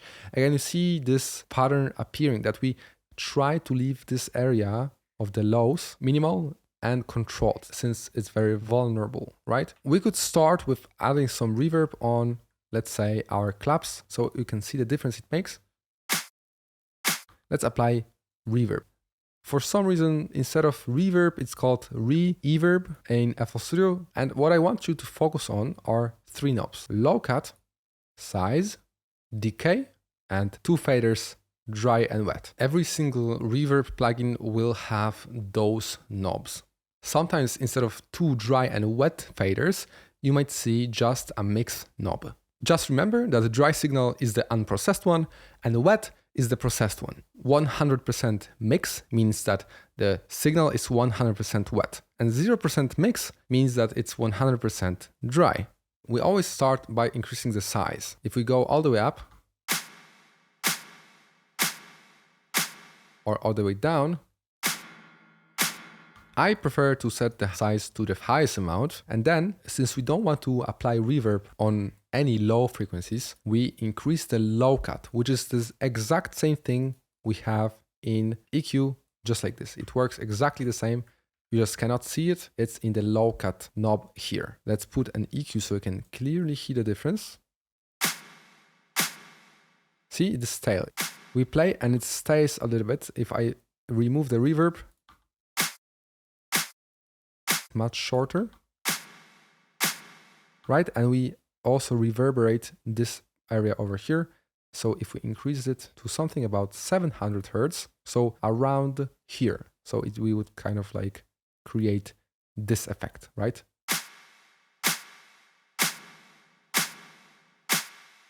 And then we set the decay time. Decay means the length of the reverb. For things like percussions, we are looking for a shorter reverb. Could be up to 1.5 seconds or shorter, depends on what elements you are applying it on. I would shorten it to around 1 second. And now we play with the wet knob. So if we take it down all the way, there's no reverb applied at all. And if we increase it,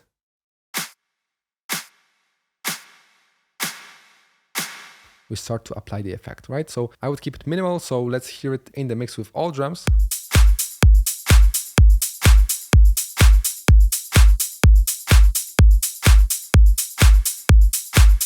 Same thing you can also apply on hat. So let's apply reverb and do the same thing. We increase the low cut, increase the size, and play around with decay and wet. I think we could go even shorter, so the reverb does not last too long after the next hat hits, right? So we have very, very short reverb, but still there you can hear that it creates the feeling like we were recording the hat in some kind of a room. The decay time I would set to around 1 second or shorter, just to create a little bit of the feeling. If you're creating very short reverb, play around with size as well. Especially for short decay reverbs, smaller room size can sound pretty interesting. So this is without any reverbs applied.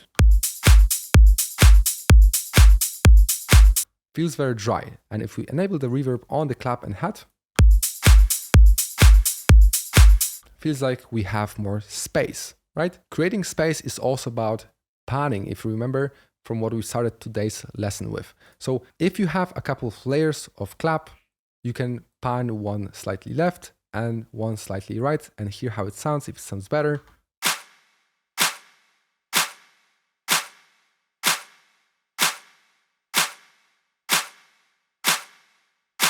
Of course, panning brings a ton of excitement to your mix. And of course, if you chose a sample that's already, for example, processed and layered, you will not need to really do any panning, but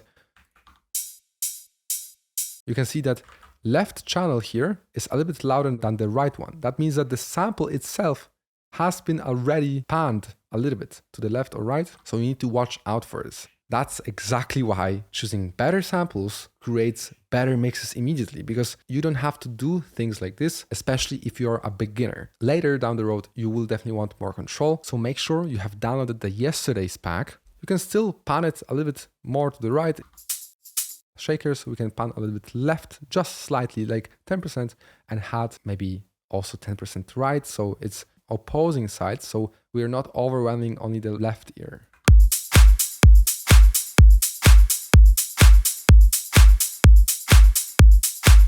Definitely a small change, but overall panning your percussion specifically will create this surrounding soundscape, so keep that in mind. Now let's go to our plugs, and you will hear that it unfortunately has already reverb applied.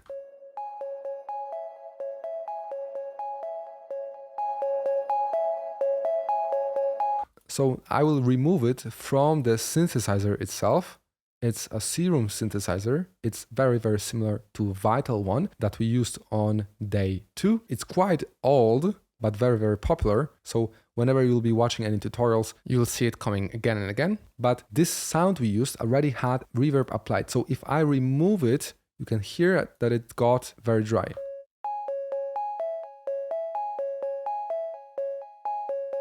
Same with the ARPs here. I can remove the reverb from the ARP sounds. So if we play them together,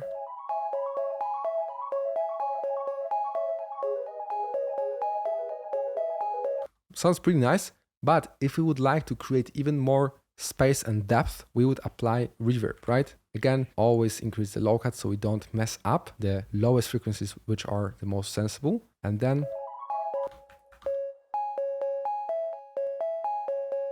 we could make the decay a lot longer because we are creating the soundscape right here. And make it a lot more wet.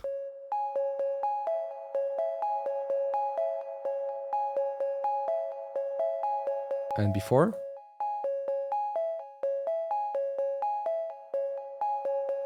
If you have a good ear, you should also realize that it has some echo applied as well. In music production, we call this effect delay. So let me quickly remove it from the synthesizer level, just so you can see the difference and apply it on the mixer track level. So let's search for delay and go for Fruity Delay 3. It's the most popular stock delay. You can see that it just basically echoes the sound. You want to look for the type, the delay model, and the feedback. Of course, also wet, because it's the amount of effect applied. If you change the time, you can change the rate at which it delays the sound. So we could, for example, set it at 3.0 and change it to ping pong mode, so it ping pongs from left ear to right ear. To enable it, we would also need to pan it to the left or right, doesn't matter.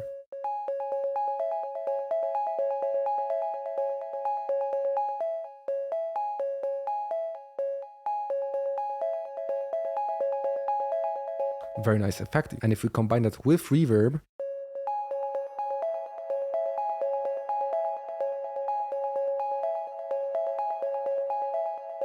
so same thing with the ARP, we can just apply reverb on it.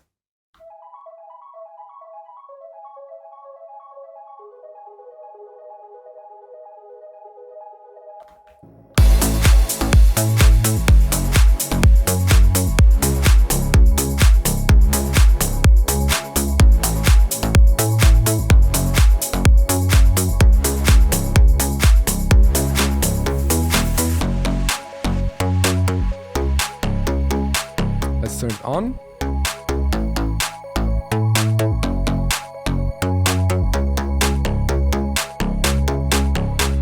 can hear that it fills out the background of our spectrum very, very nicely. So just to remind you, this is what we started with today.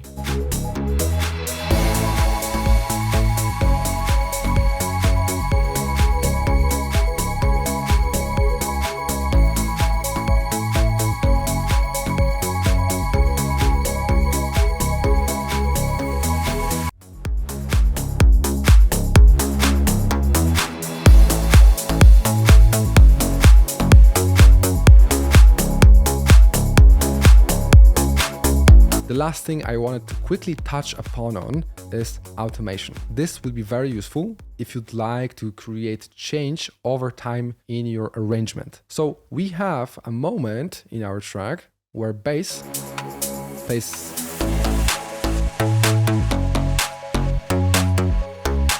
alone with claps and arps. You can automate every single knob inside FL Studio.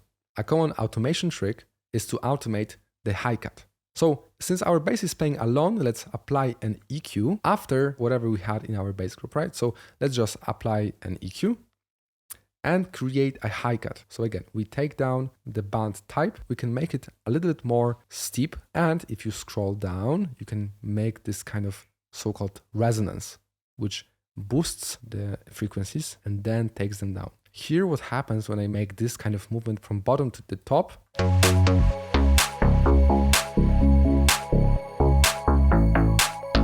exactly like that. This will be very, very useful for all kinds of effects that you'd like to automate in your song. So first, we need to find what knob actually affects this movement. And if you move it, you can see this knob that changes the place of the band. So naturally, you can right click and create automation clip, or you can move the knob, go to tools, search for last tweaked parameter, and create automation clip. Both of these are the same. So let's right click on the knob and create an automation clip. It will show up somewhere. We don't know where, it's over here. So let's move it up and you can see that we have an automation clip. We can move it up and down or right click and create a new point. So if you play around, you'll quickly grasp how it's done. I would like to go from somewhere around 20% because this will be around here. I will enable detach mode so we can see the EQ at all times. So you can see it changes, right? So it'll go up from here. And I would like this to finish just before the drop hits, right? Which is around here. So we would like to finish it on the very top. And then we just like to keep it on the very top at all times. So we just can move the second point like that. So it just looks something like this.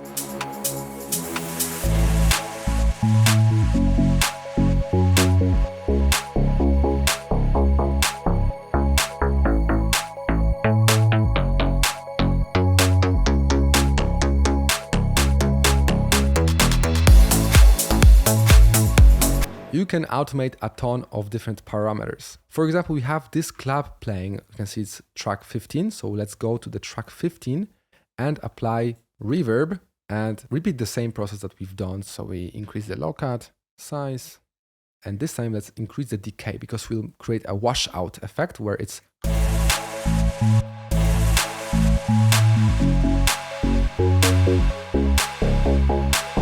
and before.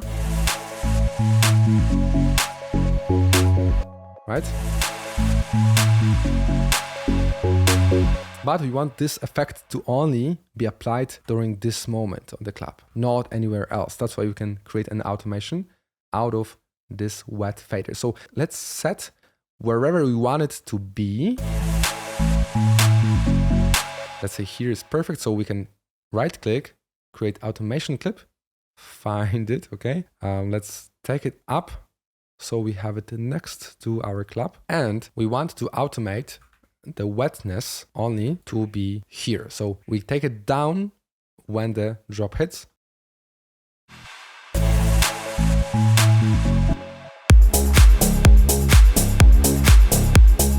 Now you can hear that even though the automation clip is on the right side, you can still hear the reverb applied before the automation starts. This is because of some FL Studio settings that I will show you how to disable tomorrow. But a quick and common workaround is to take the automation clip all the way to the start of your song and extend it, and then create this shape only in the moment you want it to be in. And here we'll have about 70%, right? And it will turn off when the drop hits. Same thing we need to do with the bass. So you can take the automation clip, extend it, and just take it like that, and make sure it turns on only in the part that we want to. So now it will work perfectly.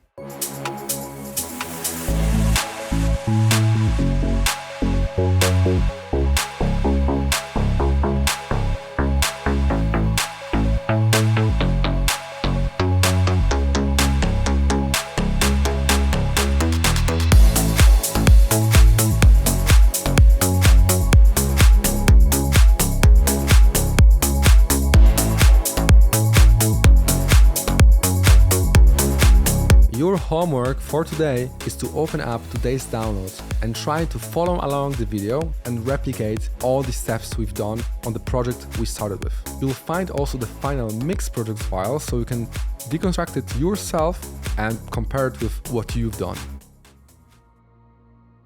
Today you'll learn one of the most wanted skills in music production, which is recording and mixing professional sounding vocals. Just as with everything we've done so far, we always want to make sure that our starting point already sounds as good as possible. So great vocals start with great singing or rapping skills, and even if you're not willing to record vocals anytime soon, trust me, it will just take 2 minutes, and if you'll find yourself needing to record vocals in the future, this is some crucial knowledge. After great singing skills comes the recording quality, right? And only then we have a good material to start mixing vocals and making them sound even better. Quality starts with the space where you record. It doesn't have to be a big space, but it just needs to be quiet with no background noise, no fans, no air conditioners blowing air into the microphone. And then we want to make sure that the sound doesn't echo. So coming back to the acoustic treatment part, we want no reverberation. However, this time it can even be your closet. So just find any space in your house that has little to no echo. If you don't have any space like this and don't want to do any acoustic treatment, you can use something called a vocal booth. It's a small cube that you place around your microphone that isolates the sound coming from all directions other than the front. Now for your equipment, it's best to use a specific type of mic called a condenser microphone. It's the best for vocal recording because it picks up all the little nuances in your voice, whispers, dynamics, and overall it's best at capturing how we hear human voice in real life. But they are also at the same time not as forgiving as the second type called dynamic microphone. Dynamic mic is great for live performances or podcasts because it's capable of picking up only the signal from the front of the mic. For the quality, it's not as good, but you would not need to make sure that your recording space is perfect. So let's go with a condenser mic, okay?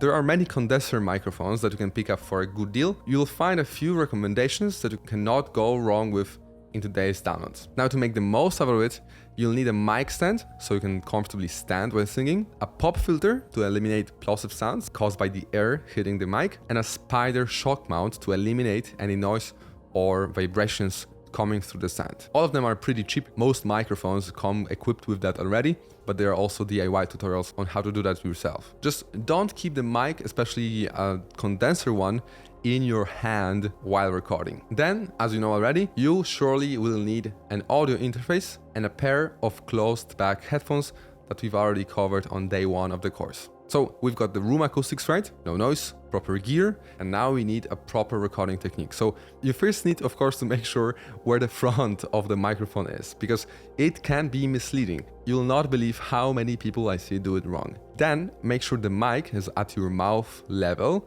and about 1 or 2 fists away from it. The pop filter can be anything in between. And lastly, during the recording, try to not move your mouth and change the the distance, okay? Microphones pick up the frequencies differently depending on the distance, right? And we want to keep it consistent throughout the recording. It's better to be as close to the microphone as possible if you can get no plosives. Now, your audio interface will definitely have an LED light. This is an indicator telling you if the microphone is too loud. So after you connect it, try to shout into the microphone and make sure that this LED is not showing any red colors. If it does, take down the gain knob a little bit until you don't see any red. If you forget about it, the recording volume can get too high and it will cause unwanted audio clipping, and it does not sound good. Now, after we've got the setup, let's get into recording. As soon as you connect the mic to the interface and your interface to the computer, we need to make sure that it's connected inside Options, Audio Settings, and then we'll need to choose an audio driver. You might have a couple of them already, like Realtek, FL Studio or V.O.C.A.L, but you'll want to choose the one that has the name of your interface in it, or if you don't see it, play around with V.O.C.A.L or FL Studio ASIO. ASIO is just a driver software that gets installed together with FL, but if you don't see them, just Google ASIO drivers and you should be able to download them from the official website. After we've got this recording in FL, it's very simple.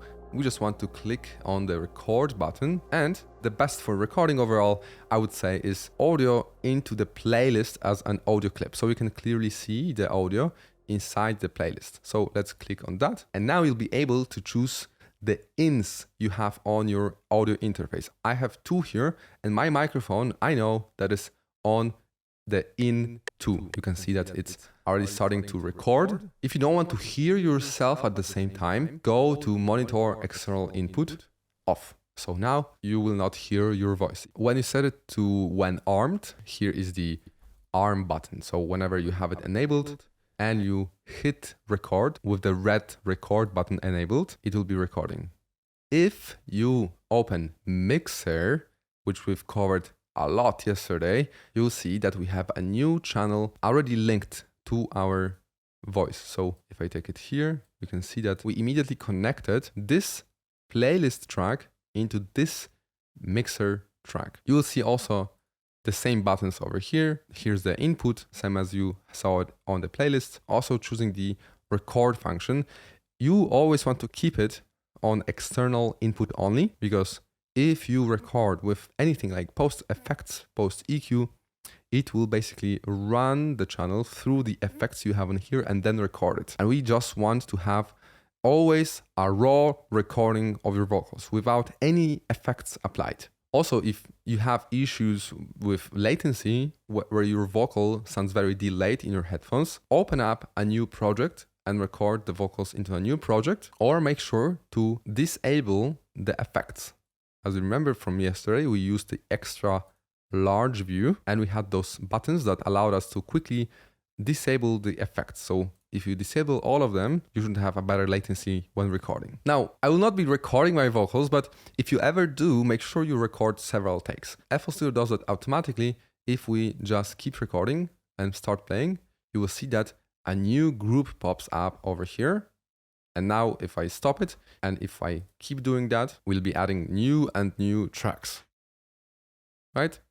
This is where also the countdown before recording comes handy, and the metronome, because we want our vocals to always be rhythmically correct. Or if you're using a vocal sample, that they are placed correctly in time with the project. Make sure to always record a couple of takes, even if you think that this one was perfect, okay? Because then what you can do is use a slice tool over here and just choose the parts that sound best. For example, I really liked this part and not that part, so I can choose this one, and I prefer this part over this part, so I can remove them, or also use the mute button that we used when arranging tracks, right? So we can easily choose the best parts of the recording. Also, slice tool will come handy when we will be removing noise, which is a common practice with vocals, especially if there is some background noise, especially with condenser microphone recordings. You can use slice tool and slice your sample whenever there's a long silent part, so that we don't introduce any unnecessary noise into the recording, and then just delete it. Then if you hover your mouse around the edge and corner of the clip, you will see this pinch hand, and we can take it to ease out or ease in the samples. So we don't introduce any unnecessary clicks and artifacts to the audio. Now we need to actually make the recorded vocals sound professional. So let's get into mixing our vocals. So your recording might look something like this, where you have a couple of samples, right?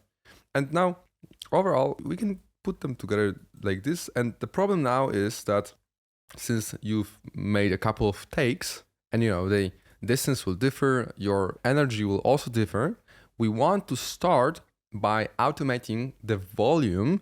So the overall sample has very similar loudness. We can merge all of those three samples into one, similarly to how we grouped the drum patterns. We can do similar thing and consolidate, as we call it, the audios. And we can do that by hitting Control or Command and G. And now you can see that we have it in one long sample. Now, to automate the volume of the sample, sure, as you know automation already from yesterday, we could open up the sampler. And again, as we used previously this channel volume, we could also automate the channel volume, right? So now what we could do is holding Shift and right click, it will create a new dot for us at the same volume level. So we can just increase the volume level over here, right? So we can layer them together. So the overall volume is like this. We don't want to make huge differences here. We just want to make it roughly, okay? And just take a listen. Go phone, yell out loud, that boy coming real soon. For y'all of my dogs up in that can, loyalty. See, so the new take kind of, right, comes in somewhere here. Yell out loud, that boy coming real soon. For y'all of my dogs up in that can, loyalty on that. And slightly lowers like that. You can change also the tension of the automation to make different shapes. The problem now is that we don't actually see the waveform changing for us. And if you'd like to consolidate this, you might want to group those guys together, but it's not possible.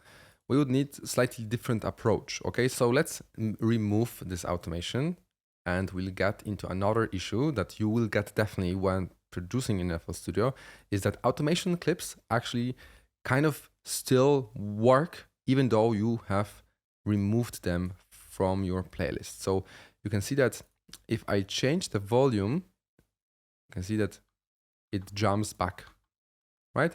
And if I remove the automation, it jumps back again. I will show you two techniques. Second is a little bit better, but overall, you need to first remove the automation from the playlist and then go to the current project inside your browser, so current project, and find initialized controls, and then you'll see that we have this automation clip over here, so we need to delete the event. And now, whatever we do here, it stays. I would suggest you to disable the initial controls function at all because it's not really that useful in my opinion. I'm not sure why it's enabled by default, but to disable it, we'll go to General Settings and find at the bottom initialize controls automatically. So we disable it. Now, even if we again create an automation clip out of anything inside your project and change it, right? So it will go back because we have the automation clip enabled, and we delete the automation clip.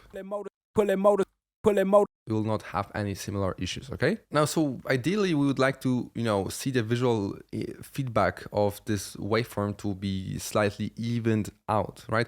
First thing, of course, you could do is make sure that you recorded the vocal sample properly. But if you're working with vocalists around the world, it just might not happen. So if you have a couple of takes in different samples, what you can do is simply use this gain control as in the middle of a sample, and you can maybe, even it out slightly with other areas of your sample. However, this will not work in this moment of the sample where we have first some, whispers like this or lower sounds. Dogs up in that can, loyalty on that I stand. And you get more energy out of the singer and they just start getting louder and louder, right? Back of the Maybach, hold up, I ain't even got that. That's a huge issue because we will be applying compression. And if you remember, compression was applied only from a specific threshold, okay? This is important because let's say if we would set the compressor threshold to work here and lower down the volume of everything that exceeds the threshold,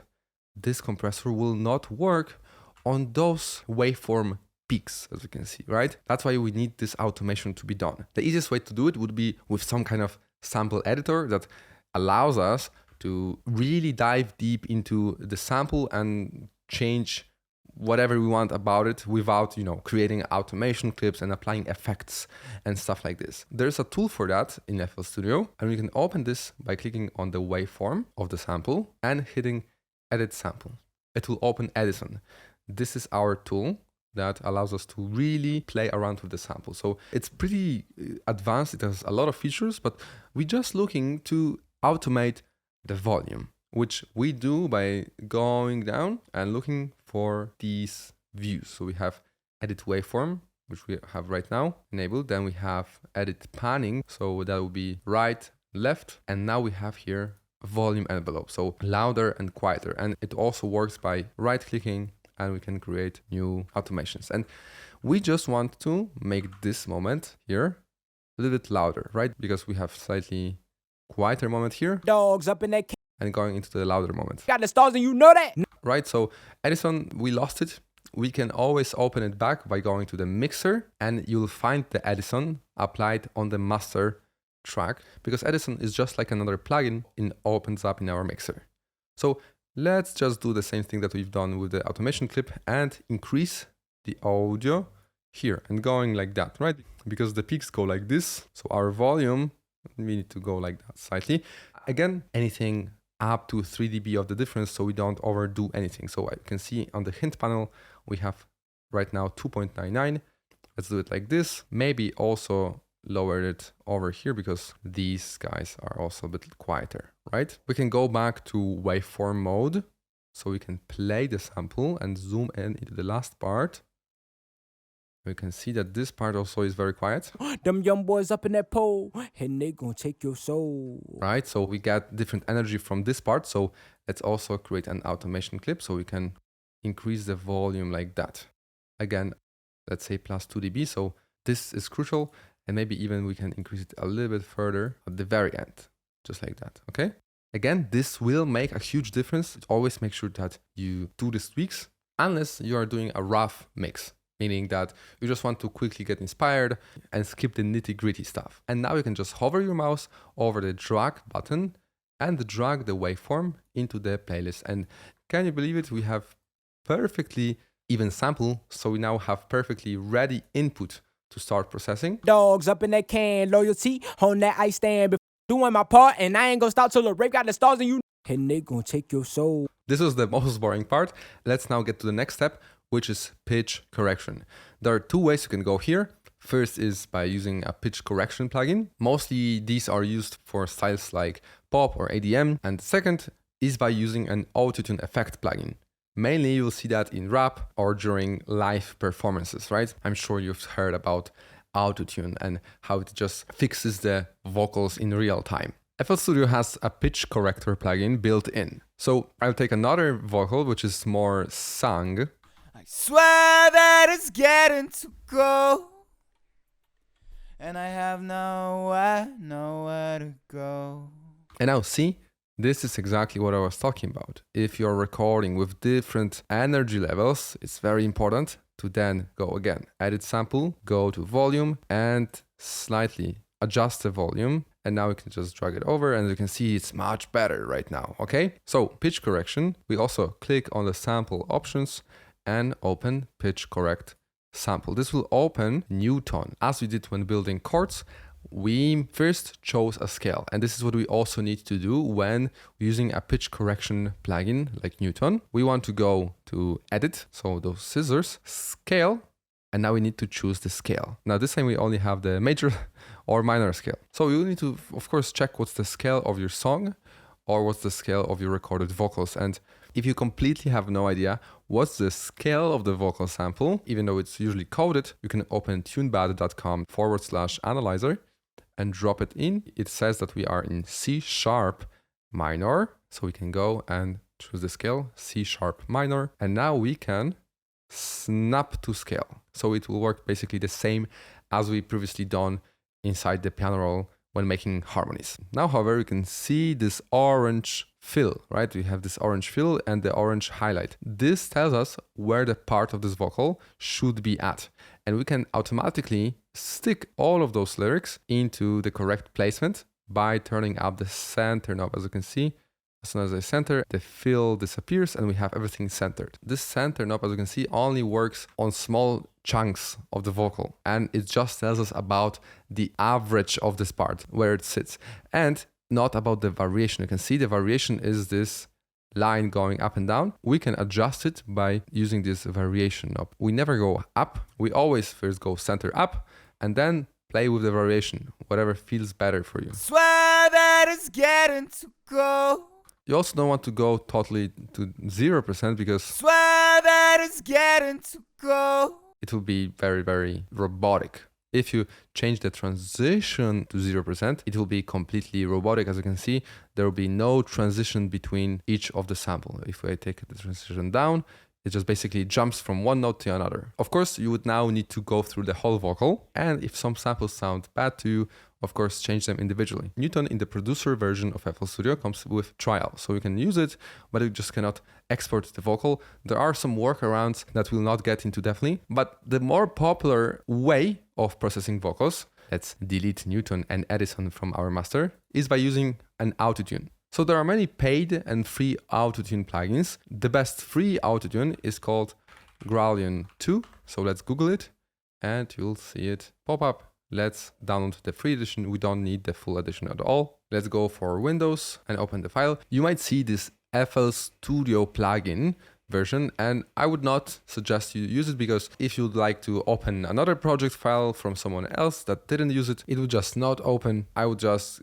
be using the VST3 version still. You also don't need the AAX version because it's for a different DAW as well. So let's leave those two versions and go next. Now again, we go to Options, File Settings, Manage Plugins, Find Installed Plugins. We don't need to necessarily favorite it, but if you want to find plugins that you have not favored, you can always go to the slot and hit More Plugins. It will now show you all the plugins you have installed, so you don't necessarily need to have all of them favorited. Of course, before we do that, we need to assign this vocal to a mixer track. As we've done already, we can do that by hitting Ctrl and L, right? Or of course, changing it like this. But what I prefer, instead of finding it in the channel rack, just double click on the sample, open the sampler and click on the track. So it will assign free mixer track. You will see it over here. And now we can work on top of it. I swear that it's coming through. So let's apply the autotune plugin we just installed. It's very simple. We are just interested in this area over here, which is about correction. We don't need anything else. So we have it enabled. And now we, of course, need to choose the scale, because if we didn't, I swear that it's getting to go. It will try to stick the vocal to every single note possible. And in a track, we usually just use 7 of them in an octave. So we click on this violin key and choose our scale, which is minor C sharp. Now let's play. I swear that it's getting to go. And now we just can play around with the smooth, okay? The lower you go with the milliseconds, the faster it will work. So it will make it very, very robotic. If you want to have very soft effect, go to something like 20 milliseconds. I swear that it's getting to go. It's still audible, definitely, but definitely less audible than if we go all the way down to something like 1 millisecond. I swear that it's getting to go. And I have nowhere to go. That's a great part that we can listen for. And I have nowhere to go. Let's go with something like 10 milliseconds. And I have nowhere to go. I think 10 milliseconds like this will sound pretty nice. Overall, this is not the best sounding autotune plugin. There are some that are a little bit more professional, but they also come at a cost. We can definitely work with this one and learn a lot. But when you're applying something like autotune, you don't really have much control over individual sounds, but you always have control in time over the smoothness. So you can tweak this knob and go to Tools and go to Last Tweak, as we done yesterday, and create an automation clip, so you can then just change how much of this autotune you want to actually be applied in different parts of your song. Let's just remove it. This life gon' break me, like my exits in my heart. Set me in the backside that we grew. Those are the same, well maybe that's true. It's impossible to describe the pain you put me through. Out of the blue, I didn't see the signs until you made me realize how big. Just for practice, let's play with different vocals. So let's apply the Gralion. Walk around, all I feel is that. Right, we need to, of course, choose the scale. So let's go to the sampler and drag it again to something like TuneBat Analyzer. So we have A minor, perfect. We can choose minor A.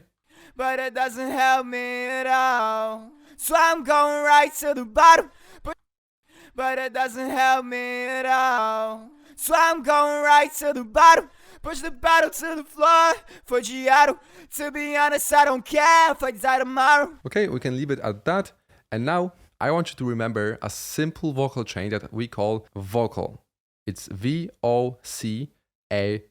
The V stands for volume automation. This is what we've already done. After, we optimize the vocal with an EQ. So similarly to what we've already done yesterday when mixing an instrumental. The second step was the EQ. Here we basically optimize and shape the vocal so it fits best into our track. Then C stands for compression. Again, we've yesterday already touched upon this concept. And then A stands for attenuate harshness. So we don't want to eliminate harshness. We don't want to leave it. We just want to attenuate it because we sometimes want some harshness in our vocal, but not this negative and ear-piercing harshness, right? And then L stands for layer with effects. We'll be applying wet effects like reverb or delay we've done yesterday, or some different effects we'll get into. So next step, we apply an equalizer. Parametric EQ is the one we choose. And what we've done yesterday was always, every time, getting rid of this area, which is again most sensible. We don't want anything other than our bass and kick drum playing there. So we choose a low cut. I like to always make it a little bit steeper. So we cut everything. You can choose the resonance as well. So we can make it even steeper. And we cut everything around under 200 so that we don't have anything under 100 hertz. Okay. Also, it's that different vocals will have different vibes, and perhaps you have really deep vocal that might have a ton of this low mid area. So we don't want to cut it too much. But it doesn't help me at all. So I'm going right to the bottom, push the battle to the floor. Then a common practice when EQing vocals is to increase the presence, so area around high mids and presence. Some people also like to just take the shelf and increase the shelf like that. But it doesn't help me at all. So I'm going right to the bottom, push the battle to the floor for G.O.A.L. To be honest, I don't care if I die tomorrow. To be honest, I don't care, see that empty bottle. It's very common because it makes the vocal brighter and just kind of more exciting, right? Instead of increasing the high shelf, what I like to do instead is playing around with the mids. Mids is where the body of your vocal is. So if you want more body, so more like thump of your vocal, you can slightly increase this part or lower this part if you have too much body. And then if you ever need, you can always increase the overall loudness of everything, right? Because this is basically like a volume fader if it feels like that. I often find myself using this. It's pretty handy. So for this kind of vocal, but it doesn't help me at all. So I'm going right to the bottom, push the battle to the floor. It's pretty bright vocal, so I would maybe just pump a little bit of the high brightness. If you find that there are some frequencies that are hurting your ears and that are harsh, you can always take a small bell, make it very resonant like that, and scroll again. That's what we've done yesterday. Scroll through the spectrum to hear any dissatisfying parts. But it doesn't help me at all. So I'm going right to the bottom, push the battle to the floor for G.O.A.L. To be honest, I don't care if I die tomorrow. Different vocals have different resonance sounds that just might get picked up by microphones more. So this is the time where you can slightly lower the volume, like -2 to 3 dB, nothing more than that, because we'll take care of the harshness. So we'll be attenuating the harshness in the first step. Always make sure to listen also to your instrumental as you are making any changes to make them according to how it sounds in the whole mix. At this point, if we try to listen to it, but it doesn't help me at all. So I'm going right to the bottom, push the bottle to the floor.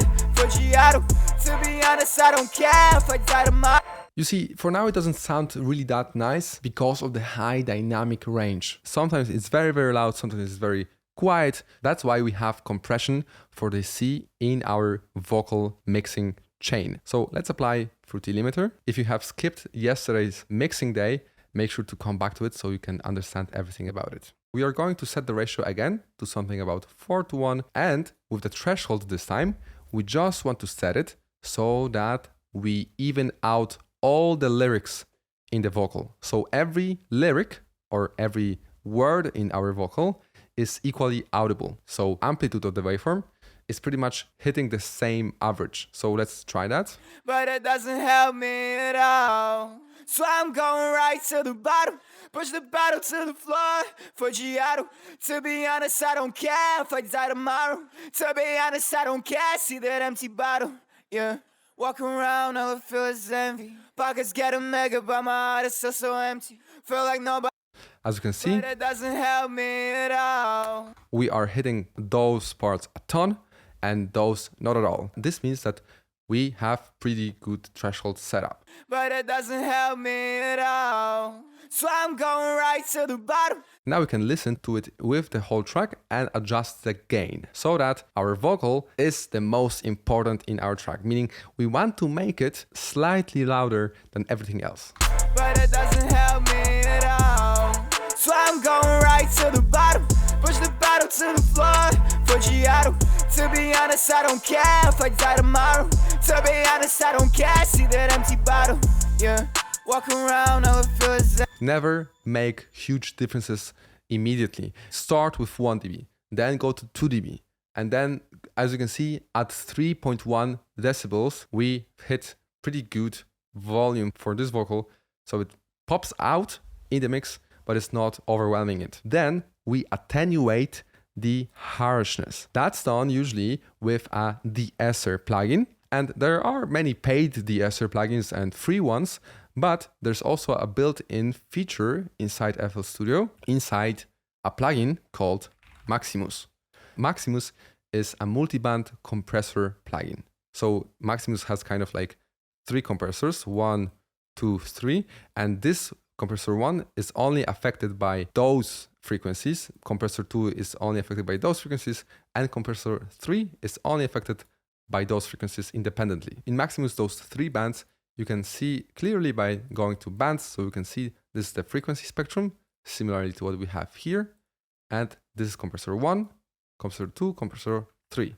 You can choose them by changing them here. You also have the 4th compressor, which is called master. That means it basically works like a normal compressor would on the whole frequency spectrum, right? Why this is important? Because the harshness appears only in the specific frequency range, which is around 4 to 6 kilohertz, 4 to 6, 7, 8, sometimes 10 maybe, depends on your vocal, of course. And this Maximus plugin will allow us to only turn on the compressor for these specific frequencies.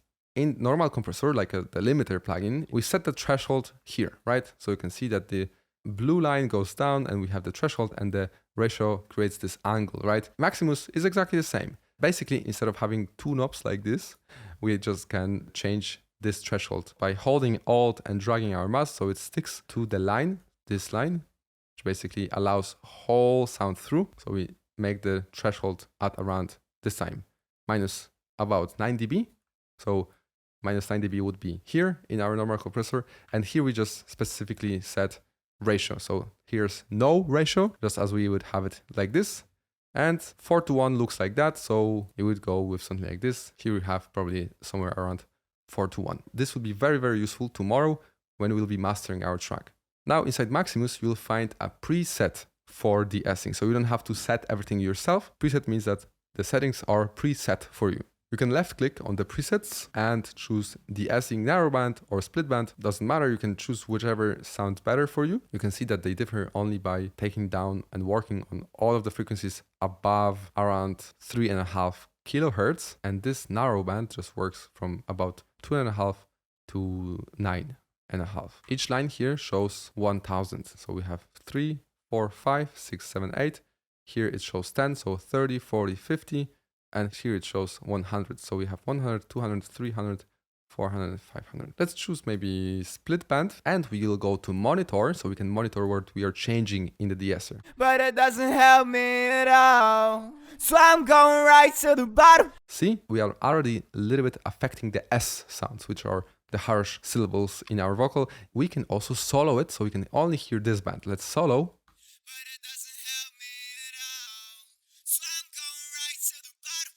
Let's go down with our threshold, one step down, holding Alt. And we can also go down with the ratio or the tension of the ratio, which is called actually Ni, but it's not really that important for now.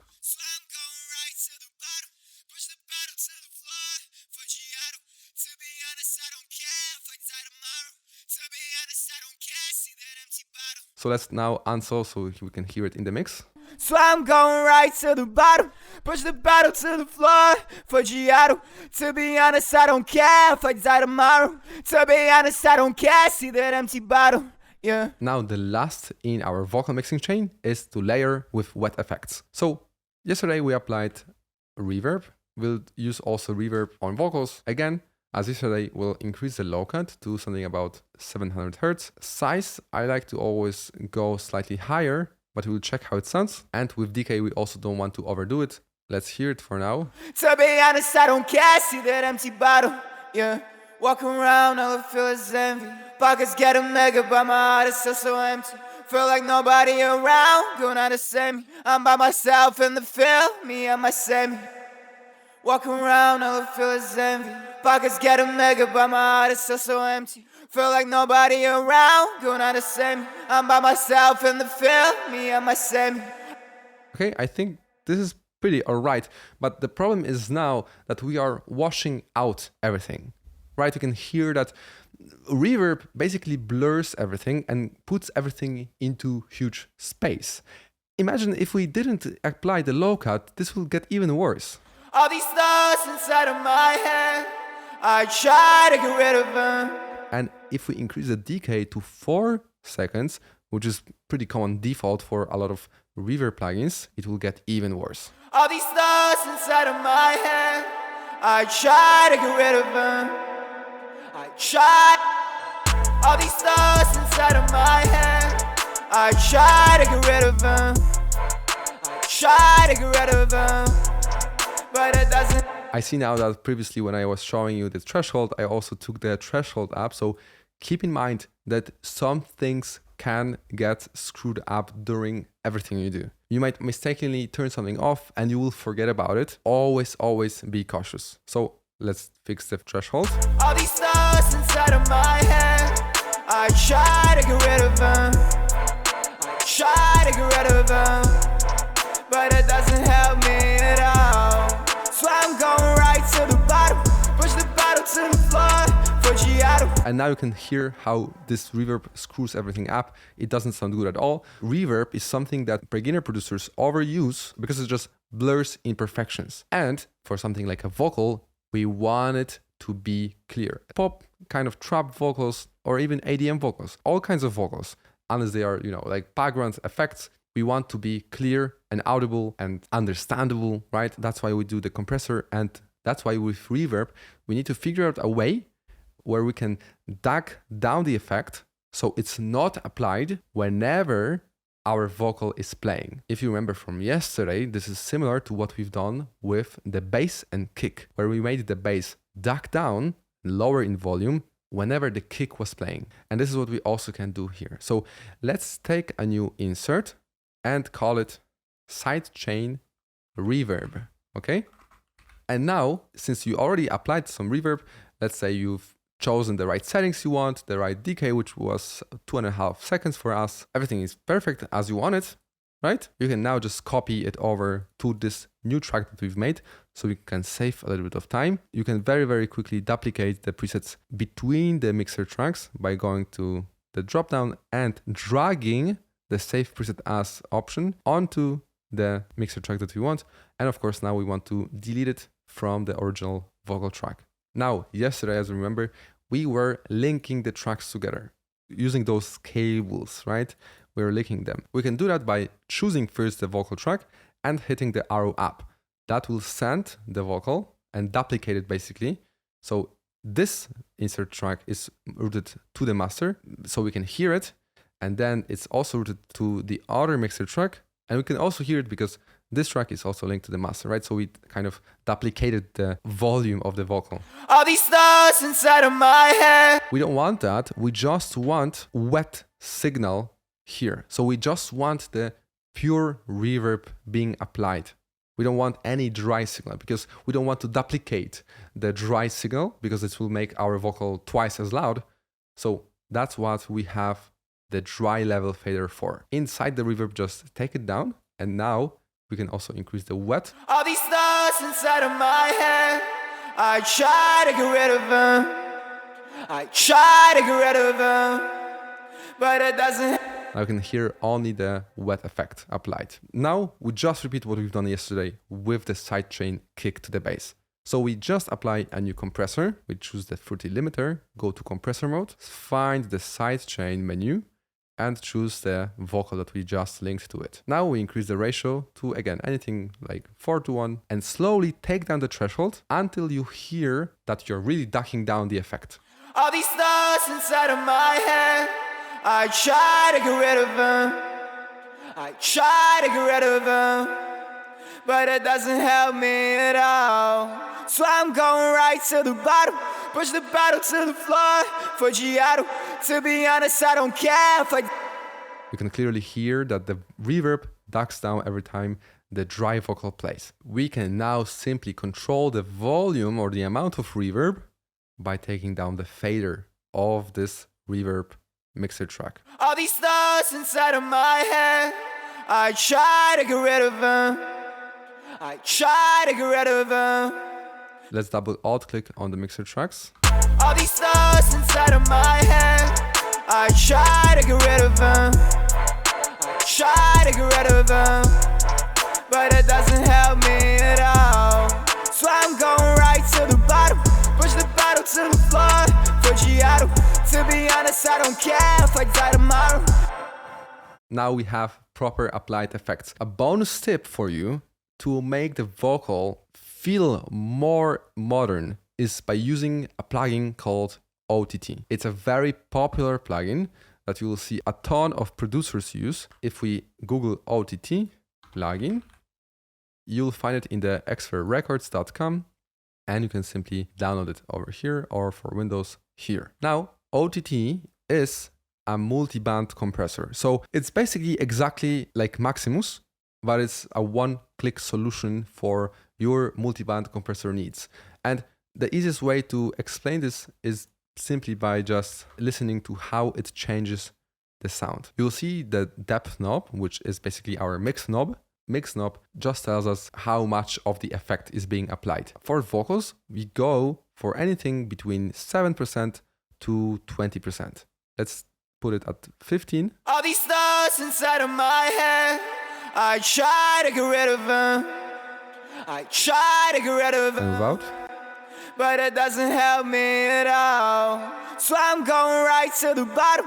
Push the battle to the floor for G.O.A.L. To be honest, I don't care if I die tomorrow. To be honest, I don't care. See that empty bottle, yeah. And now in the mix. Walking around, all I feel is envy. Pockets get a mega, but my heart is still so empty. Feel like nobody around, doing all the same. I'm by myself in the field, me and my semi.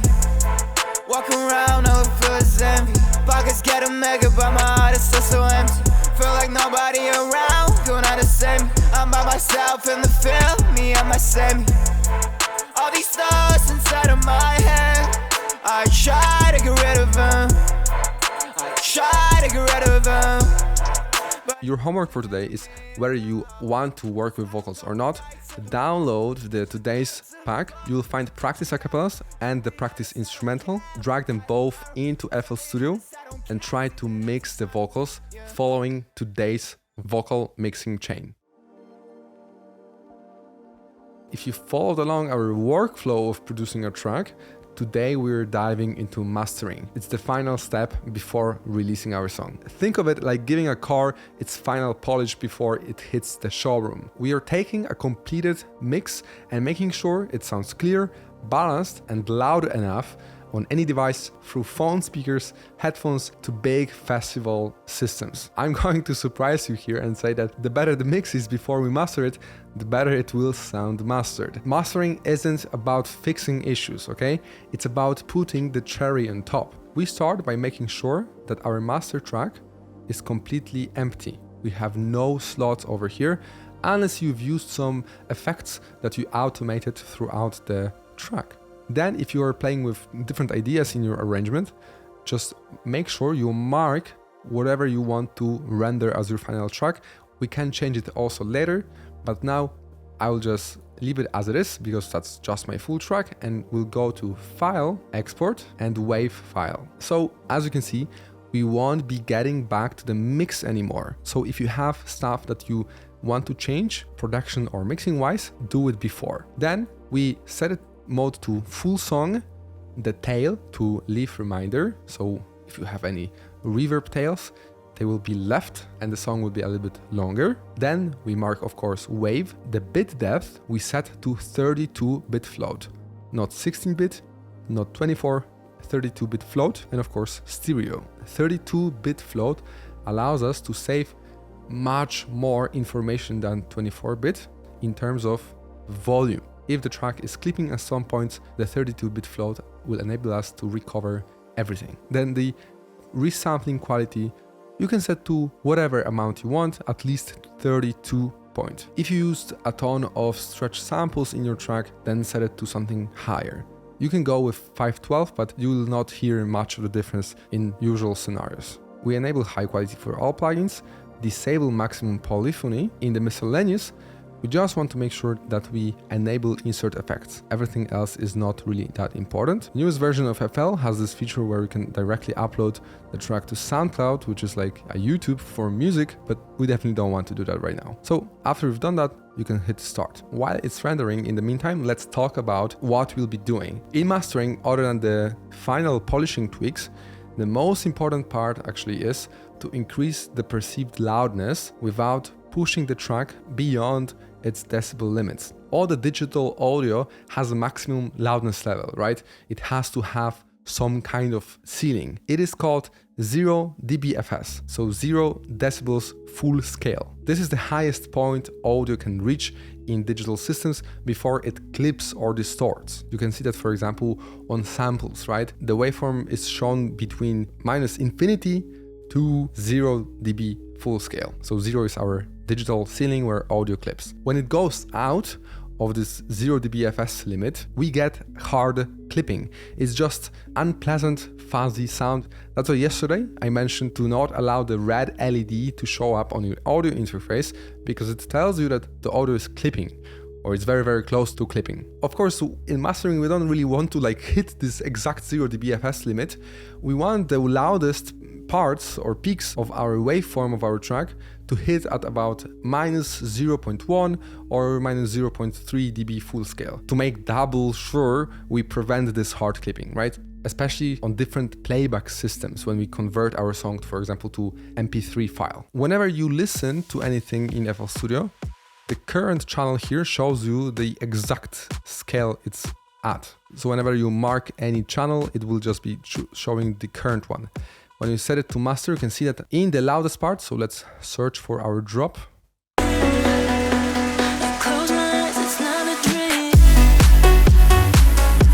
We are not hitting 0.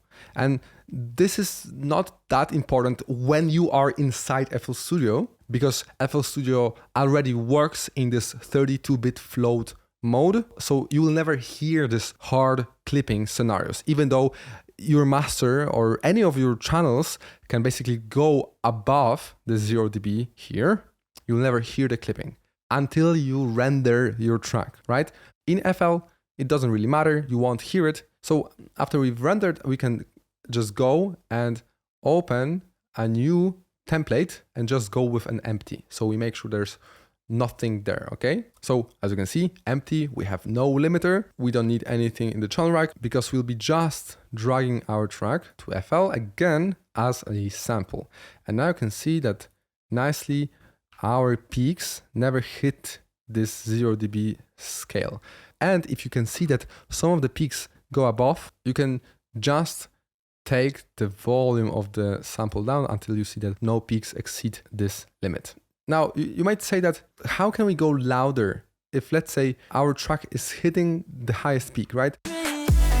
Here we're basically almost already hitting 0 dB full scale. And how can we go louder? To understand how we can go louder, you first need to understand that those are just our levels, the volume of our track. But how loud the track feels, we use a measurement different than decibels called LUFS. This is loudness units full scale. It basically tells us how loud it feels to our ears. And when mastering, we'll be trying to make the track feel louder, right? So as loud as we can, without actually ever going beyond this 0 dB full scale limit. We'll be using tools for that, right? And one that we've already uncovered is compression. Compression makes things sound perceived louder because it reduces the difference between the loudest and quietest part of the sound, right? We've already done that before a couple of times. And the second tool we'll use is a new one we have not yet used, and that is a soft clipper. Soft clipping is very similar to a limiter, so a compressor with infinite ratio. But compression, even in form of limiting, is designed to keep the natural shape of the waveform. It's basically just like an automatic volume knob. And soft clipping, on the other hand, basically chops everything that exceeds the threshold, but also rounds off the edge. So it's not unpleasant, harsh, and distorted like hard clipping. And hard clipping you will hear if you record a microphone too loud, for example. So since we'll be pushing up the volume, whatever your mix is, if it's good, it will only be better. If it's bad, then, well, let's put it that way, mastering will not fix this. So don't hope that making your tracks louder will somehow make it sound magically better. First in our mastering train will be an equalizer to remove the unaudible clutter that artificially increases the volume of our track so that we can just push the volume even higher. So we'll apply EQ first. And again, low frequencies like bass sounds take up a lot more space in the track than high frequencies. Imagine them as big heavy waves that push harder on that dB limit. So basically the lower the waveforms, the bigger they get, right? And they have more power, lowering our headroom. So headroom is basically whatever we have left until 0 dB full scale. So if we have a ton of low frequencies in our track, you'll not be able to push the loudness that much, because if you have a ton of low end, and especially this unaudible low end that is under 30 Hertz, I would say. Some people say that it's under 20 Hertz, but anything lower than 30 Hertz is basically clutter. And if somebody says differently, don't listen to them. So we'll want to, of course, remove this clutter. And of course, we'll take low cut filter, and we've done that many times already in our course, but there's a preset already that does that for us. We can choose it by clicking on presets and choosing the 30 Hertz and 18 kilohertz cut. I also like to slightly increase it so we start to really roll off the low frequencies slightly before 30 Hertz. And you can see this is not a big of a difference, so we can surely do something like this and place the band at 30 Hertz by looking at the hint panel. Then those high frequencies, we don't necessarily need to lower them, but I would cut everything above 18 kilohertz, because let's maybe try changing the high cut to low cut so we can hear what we'll be actually cutting out. Well, you'll not hear it because the video you're watching is already compressed. So it's basically getting rid of those frequencies anyway for us. Let's put it that way. They are very unpleasant to human ears, and a lot of professional engineers will even cut at 16 kilohertz, not 18 as we've done here. Let's try hearing what 16 kilohertz cut would take out. This is a common practice, but you need to get used to doing stuff like this. So let's just put it at 18 kilohertz and leave it. After, in our mastering chain, we'll have a sculpting EQ. So we'll be listening to our track and listening if some of the frequencies could get a little bit of cut, a little bit of boost, and basically hearing if, for example, putting up the mids a little bit doesn't make it sound a little bit better. If it doesn't, then we don't do it. But we never do big changes. Maximum 2 dB, I would say. The more you need to change on the master, remember, the more likely you need to actually go back to the mix and start fixing things there. Remember, we don't want to fix things on the master, we just want to polish it.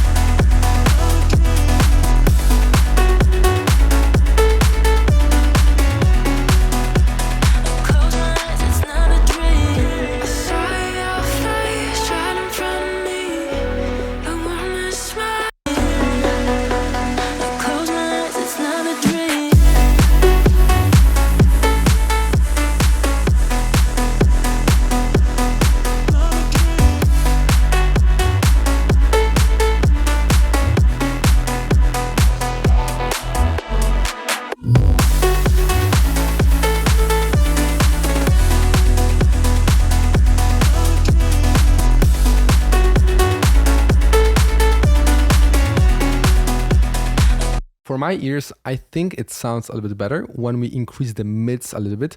We could go back to the mix and, increase the volume of the elements that lie in this area.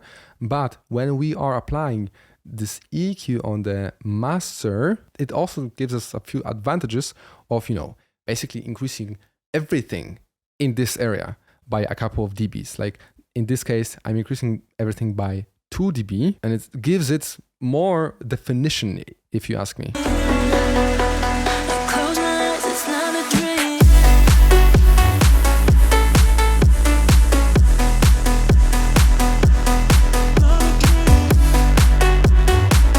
But that will be much different for your track, definitely. And you don't want to ever copy someone's EQ presets or EQ shapes, because what works for me will not definitely work for your specific track. And I also wanted to increase a little bit of the trebles. It feels like it gives it a little more this high-end sparkle. Overall, on the master, never increase the shelf like this, unless you've done the cleaning EQ of those frequencies. Because as you remember, these frequencies are really ear piercing and we don't want to be increasing them. It's better to just make a small bell at 12 or 14 kilohertz rather than just like pushing everything up like that, okay? I think that so far sounds a little bit better. If something doesn't sound better after you've applied it, don't apply it, okay? Just get rid of it. Some masters don't require anything else rather than just a simple volume boost that we'll get into in a second. At this time, after applying some basic EQ, there are many different ways you can go. There are some advanced ways that include applying mid-side EQ, some harmonic exciters, and multiband stereo imaging. But since it's your first time mastering a track, we'll go slightly simpler way. But even this way will bring you excellent results. And we also don't go very, very simple right now because we will be applying multiband compression. And we'll not be pushing up the loudness yet, but we'll just try to create some balance in the frequency spectrum of our track in terms of dynamics. So dynamic tonal balance of our track. This is quite an advanced concept, I would say. Yesterday, I touched upon a little bit about Maximus. So please revise yesterday's lesson if you haven't watched it yet. But what we want to do is compress each frequency range separately. And there's no magic over here. We just want to simply make the compressor work very, very slightly on each of the frequency range. So for now, there's no specific goal I want you to achieve. Just we aim for a couple of dB of reduction of the dynamics on each of the frequency spectrum. If you have your track very, very quiet, for example, let's say your song looks something like this, then please go ahead, open up the sampler and hit normalize. This will bring up the highest peaks of your track to the 0 dB limit, but without, of course, exceeding it. This will allow you to have much better time playing around with the compressors. So we'll start with the low end, and I ask you to not look at anything else other than what I'm telling you to do, because this can look complicated, but most of the knobs, trust me, I don't even use, okay? So we'll just hit lows. So we'll be just processing this frequency spectrum with a compressor that we have here.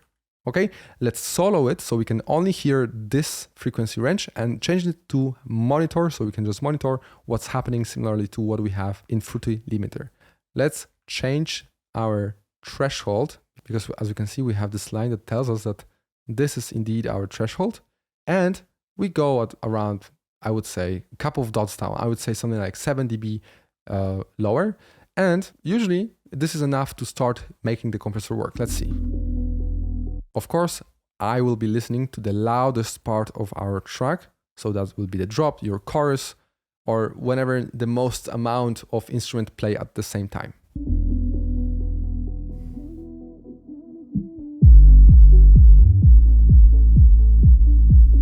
As you can see, we are not really working that much. So let's bring it down a little bit more, holding Alt always. Now we are working around -1 dB. Let's make it even lower. And now we are starting to hit everything basically. So I would maybe go one step higher and lower the ratio, so that we have about 2 to 3 dB of reduction.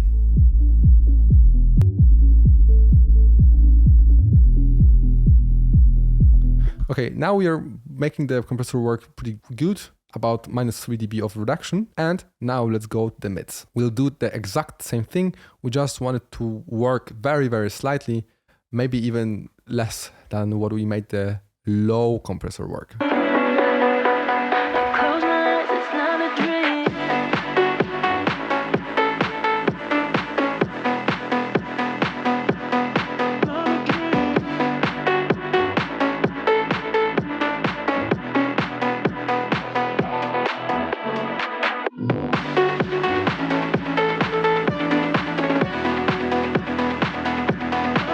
You can see that I had to go higher with the ratio and lower with the threshold to hit more of the sounds, because for now with the threshold set up like that, I was basically hitting just those peaks, right? And when I lowered it, so it's quicker to start working, but when it actually works, it works a little bit lighter. So this is how we can do it, by increasing the ratio and lowering down the threshold. This is a common thing what we need to do in mids and highs, because usually in our mids and highs, we have very, very clicky sounds.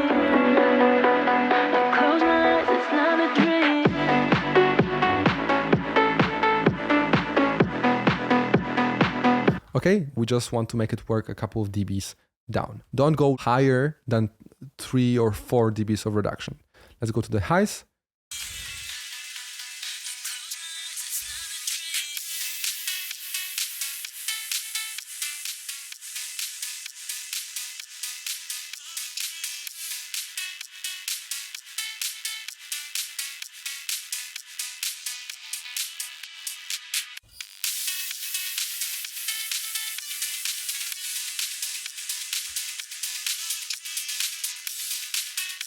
Let's now go to our master, and now we'll enable Maximus by using this solo and mute button in time so we can hear the difference.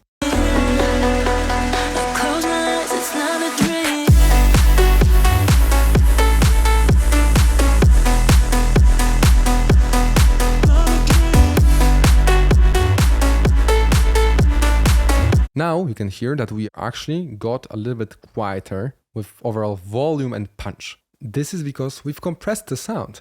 So we lowered the highest peaks of the audio. That's why we now need to go to each of the band and increase the post gain knob to match whatever we had before. So if we lowered it by minus 3 dB, we'll match it with the post gain by plus 3 dB. Same on the mid band. In this case, since we are just hitting those tiny peaks, I would make up the same amount we made up in the low band, maybe this time like 2 to 2.5 dB of makeup gain.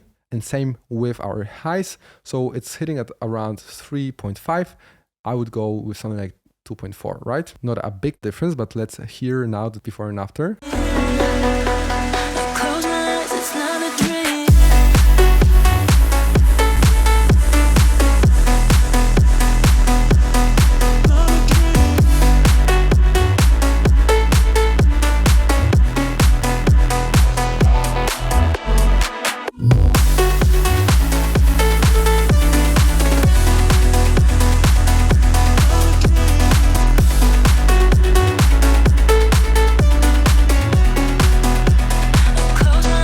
This is a big difference. Why? Because everything feels glued together in terms of volume. If you listen to the volume of each element, for example, kick, it's really punching through the whole mix, right? It's like attacking us. And when we enabled a little compression on each of the band, no more than 3 or 4 dB, and then made up with the makeup gain for the reduction we've made, now this sounds a lot more squashed and glued and juicy.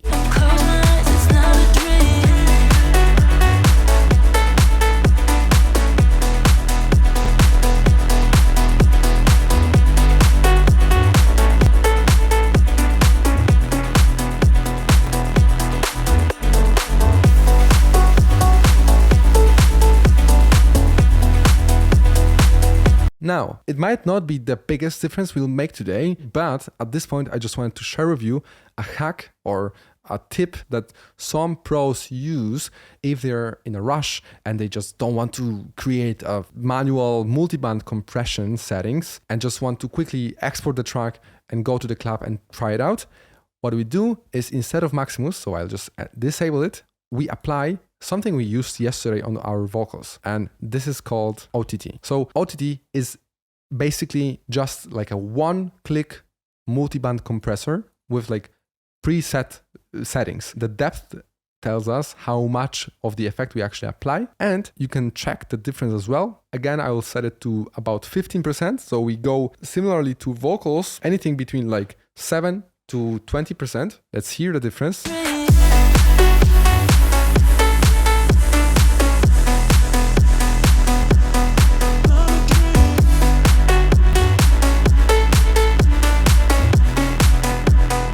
I would not use it because a lot of people are actually used to the sound of OTT. And there are some tricks to only use the downward compression instead of the upward one, because upward compression actually is what makes the OTT sound very unique. So if we disable the upward and only use the downward compression, so like downward means just we taking the sounds down.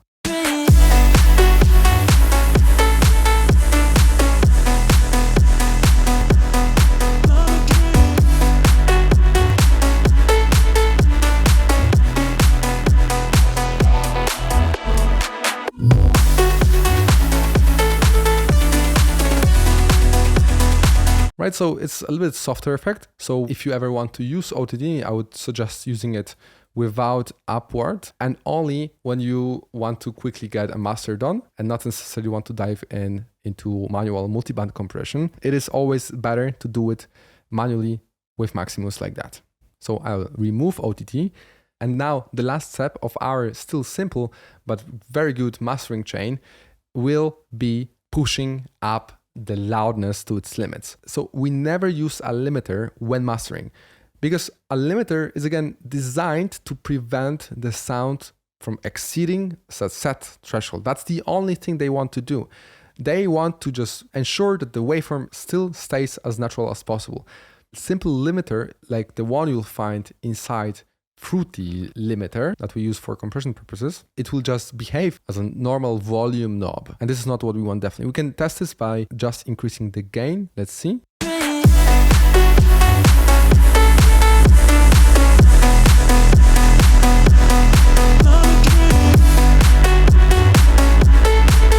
Take a look. What it's doing is basically trying its best to not introduce any distortion, but still make it sound, you know, natural. And that causes this weird, like, automated volume kind of feeling. I don't even know how to describe this.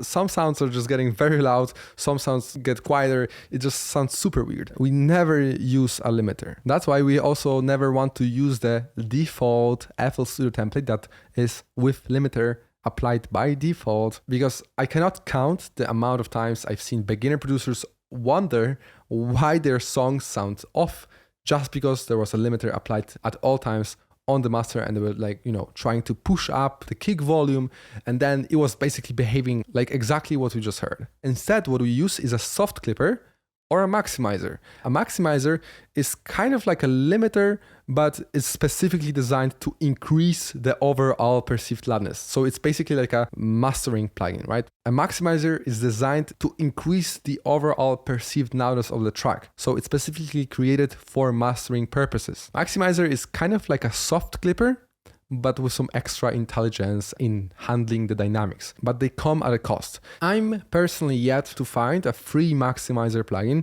that's better than just simply using a simple soft clipper plugin. A soft clipper is very, very simple and straightforward plugin. FL Studio even has one built in. There's no advanced algorithms going on, and there are also many different ones that sound maybe a little bit different available online.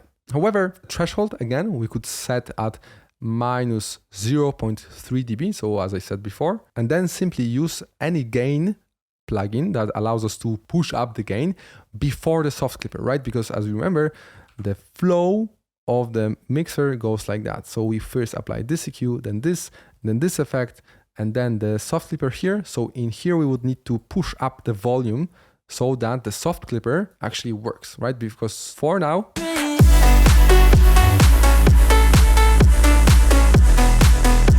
you can see we are not hitting the ceiling, which we set to be very, very high. So we could use something like a simple limiter, bring up the ceiling so we make sure it does not affect it in any way. We just use it for gain. And then after the soft clipper that we've applied here, let me make it a little bit bigger, we'll apply another limiter just to see the waveform, okay? I just want you to see what we are doing. I also increase the ceiling, and you will see that we never exceed this threshold.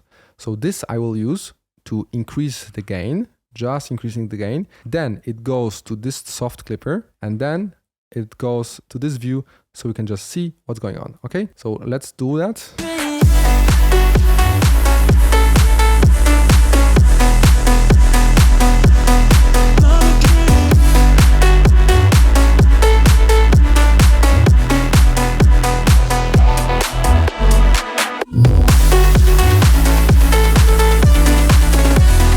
Now we're getting some distortion.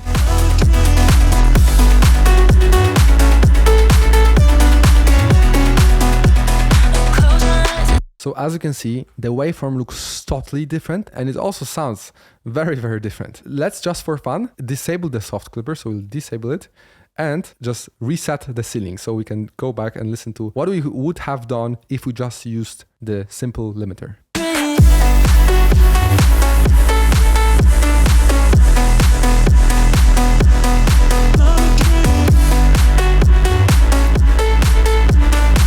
And with soft clipper,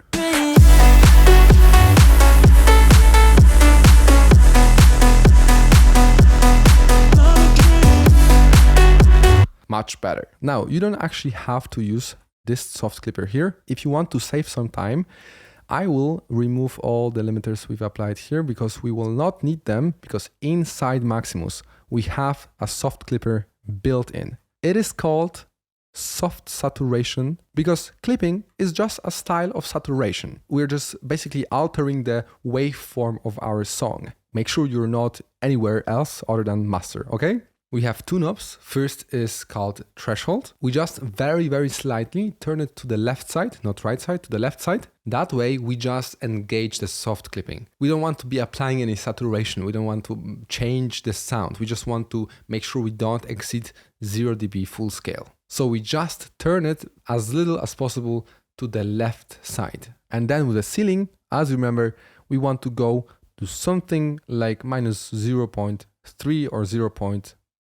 I'll go with 0.3. And then, don't ask me why, but we'll enable linear phase. Linear phase is basically a bit more advanced way of processing sound that is usually used when mastering. It's quite important to enable it during the mastering phase. Okay, so we go down, but as little as we can, so something like 0%, and the ceiling we set to minus 0.3, enable the linear phase, and then we use the post gain knob to increase the loudness until we hear audible distortion. So we slowly increase the post gain, and when you hear that your song is getting distorted, you take it down by about 0.5 or 1 decibel. That way you can make sure you're not distorting the sound at all.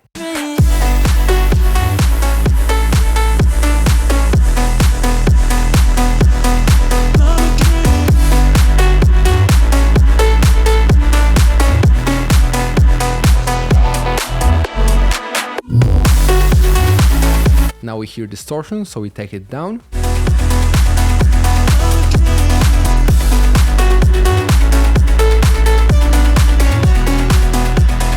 So I would say something about 6.8 dB in our case is a perfect loudness ceiling we can go to. And if you remember what I was talking about in the beginning, you remember that we had a way to measure how loud our track is. So let's go to Google and search for LUFS meter, and you'll find a Yulin loudness meter. This is a free VST. You can download it for free.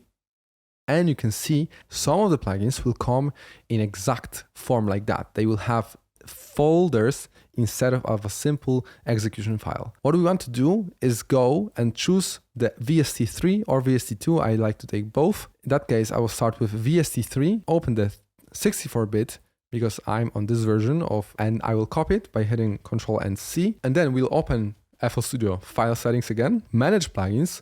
And here you'll see the directories of VST3 paths that you can just paste the plugin to. So I'll choose common files VST3 and paste it over here. As you can see, I already have a couple of plugins. And now we can go and find installed plugins, and you can see that we have it here. So now at the end of our mastering chain, we can just find it and put it in, and we will be looking at the integrated volume. Again, listening to the loudest part of the track.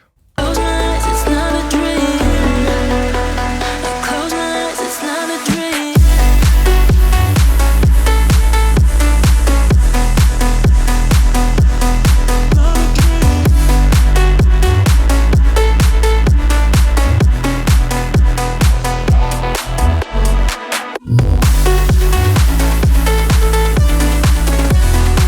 Okay, as you can see, we are hitting about minus 6.7, which is way more than enough. And I would suggest you target something around minus 8, minus 7, it's all right. And I now also brought down the gain knob to 6 dB instead of 6.8. So we also got a little bit more of headroom. You can reset it by clicking this button and listen again. Close my eyes, it's not a dream.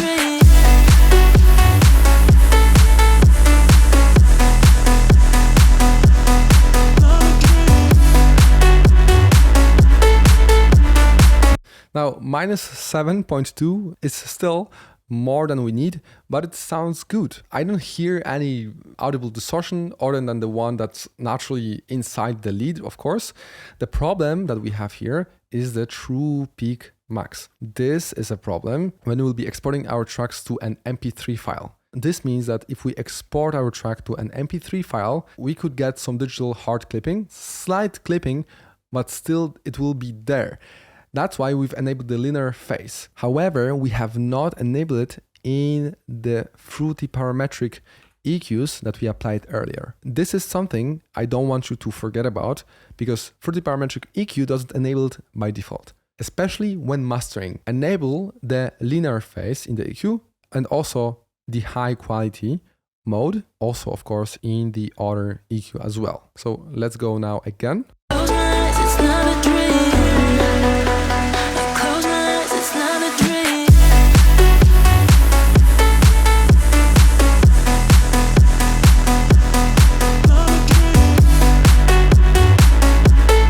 Now this is much better of course than 0.5 above the 0 dB full scale ceiling. That's why we can just go 0.1 lower on the saturation ceiling or 0.2 lower, so just to be safe. We are now half a decibel lower on our soft clipper inside Maximus. So now let's check. Close my eyes, it's not a dream. I close my eyes, it's not a dream.